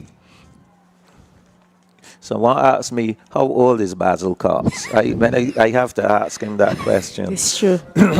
Man, the man is a legend. Indeed. Yep. Still around, still working. Okay, so here we go. St. George Lions, they're in lane 1. St. Paul's in 2. St. Cyprian's in 3. St. Gabriel's in 4. Blackman and Gollop in 5. Hilda Skeen in 6. Arthur Smith in 7. And Bay Primary in 8. Here we go. So Blackman and Gollop, they have the fastest time coming in, 2:03.03. We'll see if they can live up to that or go faster. I want to see I'm interested to see their setup today. Yes. St. Gabriel's, they're in the mix, 2:09.60. Hilda Skeen, 2:09.82. Those 3 teams came to this semi running under 2:10. If you can go under 2:10 again, you got a good shot at getting into the final. They have to run faster than 2:08.44. That's for sure. Yes. So to secure a spot. correct. But it is possible. Of course. this may end up being the fastest heat. Who knows? But I think the Charles F. Broom boys are a little disappointed there. Yeah, expecting to get into that final. So, as we said, if you're telling me that 71 teams managed to make it to the 76. semis, oh my, that's even worse. 76 Yes. out of 80. 80 schools. That is good. And that's what we want. We want representation from as many teams as possible. So here we go. St. George Ooh, Lions. Not yet. They've been Called back. They've been called back. Yes, has been a great day of action. Semis. Some of the athletes we thought would advance with good performances. Others were not as good as we expected, but they have a week to get it together. Here we go. Something happened there. So that was just the replay. We're going to see the starter's assistant. You know, Jews, is a time that you have to keep children in a bubble. You have to bubble wrap them because, you know, you got to make sure they're getting the vitamin C in and, you know, staying hydrated, Yes. you know, so that they don't feel tired or that sort of thing. But once again, thanks to Pedialyte for hydrating the athletes at the end of every race. Oh, yes. That is But great. it also, you know, falls with the home to make sure, you know, that their children are well hydrated, well fed, because they're working hard. Oh, yes. As you can see. We're now, I think, minutes to 3 in. It's always the longest day. Yeah, we did say that at the Right? beginning. Expect that today is going to That'll be a like little longer. 4:30, Yes. you know. Yeah, so here we go. Final section for the 800-meter medley, 1x1 by 2x4 for the boys. This is an open event. Let's watch Gallop the is first gone. handover. Yup. Okay, out there in lane 5, that's Blackman and Gollop. Chasing there is St. Gabriel's in 4. Thunderbolts. Yes, they're moving. They're going. moving. On the outside is Arthur Smith. A bit of bother for them. So those are the teams. Bay Primary, Arthur Smith. Here comes Blackman and Gollop. Hildeskeen not yet in the picture, but fighting to get in there. St. Gabriel's, they're in the mix right now. On the inside, there's St. Cyprian's fighting, also moving. Look at those long legs, long strides from St. Paul's. Yes, he's fighting his way back in. So, final handover. Blackman and Gollop, they're in first. St. Gabriel's in second. Third is St. Cyprian's. Those are top 3 teams. So, let's see how this is. Oh, my, this guy. Yeah, He runs so, I Easy. mean, like... What day is it? 300 meters to go. Blackman and Gollop in charge. Nobody challenging and no one them is as yet. chasing him. No, he's just there Because, bouncing, yes, he's bouncing bouncing along. along. Yes, now the chase is going to start. I'm seeing the St. Paul's man getting into the picture. 200 meters to go. I don't see any kind of acceleration on this guy. He goes at one pace. But his legs, his strides are long enough. St. Paul's giving chase. Here comes the St. George Lions. They are currently in third. St. Gabriel's fading. 100 meters to go just about now. Still. I can see he's staying aware, though. He's picking up the pace now. Yes, a little. So there he goes. Because it's just about qualifying for him now. Correct. Because he knows Blackman he's and in the Gollop. lead. So he's trying to conserve as much energy as he can. Because I believe he will be in that 4x1 later. So well it done. was an interesting setup. Did you see Nathan in that race? No. I didn't. So No. So think Blackman and they have Gollop. so much ammunition. Yes, they do. Yes, they do. Could you imagine? 2:05.92 for first, 2:08.58 for St. Paul's. So those two will be the automatic qualifiers from that section. So let's see who will get the next 2 spots. 2:09.99 from Arthur Smith. That is the third place. If we look at the third place from the second section, 2:08, that's better. So St. Bernard's will get a spot. We missed the times from the first section, so we are not sure. Yeah, unofficially. Yes, unofficially we will say that St. Bernard's is in the mix. Arthur Smith will have to wait a while. So that's the medley relays done. and we only have 4x1s remaining. And the on 9s are already on the track, I believe. Things are rolling Kudos again to the officials for here. keeping Yes, everything moving. They're moving along. Smoothly This is on the today. 13s. On the 9 girls, here we go. They are up next. So, tickets still available for the finals, Janelle? Of course. Where can we get? Then again, where can we get I'm them not from? too sure because with the amount of people in here today, the tickets might be sold out at the box offices. Okay. But where can we they go and check? We can Yes. definitely just double back and check with all of our box offices to ensure that everyone has enough. But the box offices, as usual, are our CS Pharmacy, the Beauty, Jordan Supermarket in Speightstown. We also have CA2 Sports, Sportsmart, Carlton Supermarket, and Emerald City in 6 Roads. Okay, so across the island, people Yes. can find a spot that is convenient for them to get their tickets. And as usual, we can also pay at the door. Okay. So that great. is, we will facilitate that the entire NAPSAC season. And So what's the cost for the finals? $25. $25? Okay, Yes. not bad. That's not And bad for a full $5 day of action. $5 as usual for any child 11 years and under. Lovely.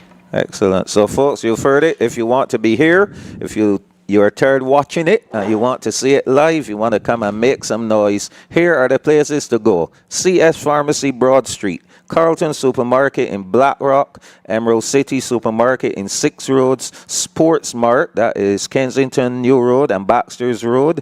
Jordan Supermarket in Speightstown. The BUT headquarters, Mary Hill, Welches, St. Michael, and C2A Sports, number 3 Canewood Road, St. Michael. So, all these places, convenient, very convenient. Ready to go. First of 4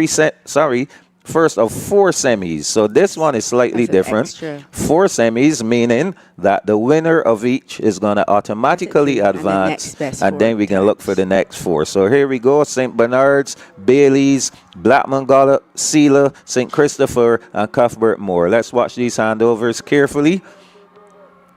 Let's see who has a good handover. These are the youngest ones here. The under 7s don't do relays, but the under 9s do. And we're going to watch them roll along. Looking good here. Blackman and Gollop in the mix. On the outside is St. Christopher. Wonderful handover from Blackman and Gollop. Wow. Okay, Sealer has dropped the baton. She's going right across. Yeah, we saw that a couple of times. She'll find her way once she gets back there. Blackman and Gollop, they're moving. Now you will The recall high hand. that Blackman and Gollop won 7 out of their 8 Yes, relays. they won all of their Okay, boys. all the relays. boys and Loops but one One, of the yes. girls. So here we go. Blackman and Gollop looking to go faster than 108.80, which they recorded in the zonal meet. Blackman and Gollop first. They are qualifying first. The second spot will go to Bailey's. And when it comes to the championship, the overall championship, it's always good to have your relay teams Of course. in the mix. As we said, a relay is worth 20 points. And if we look at the under 9, under 11, under 13, and the medley, that is 80 points you can get if you win those 4 relays. Wonderful. Second went to Sealer, 108.36. So they have to wait. And third is Bailey's, 110.75. So there we go. Seeing a replay. Sealer 108.36 for second. Great. And I must say I've seen some improvement in the handovers. I think the Yes. physical education teachers are putting in a lot of work. Yes. And not just in the relays, generally. Generally, They're yes. putting in the work. I'm seeing better arm action. I was really impressed with the under 7s. More and more under 7s are looking straight ahead. The arms are working. They're not looking around. You get the occasional few, but it tells me that work is being Being done. done across the board with these physical education teachers. Janella, I don't want to put you on spot, but we are talking. Coming out of the NAPSAC normally, and on the 13, on the 15 division of BSAC is something called, or used to be called, the CUT games. Yes, because that's what the athletes look forward to. Yes. The BSAC age groups on the 17s, on the 20s, they look forward to Carifta. These primary school people, they look forward to the CUT games. And the CUT games is in nursery. Many top athletes have passed through CUT. Yes, so tell me, what's happening with CUT? Well, unfortunately, we would have had a CUT games this year, but then we would have heard that it more than likely will not happen. But I'll we can talk about it that more after this particular. Yes, for sure. Yep. So LT Gay is expected to run in lane 3, St. Stephen's in 4, Rennell Weeks in 5, All Saints in 6, St. Giles in 7, Eden Lodge in 8. The best time coming out here is All Saints, 107.68. They ran that in their zone meet. Let's see if they can go quicker. And they have to definitely go quicker than 110.75. St. Giles is gone. Yes, made up that stagger quickly. Let's watch the handovers. See the young lady there from All Saints, ready. St. Giles. Oh, she's very ready. excited. Boy. But St. Giles, man, they're gone. The others are giving chase here. Let's watch the handovers. On the inside is St. Stephen's. They're looking good. Is that Rennell Weeks moving up? Yes, please. Oh, spotted bother there for St. Giles, but she's back on track and moving up is St. Stephen's on the inside. Yep. They are tracking down St. Giles, running them down. With a chance here, right Jules. now, it's pretty even now. Let's watch the handover. St. Giles, St. Stephen's hands over first. St. Giles on the outside will have to do a lot of running. Yes, here we go. Almost a straight line for these here. I'm seeing All Saints, though. Here comes All Saints and Rennell Weeks. Rennell Weeks and All Saints. Rennell Weeks. Harris All Saints. Saints All will get on. Saints. Rennell Weeks will finish in second. So, All Saints living up to that 107.83. They ran 107.83. That is just shy of the 107.68 that got them here. Automatic qualifier to the final. Rennell Weeks, 107.92. They will have to wait. Actually, no, they don't. That time is faster than the third place, 110.75 from the previous section. However, that 109 from St. Stephen's is also, put is them also in the better. Yes. Because remember, we want 4. Yes, we saw a lot of mix up there with those handovers. But however, they were within the zone, number 1, and they didn't impede any of the other runners. So they're good to go. A great finish from the team, from the anchor for All Saints. So back to your question, James. Yes. The last time that the CUT Games was held was in 2018. Wow. We were really anticipating the 2020 team because, that was the year with Eton and, we thought we would have had a really strong team. But then, COVID. And since then, we haven't had the ability to be able to have a host country for the games. Originally, we were hearing that there was going to be a host country, but then Carifta. I thought I heard Guyana was planning to host it. No, originally it was supposed to be Grenada. But then they had the Carifta Games as well. So we are still hoping that come next year or even this year, we are able to hear that there's going to be a host country because that is a competition that is organized by the CUT group, the Caribbean Union of Teachers. Yes. Okay. So let's keep our toes and fingers crossed I'm going to throw this at you, Janelle. I'm going to throw this one at you. You're throwing it at me? Yes, I'm throwing it at you. In lieu of a CUT games, I know where he's going. And the Caribbean Union of Teachers Committee says, look, there's no way we can host an event. I'm throwing this at you. the NAPSA organizing committee can organize a meet. It doesn't, of course, it won't be called CUT, but it will be a meet where you invite primary schools from around the region to come. And Ryan Braffett is here to my left, putting his hand in the air, agreeing and punching his hand in the air. I'm back to the races. We can come back to that in a minute. after Charles the F. race. Broome, St. Catherine's, Hinesbury, West Terrace, Bay Primary, and Warren's Primary. Let's watch the handover here. Williams Industries, Look West at Terrace. West Wow. Terrace, You can wow. tell the teams that practice the relays. Oh my, that girl is flying. Heading down. West Terrace in lane 5 is running away with this relay. Let's watch the handover. Hand back. Give her. And She told her weight. gone. Yes, because she took She off. told her weight. She yes. took off, yes. And you see, they were well trained. You notice yes. she stood in the lane. She didn't move because that's what they were told. You should not cross over. So watch it carefully again. Stay in your lane, and it's all over. Williams Industries, West Terrace Always well Tigers. drilled, well trained. Yes, Mr. Harmon. Mr. Harmon. Oh, yes. I asked him how many trophies does he have now. Lifetime supply. Well done. 103.51, the flash time. That is fast. That's the fastest so far, actually. 103.53 for West Terrace. So they will automatically advance. There's the team there. Those under 9 girls looking really impressive. And then we have Hinesbury who are in second, 109.89. And then Warren's Primary, 110.12.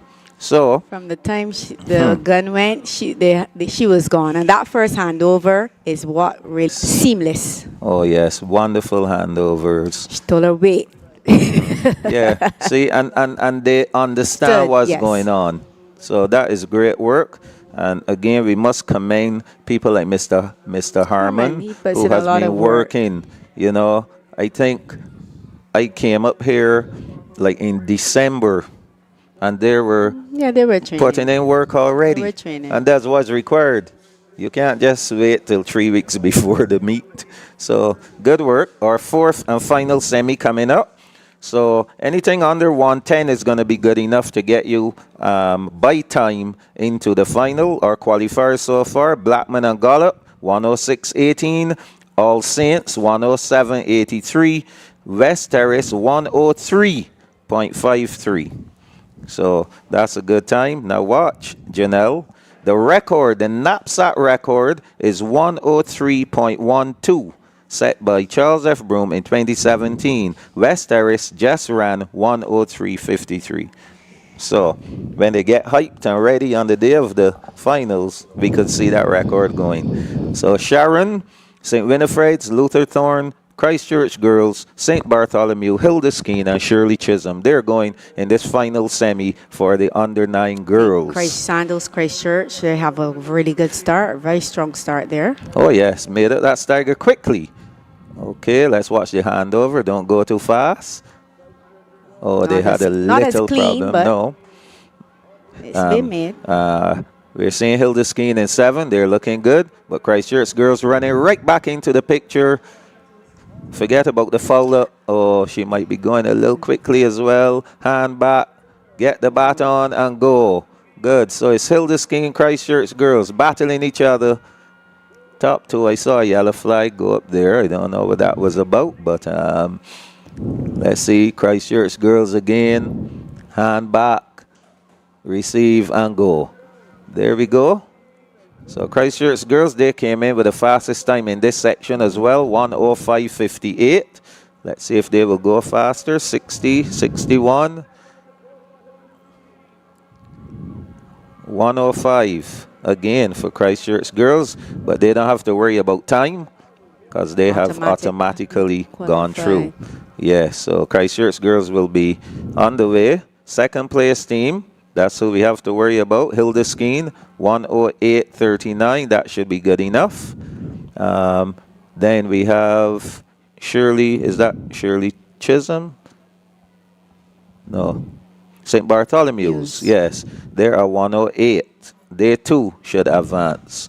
So That's it for the under 9 girls. Qualifiers automatically are Blackman Gollop, All Saints, West Terrace, and Christchurch girls. The other teams just by eye. 107. Renal Weeks had a 107. That will be good. We had a 108 from St. Bartholomew's, a 108 from Hildeskeen. Those 108 should be good as well to land them a spot in the final. Sealer had a 108.36 as well. So all those teams, we should see them advancing to the final in the under 9 girls 4x1. So back to your question. Yes, please. Jules. Come, tell me. We doing it You or see, not? This is the thing. I think if you're gonna ask NAPSAC to do something like that, we've got to obviously get the resources that we're able to execute, because the resources you're are right actually here. you're still asking us to put on a regional meet, and that takes governmental support as well.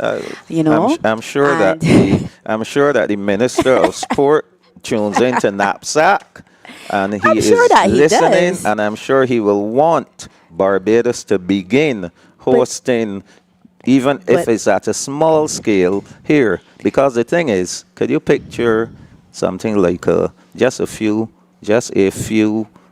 track events, a high course. jump, and then relays. Oh my goodness, man! Phew, I am Of getting. course, but what I'll do just is thinking put you about as it, the giving head me of goosebumps. the local organizing committee. Well, when you're ready, let me know. Once the minister gives the word that he's going to pledge some support. Look, you see all these sponsors you have out here? Yes. They are on board already. I guarantee you they're on a board. And I'm sure that there are more that would want to be on board. Regional event? I'm sure. Come on. I'm sure. Ryan? Well, let's make it happen. Good. Folks, you heard it here first. What's today's date? You have heard what, Jules? What have they heard? I am just throwing it in the wind. throw it in the Somebody can wind. catch it, and it can happen. Yes, it needs to happen. Under 9 boys 4x1. Let's go. 3 semifinals. So the first one we'll see Hildeskeen, Ellerton, St. Christopher, St. Cyprian's boys, Good Shepherd, Grisettes, Belmont, and Shirley Chisholm. Fastest time coming in, St. Cyprian's boys, 104.55. Let's see how they will do. Their record is 100.02. On the outside is Shirley Chisholm going well. Here comes the St. Cyprian's boys handing over, as well as Good Shepherd. They're in the mix as well. Look at Shirley Chisholm out in lane 8. Boy, they're doing some running. Third leg getting ready to go. Shirley Chisholm still Think he's going a little too Lord, fast. some problems going. Oh, He will have to right. slip across. Think this is where things will turn. Get a little sticky Yes, yes. Watch it good. They're still in there. Giving chase is Belmont Primary. Final handover. Shirley Chisholm still holding on. Here comes Good Shepherd. Good Shepherd is in the lead. Can St. Cyprian's catch them? Can Belmont catch them? Can anyone catch them? Not today. Good Shepherd will win it. St. Cyprian's might have been nudged on the line there for that second spot. So kudos to Good Shepherd, 104.80. That's better than what they did to get here. And then we had St. Cyprian's, 105.92 for second. Third was Good Shepherd. Sorry, not Good Shepherd. That is GPS. Grisettes. Grisettes, probably. Yes, Grisettes is 105. Too many G's. Yeah, 105.93. So Good Shepherd, they have qualified automatically. Oh, we have 3 sections here, so 2 teams. St. Cyprian's, they will also qualify automatically. And Grisettes is on the bubble with that 105.93. Good. So, the usual photo taking session. Yes. But as you can see, the second heat is already on the track. Yes, ready to go. St. Winifred's there in 1, Roland Edwards in 2, Deacons in 3, Eden Lodge in 4, Bailey's in 5, St. Stephen's in 6, St. Albans in 7, and Hillaby Turner's Hall in 8. Fastest time coming in, Bailey's 1:03.95. Going back again to what we were talking about, Jules, Mm-hmm. I think the sponsors need to recognize that you can, if you support sports, your product will be well marketed. Of course. There's Of a market course. for it, and it's a global product. So Exactly. it's a case where Exactly. I think everyone should get on board wherever they can and support your idea. And people love... If we're called upon, we will assist. Of course we will. Of course, we are ready. And people love track and field. Barbadians love track and field. All you have to say is Barbados versus Trinidad versus Guyana. Listen, I don't know where you will put the Guyanese because they're going to come out and support. Guyanese and Barbados, they support. They will come out. Versus Jamaica, oh my goodness, it's done. Oh yeah, so here we go. Off and running, St. Winifred's, Roland Edwards, Deacons, Eden Lodge, Bailey, St. Stephen's, St. Albans, Hillaby. Let's watch the first handover here.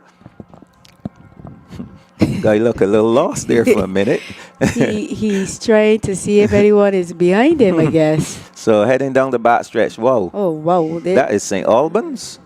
No, it's not St. Albans. It's someone in a blue uniform rolling. He's moving. Belmont, I believe, is it? No, that is St. Albans. St. Yes. Albans. Oh, yes, different uniform. I think the they're- girls wear the more Yes. green, but they're looking good. And Hillaby Turner's Hall on the outside. St. Stephen's in 6. Final handover.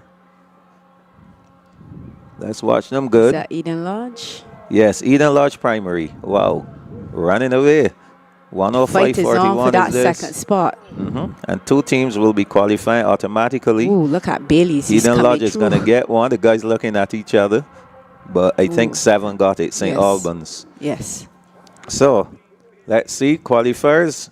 Eden Lodge, 104.21. I think Bailey's downfall there was that they were looking across. Yes. Yes. Instead of Have to looking keep ahead focus. and Yeah, staying young. focused. Yeah, young, but So the third spot went to Bailey's, 105.37. So that is faster than Grisette's third place. So all things being There you equal, go. that team will get a shot at the final. Yes. And that's the key to relays. You have to get the baton around as quickly and safely as possible. Yes. And I like how some of the, when we watch the under 9 girls, how they were just hand back, get the stick and go. yeah, nice high hands as well. Of course, really, really good effort from those under 9s. So we are into the final section for the under 9 boys. Then we have under 11 girls and boys and under 13 girls and boys, which will bring us to the end of today's semis. Has been really, really exciting. Loads of action, even with those 2 high jump finals. They too, Yes. rather exciting. I have to get a gift for my grandson. He was great. 3rd in the high jump. Yeah, well done, Dondre. So, our last section here, Charles F. Broome in 1, Milton Lynch in 2, St. Giles in 3, Blackman Gollop in 4, St. Lawrence in 5, L.T. Gay in 6, Rennell Weeks in 7, and Wilkie Cumberbatch in 8. Yup, all set and ready? Great day of track and field. Don't forget, folks, on Friday the 13th, next Friday will be the big finale. Chef Foods Knapsack Finals. Wow, seems like just yesterday we got started, Janelle. Yes. It does, It just seemed like yesterday we were here with the first zone, Marcia Trotman's zone. And look, we're almost at the end. Time really flies. But as I tell people all the time, we usually start planning the next year, the day after the meet finishes. you have to. Because you have to put the plans in place in order for all of what you see to be executed. For sure. So You're fully aware as a former chairman, Jules. You know all that goes into it. Oh yes, And indeed. there's a lot more logistical work because of the fact that we're at Usain Bolt and we have to basically retrofit Yes. the facility into what we want it to be. So, final section, final semi for the under 9 boys, 4x1. Okay, Lawrence Tigay was left in the blocks. Yeah, Wilkie's gone. He's up and running. Yes, lane 8. That's Wilkie coming back. Just watch the other handovers. Oh, beautiful one from Blackman and Gollop in lane 4. That was lovely. Wonderful handover. Doing some running there is St. Lawrence Primary in lane 5. I love to see these little under Oh, nines. yes, yes.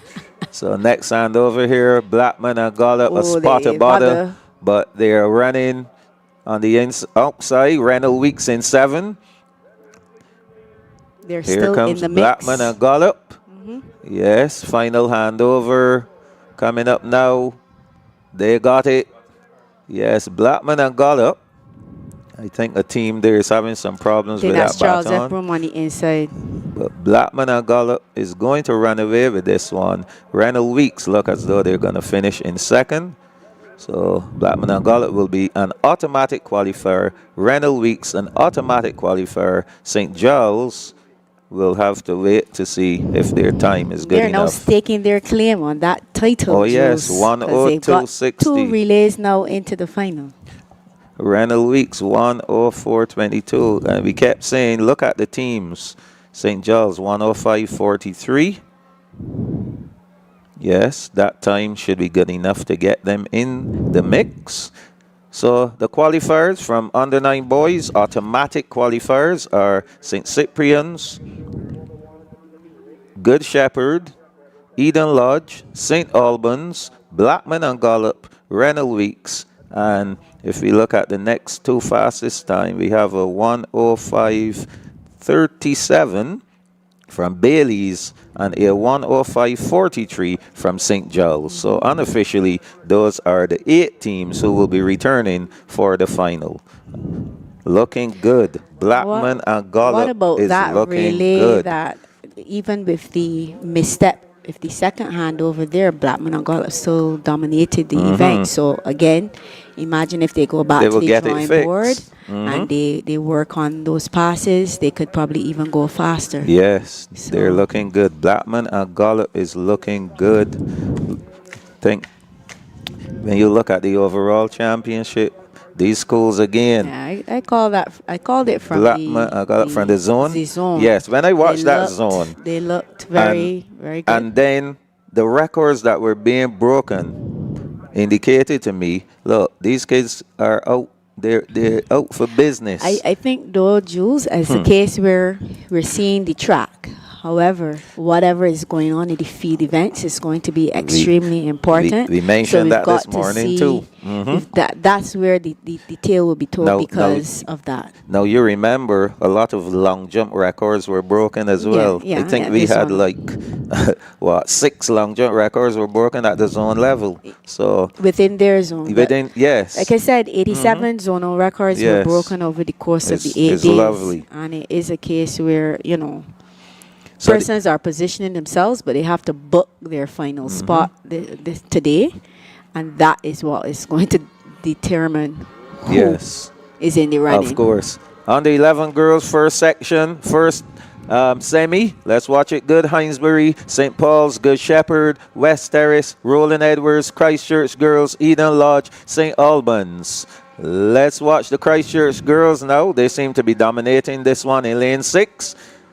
Let's watch the handovers. That's going to tell the story. A good I think it's going to handover. be close with them on West Terrace. And West it's out Terrace already. West Terrace already baton. has the baton. Good. And they're going to try and make that stagger up. St. Albans in lane number 8. They're fighting as well. Christchurch girls, that was a wonderful leg, that third leg. She did not let that girl catch her at all. Wonderful handover. Ooh, Beautiful. dear. West Terrace in the Yes, spotter butter. but she's going to fight for that she second is fighting. spot. But it's Remember, top two. it's all Christchurch girls right now. Yes. So Christchurch girls looking like an automatic qualifier. Oh my, she's happy. Yes. St. Albans finishing third in that one. So Christchurch girls winning 101.91. That's better than the time they came in with. West Terrace, they'll qualify as well.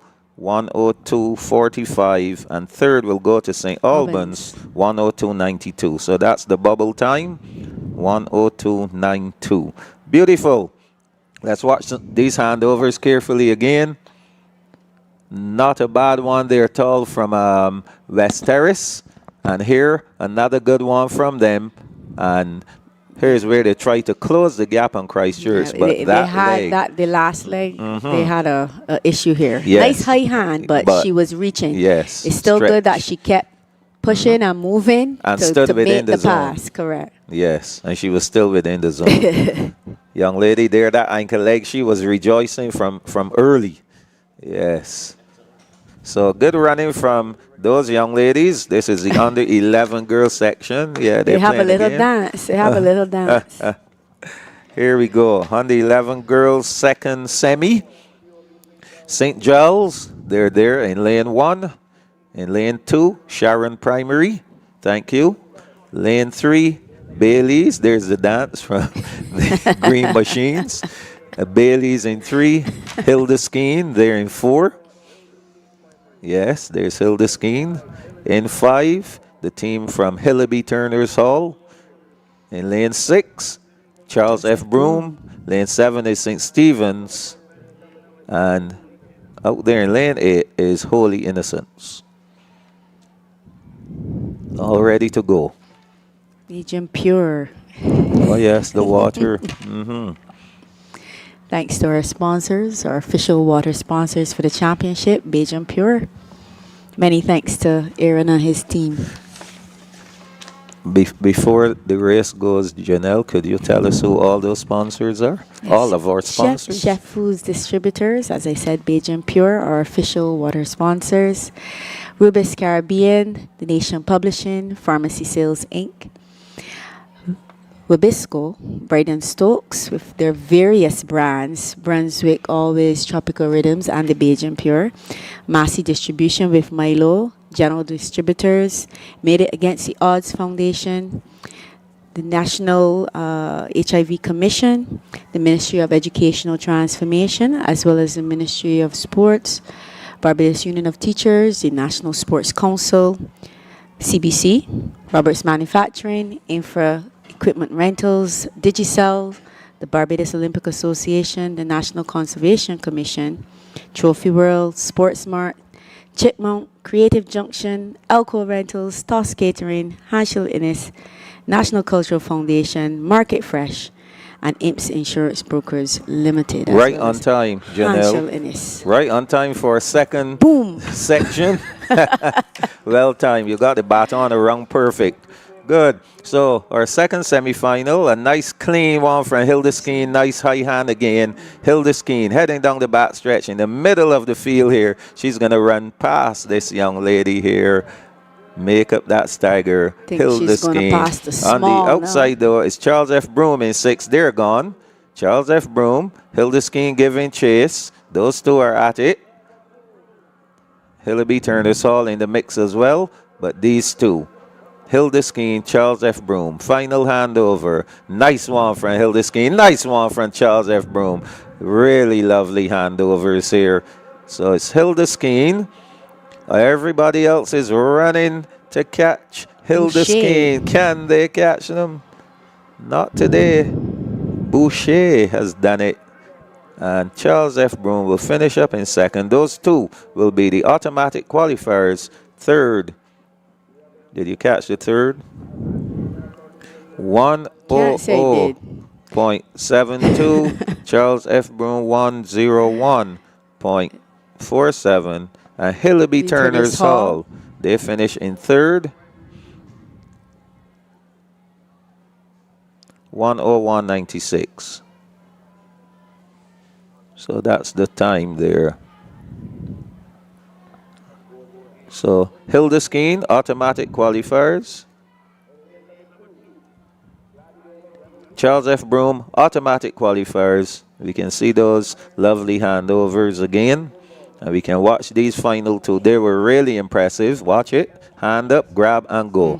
Lovely. Even Hillaby Turner Saul had a lovely one as well. So Mr. Griffith, Mr. Batson, and Mr. Tart will be happy with those.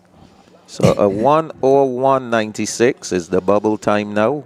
1:01.96. And 1:02.92. Those are the two third place times. Final section here. Final semi for the under 11 girls. Warren's Primary in 1. Renal Weeks in 2. St. Bartholomew in 3. All Saints in 4, Blackman Gollop in 5, St. George Lions in 6, St. Christopher in 7, and St. Philip in 8. Again, third place team must run faster than 1:02.92 to earn a spot. Wow. Yes. On the starters' orders.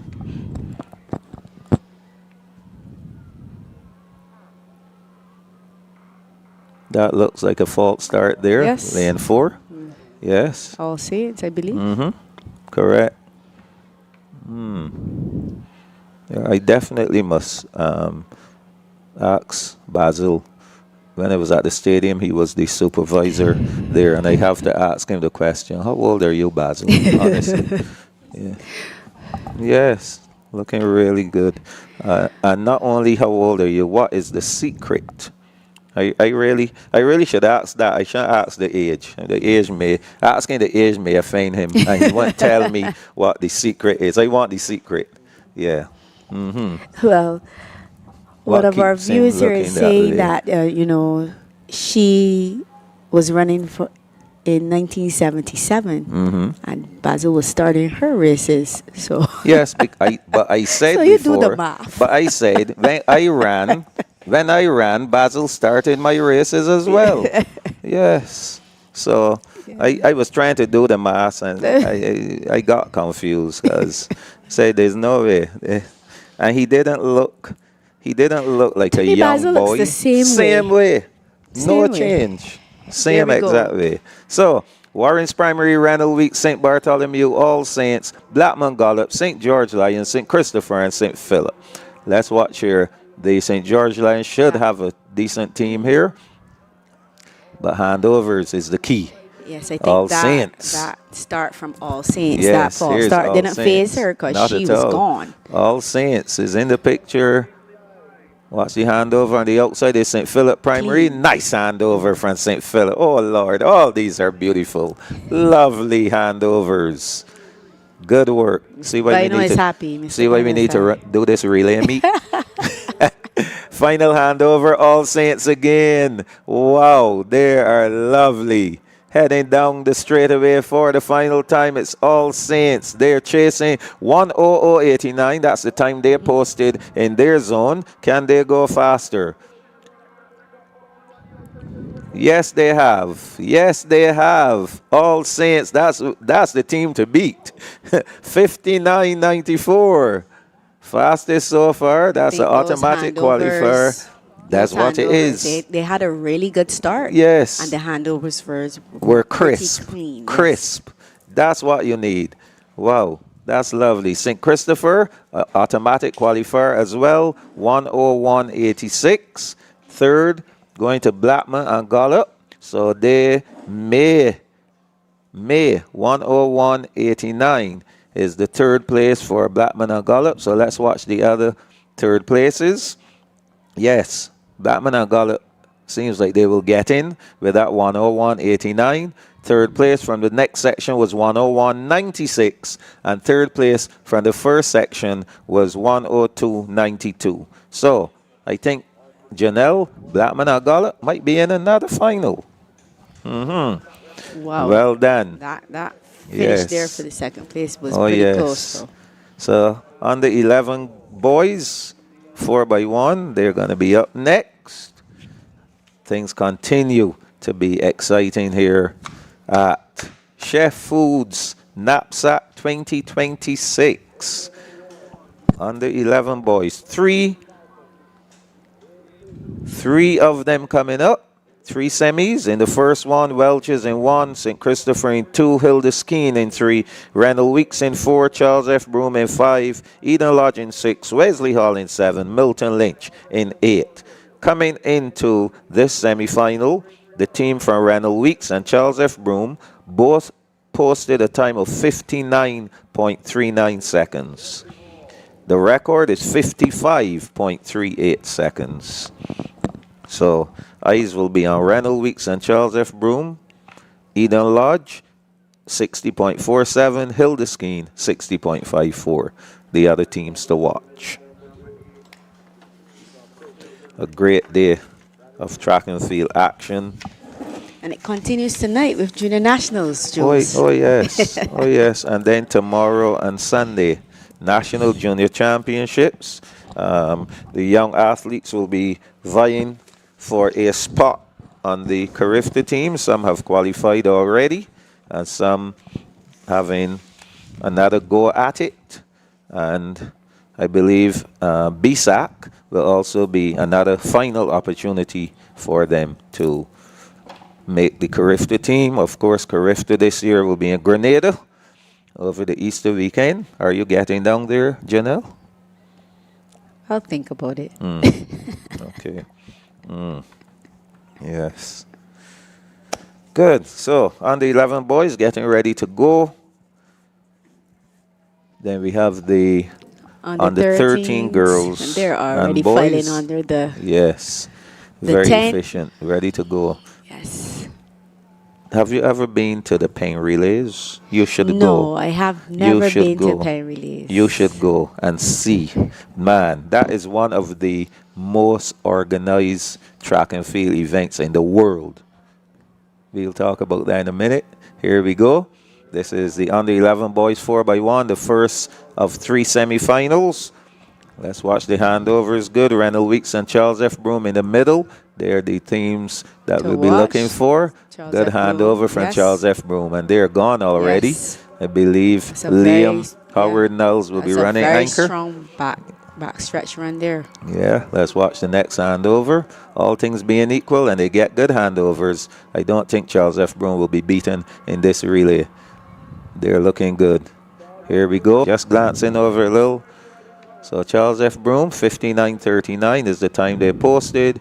And second will go to Welch's.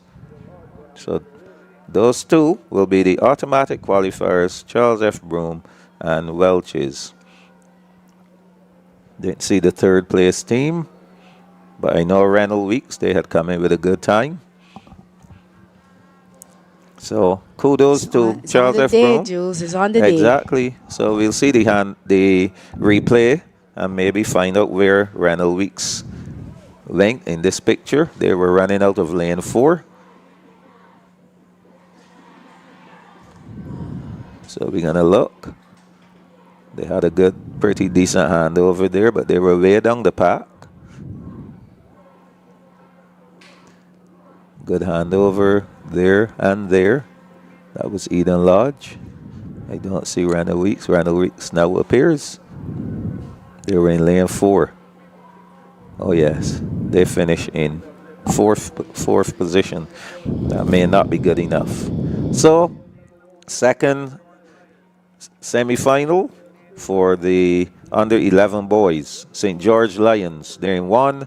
Wilkie Cumberbatch in 2. In 3 is St. Catherine's. In 4, St. Cyprian's. In lane 5, St. Bernard's. In lane 6, Bailey's. This is St. Cyprian's here in 4. Next up is St. Bernard's. They are in 5. There's the anchor. In lane 6 is Bailey's Primary. Lane 7 is St. Giles. And lane 8 is Arthur Smith.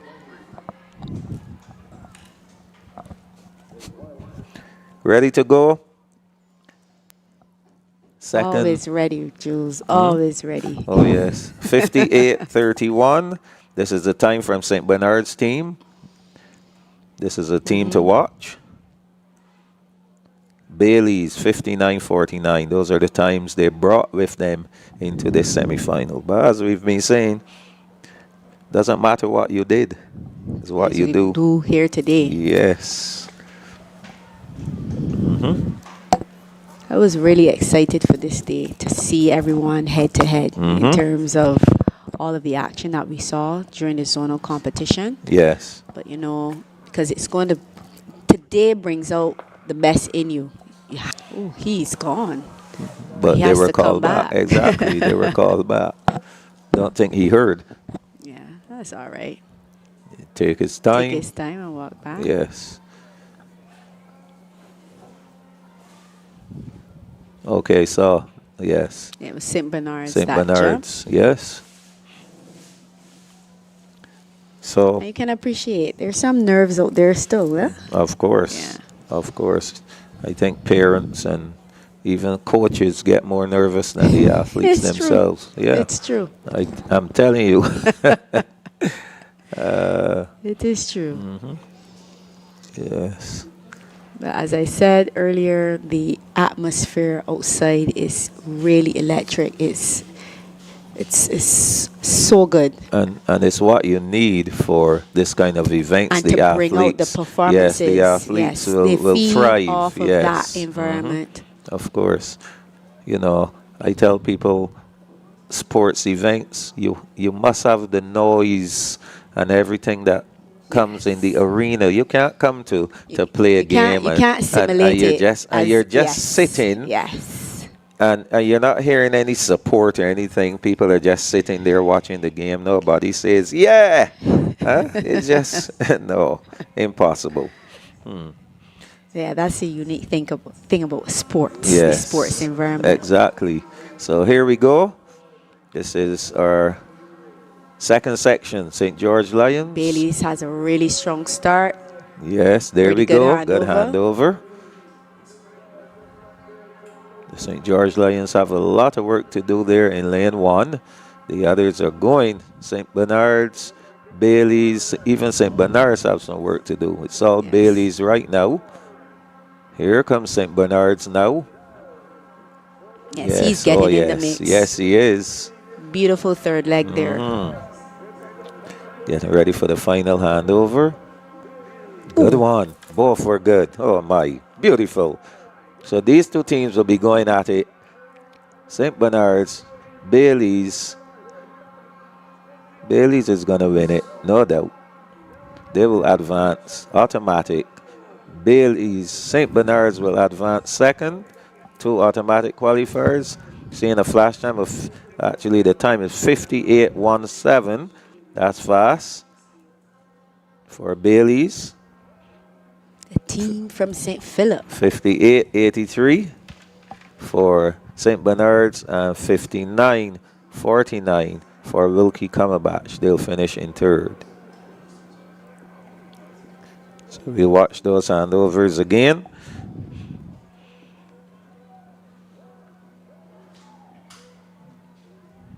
Good one there for Bailey's. Bailey's. Again. Yes, so definitely I can tell that work is being done with those relay handovers. Yes. They look so much better.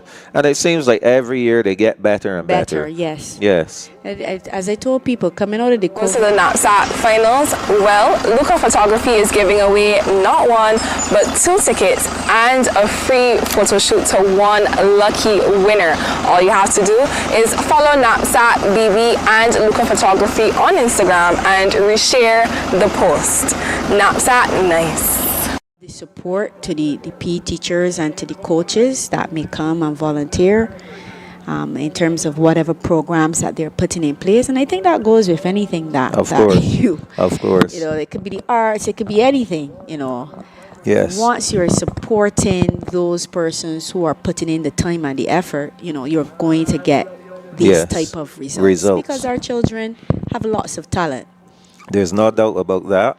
Lots of Yes. talent. And we do well. We do quite well in almost whatever area. Once, as you say, once you provide that opportunity, That supporting environment to the they children. will do well. And sometimes it doesn't have to be anything monetary, It's an encouraging word, because you've got to understand words do matter. I think when Mount Tabor, they didn't win their zone, but the next day, in the afternoon, they celebrated the Very children good. and their performances. Yes. So it's not even about if you only win.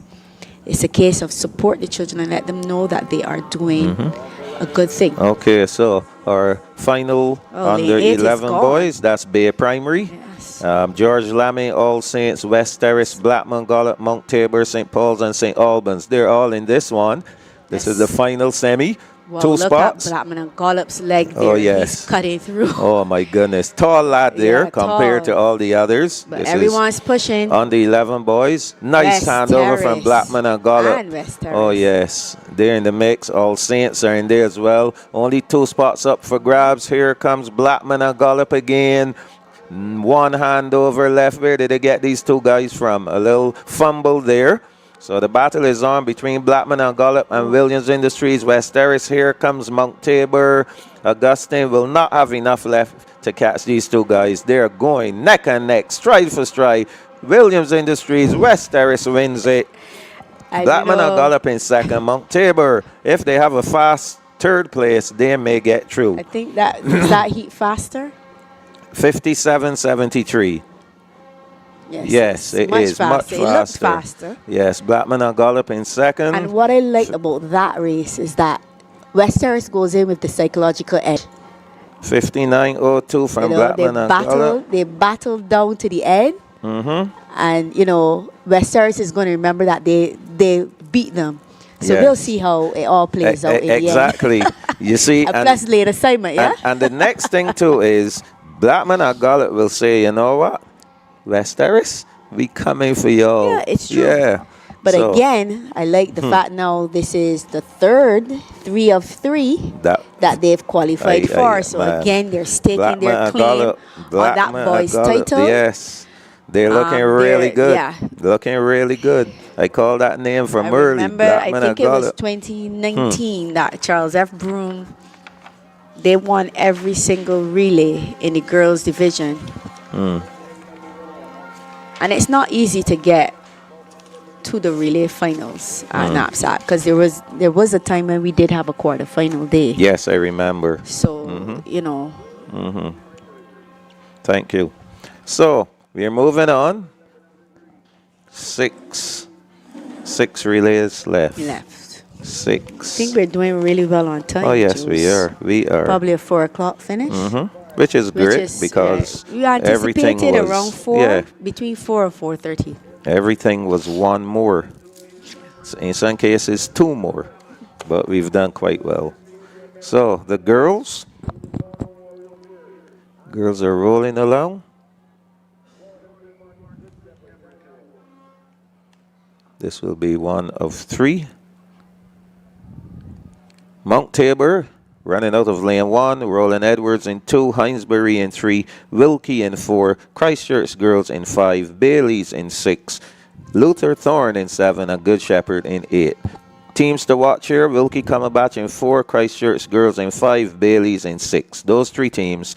57-48, the Christchurch Girls team posted that time in their zone.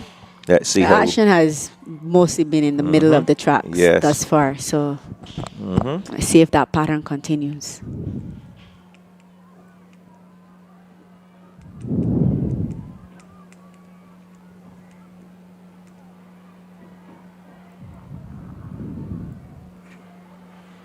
Okay, here we They were go. asked to stand up, so yeah, back on the starters' orders.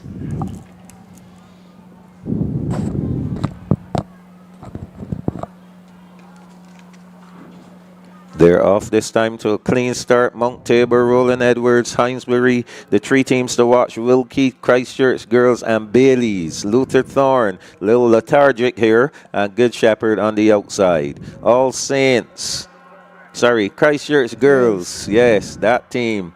That green always confuses Wilkie me. coming back, just coming back into the Christchurch conversation girls, here. huh? Think Christchurch girls wants to leave it. Think But, Wilkie, oh my. Wilkie. Look out, Lufa Thorne is back in the action as well. Look out, they're in the all blue.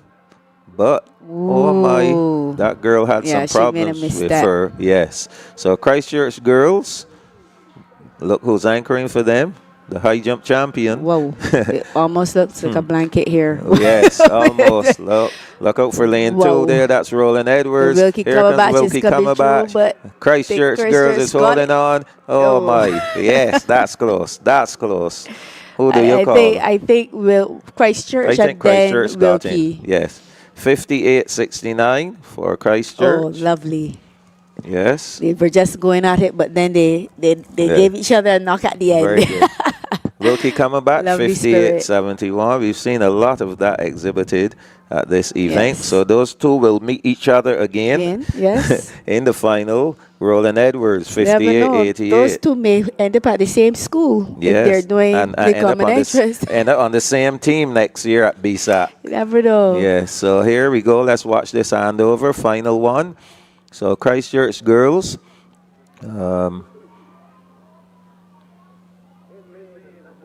Oh, yes, clear winner there. And Bailey's finishing 4th position. Bailey's will have to wait and see also. So 58-88 is the bubble time, Roland Edwards. Our second, that was final. Fine. The winner, Rosalie O'Neill of West Terrace, 1.30 meters. Second went to Haley Bourne-Skeet of Christchurch girls. We just saw her running the anchor leg there for Christchurch girls, 1.25 meters. We had Zuri Stout of Wilkie Cumberbatch, 1.25 meters for third. Fourth, Monet Bess of Blackman and Gollop, 1.25. Fifth, we had a 3-way tie. Donique Lewis of St. Christopher, Janique Archer of Bay Primary, Kaija Blanche of St. George, and in 8th position, Oh, Shekinah Brathwaite Eighth, yes, of eighth. Hildeskeen, 1.20 meters. So, no sharing of points. So those are 8 schools who all registered some points. So West Terrace is going into next week's final in the girls leading. 10 points. They're Here off we to go. a clean start.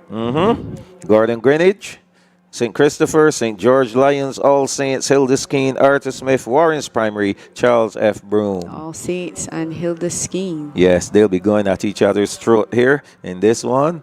Arthur Smith. Arthur Smith is running a Yes. really strong back stretch here. Oh my, here we go. Charles F. Broome in 8 trying to do some work. Arthur Smith. Charles F. Broome, Hilda Skeen.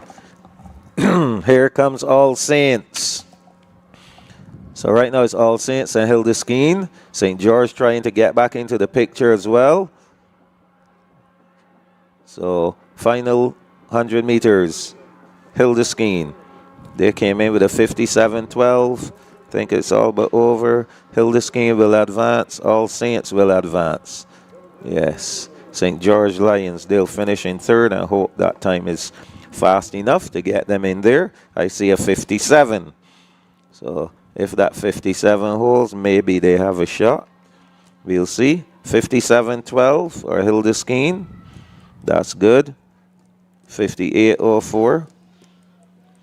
And 3rd place to the Lions, 58.87. Wow. So the 3rd place in the first section, Roland Edwards, was 58.88. St. George Lions, 58.87. They just one ahead. So let's see this 3rd section coming up. That will tell the story. How about those handovers, Janelle? So? They're thereabouts. I was looking at the height of the young lady from St. George Lions. I like that height. I'd love to work with her, work on those strides. We have, yes, we've seen many cases. Yes. Neil and I was commented about and this is the a thing, lot you know, of these. we have to remember you know? at this stage the children are still developing. So as they go into secondary school, for those of of these children, because all of them may not be going on to secondary Correct. school, but it is about continuing to work with them so that they can refine whatever. You can't expect to just get an athlete and everything is already done. No. You understand? Even the best have to make Of adjustments. course. You So, remember Jelani Phillips last year? yes, He's now gone into under 15, correct. straight into under 15, and of course, there's still some things to be worked on for Yeah, him. and that's okay. Although he, of course, And that's quite okay. as being the top boy coming out of NAPSACbb, but he still has a lot of work to go, you know. So, And it's expected that whoever is working with him will continue to work with him, correct. right? When you pass on the athletes, you know, it is that hope. So Under 13 girls, final. you have way too much talent, Jules. I totally agree. Totally agree with you. Too much. So this is our final semi for the under 13 girls. Bay Primary, Shirley Chisholm, St. Stephen's, Blackman Gollop, West Terrace, Hillaby, Grisettes, and Rennell Weeks. So let's watch Running these should be where handovers. Blackman and Gollop and West Terrace. Oh, lovely. Beautiful Lovely. handover by Lovely. West Terrace. And she is motoring down that back Yeah, stretch. she is pulling away from the field St. here. Stevens is pulling back as well. Spirited run. Oh, yes, they've mastered these handovers. They're lovely. Lovely. The others are running for second And place. this is nothing new with that school. for them, yes. Nothing new. Probably I think spend their Rosalie lunchtime is doing finishing. this. Oh Ooh. my, watch out. Yes, they have to Well, work they on made that their one for sure. adjustment. She's holding her head, but Yes, she doesn't for have sure. to worry. So, West Terrace on their way to qualifying. Whoa, look at this second Yes. place. Oh Ooh. my, a little speed Speed wobble. wobble. there. Oh Lord, Blackman What and you see Gollop is about and- that pressure. You've got to handle the Yes, pressure when you and St. feel Stephen's. the competitor beside you. You have to stay focused. So 56:25, fastest time. Wow, Blackman Gollop 57:76. Yes, I wish we could get up in that stand. Yes, I can hear the ole, West Terrace ole. posse. Yes. Yes. They are having a field day. I think St. Stephen's might advance with that 57. That's Yeah, a good. quite possible. Yes, that's a good third place, a fast third possible. place, 57, even faster than the second place, faster than all three Yes. from the first And the thing section. is, So we they'll still have to get remember there. everything we're reporting here is still unofficial. Yes. Because you never know what's going on Correct. at track side Yes. with the officials. So that's it for the girls. The girls Now are we're done. on to the boys. Final Last three. 3 races for the day. Final 3. I can pack all my papers up. We had a great day of track and field action, no doubt. You know, Jules, I like to call that the greatest show on earth. We'll keep these for I next always week. joke around with everyone that that's the case. Well, you know, the Americans, they call their baseball the World Series, and it really isn't the World Series because it's just the American franchises that play. So why don't you go ahead and say that? No, well, I Huh? always do. Yeah, nothing is wrong with that. Let I somebody always come. do. Let someone come and dispute that. I always do. Oh, yes. So, we're on to our final 3 semis for the under 13 boys 4x1, and that will do it for the semifinals of the Chef Foods NAPSACbb 2026. Don't forget, next Friday, we'll be right here. The action will begin at 10 a.m. We'll be doing the stream. The stream will begin at 10. We will take you through the opening ceremony. Of course, we'll have all the pomp and pageantry associated with the start, the opening of any event, and then we'll get the action going. 600 meters girls final, and then we carry on with the show. And of course, we'll be ready to crown our 2026 champions. Yes. Will Good Shepherd retain and West Terrace in the boys? Good Shepherd girls, West Terrace boys, or will we crown new champions? That is the question. Christchurch girls. Yeah. Hilda Scheme, well, who knows? Blackman see. and Gollop. Seems like we have an injury out there. Young lady from Williams Industries, West Terrace. So, on to the boys. These guys, they're looking to chase St. George Primary's record, 53-35. That's a lot of running. So, A lot of running. Belmont in 1, St. Paul's in 2, Luther Thorne in 3, Rennell Weeks in 4, St. Giles in 5, St. Bernard's in 6, Bay Primary in 7, and St. Albans in 8. That's how it will go for the first of 3 semifinals. Yeah, these folks have been working hard today. They deserve a nice weekend of rest and relaxation. Probably 2 days of training this week coming, and then get themselves ready for Friday. That will do it. Well, I know people are going to go back to that drawing board. They Of course. want to perfect whatever they need to perfect and come ready on Friday.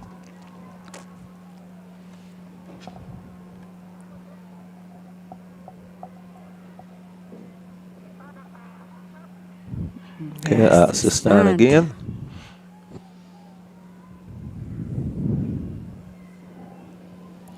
Those students who came to cheer on, I know they had a grand time today. Boy, they're gonna talk about this. Well, the parents too. Yes, They've had a yes, grand time. Yes. Mm-hmm.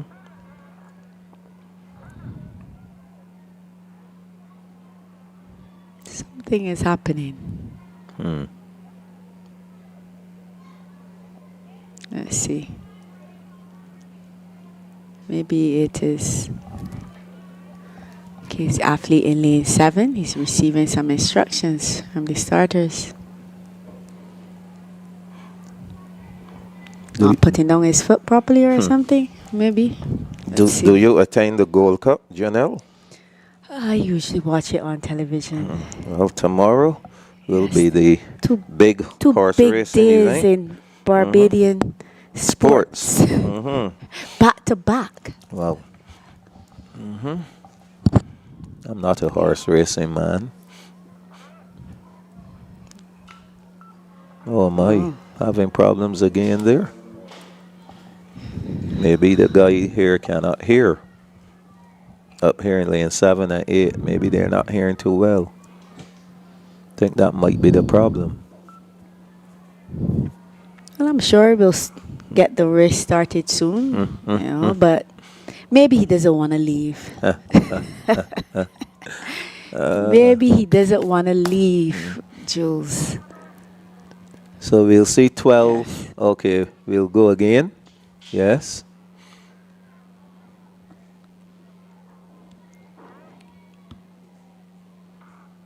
They're off and running this time. A good Yes. start. Belmont, Good start. St. Paul's, Luther Thorne, Rennell Weeks, St. Giles, St. Bernard's, Bay Primary, St. Albans. He's running pretty well. Let's watch the first handover. A good one on the outside there from St. Albans. I'm seeing St. Bernard's in 6 as well. They're looking good. Let's watch these handovers coming up. Yes. Yes, Rennell Weeks is in the Yes, picture that's as a well. good handover. Yes, Rennell Weeks, St. Giles, St. Bernard's. On the inside there, we just saw a glimpse of St. Paul's. Yes. Those 3 teams seem to yes. be in the running.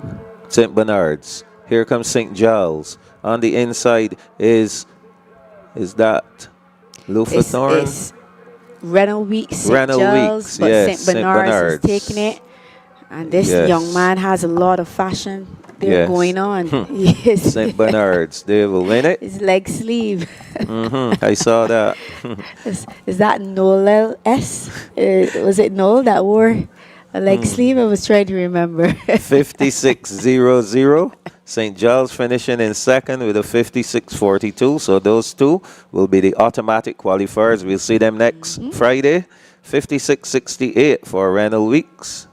They'll have to hold a while and see if that time is good enough to get them through to the final. kudos to St. Giles and St. Bernard's.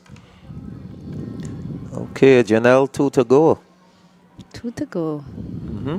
It's good to see the private schools as well getting into the business. Yes, over the years, the private schools have really improved, and they are well in the conversation now when it comes to performances at NAPSAC. And it's a case where, you know, when you enter the competition, you kind of get your feet wet, but you've got to experience it to really understand what you need to do to come ready for Yes. competition. And I think over the years, because persons have experienced and seen the work that is required, they go back to the drawing board, they put their programs in place, and this is the result you see. Because as I've always told people, the executive can only be as strong as the schools. The schools have to come prepared, they have to come organized. And in as much as our officials play their part in terms of being able to execute the events here, the PE teachers and their support staff within the check-in area, because as you can see the shot here, the athletes area is right behind. And they are in the athletes area, they check in, and then they go to the call room, and then they go to the various events. And that process requires that the PE teachers and their support staff are organized, Yes. so that we can keep the meet flowing to the efficiency that you see. So kudos to the work that the PE teachers and all the schools are putting in Great. to support the children and the athletes. Second semi, Good Shepherd, Charles F. Broome, St. Cyprian, St. Christopher, Blackman Gollop, West Terrace, Hildeskeen, and Wesley Hall. They're off and running. The 4x100 meter relay under 13 boys, second semi-final. Top 2 will advance automatically to the final. Let's see if Blackman and Gollop can get a 4th relay here. They're having some trouble there. Some problems. Having serious problems Yes. there, but is that Nathan? They will you have think? to run back, Yeah. really run back into it, and they're trying their hardest to do so. That is West Terrace in 6. Remember, he was the high jump Yes. guy. Yes. Okay, Blackman and Gollop They're is back in running. the conversation. Yes, they are. And on the inside is St. Christopher. Yes. Those are the 3 teams. St. Christopher, Blackman and Gollop, and West Terrace. Here we go. The guy who does not accelerate. He's moving, but he's got some my. competition from St. Yes, Christopher. yes, and leaning too early too. Ooh. Lean a little too early. So those are the top 3 teams. So West Terrace, the winner, they qualify 55.08. Fastest so far. St. Christopher got the second. They will qualify 55.31. But And they're already, yes, well ahead. yes. Blackman Gollop, Unofficially. 55.33. So Unofficially, Oh, their yes. time is faster Way- than all 3 way from the faster. first Way from the first faster. heat. So Yeah. unofficially, this was a we'll faster wait to section. verify. I want to look and see where the 4th place team was, because we may get Another qualifier, Another but we'll qualifier see. from here. Yeah. But that was a beautiful handover Oh yes. from West From Terrace. West Terrace. So let's watch the final handovers now. I think what helped Blackman and Gollop is that their athletes have the speed. Yes. And So I think if they Our- clean up, our if they boy- clean up that the first handover, I leaned think a it little was too early. Oh, this was too much time in between for that 4th place there. Yeah. We'll see. Okay, so our final section coming up. This will be the final event. This is the one that will tell the Bring tale for the- one team. One team. And bring the curtain down on the 2026 Chef Foods National Primary School Athletic Championship semi-final stage. Semifinals, yeah. Okay, here we go. St. George Lions in lane 1. St. Gabriel's in 2. Mount Tabor in 3. Bailey's in 4. St. Philip in 5. Arthur Smith in 6. Wilkie Cumberbatch in 7. And Eden Lodge in 8. So Bailey's, they have tasted the 55 already. They've run a 55-53 in the zone meet. They know what it feels like. and they'll probably be looking to go even faster. Yes. So for some of these young boys and girls, this is their final time competing at NAPSAC. They won't be Possibly. back. And I mean, if your team is out the relay, that's it for you. If you have not qualified for an individual event, that's it. But I'm sure they'll be looking forward to BSAT, the opportunity to represent your Of course. secondary school for the first time. So here we go. They're off. St. George, St. Gabriel's, Mount Tabor, Bailey's, St. Philip, Arthur Smith, Wilkie, and Eden Lodge. Final race of the day. Let's watch the handovers. Janelle. Yes. Looking good heading down the back stretch. Everyone Everybody's trying to pick in the it mix. up. Yep. Here we go. Handing over. St. George handing over everyone in there. St. Philip has some Tabor. problems. Yes, they had some Yes. serious challenges, but Bailey's. Yes, that's the team. Bailey's and Mount Tabor are looking to be the top two so far. Over and done. Just about. So Bailey's coming in. Still holding on. Mount Tabor. They will finish in second. Third on the inside is St. Gabriel's. I'm really excited to see these final qualifiers, So especially the field events. 55-67 for Bailey's, automatic qualifier. Mount Tabor, another automatic qualifier, 56.33. And St. George, St. Gabriel's, 56.86 seconds. So, based on that, we are sure that those teams, St. Blackman and Gallup, has Second got heat. another team into the finals. So, Well, like I said, unofficially. Choice. yes. Well, I think Unofficially. we are good. Yeah. So, Unofficially. Janelle, this has been really great. We are finished. The day went well. Your final thoughts before we sign off? Well, obviously, I want to commend all of the schools that have competed today that would have first qualified. And I think what we did anticipate in terms of the level of performance for today, everybody delivered for the most part. And obviously, on behalf of the executive, I want to thank all of our officials for continuing to do the good work that they are doing. I want to extend many thanks to our sponsors because we're still getting people coming on board, even from last week. And it's a case where, we feel very heartened and blessed that we are getting the support that we're getting in order to be able to execute the championship. So for me, I know that, and I think from what we've seen, the finals will be a ding-dong battle. I think some persons, or some schools rather, have kind of staked their claim. But, like I said, I am interested to see the qualifiers across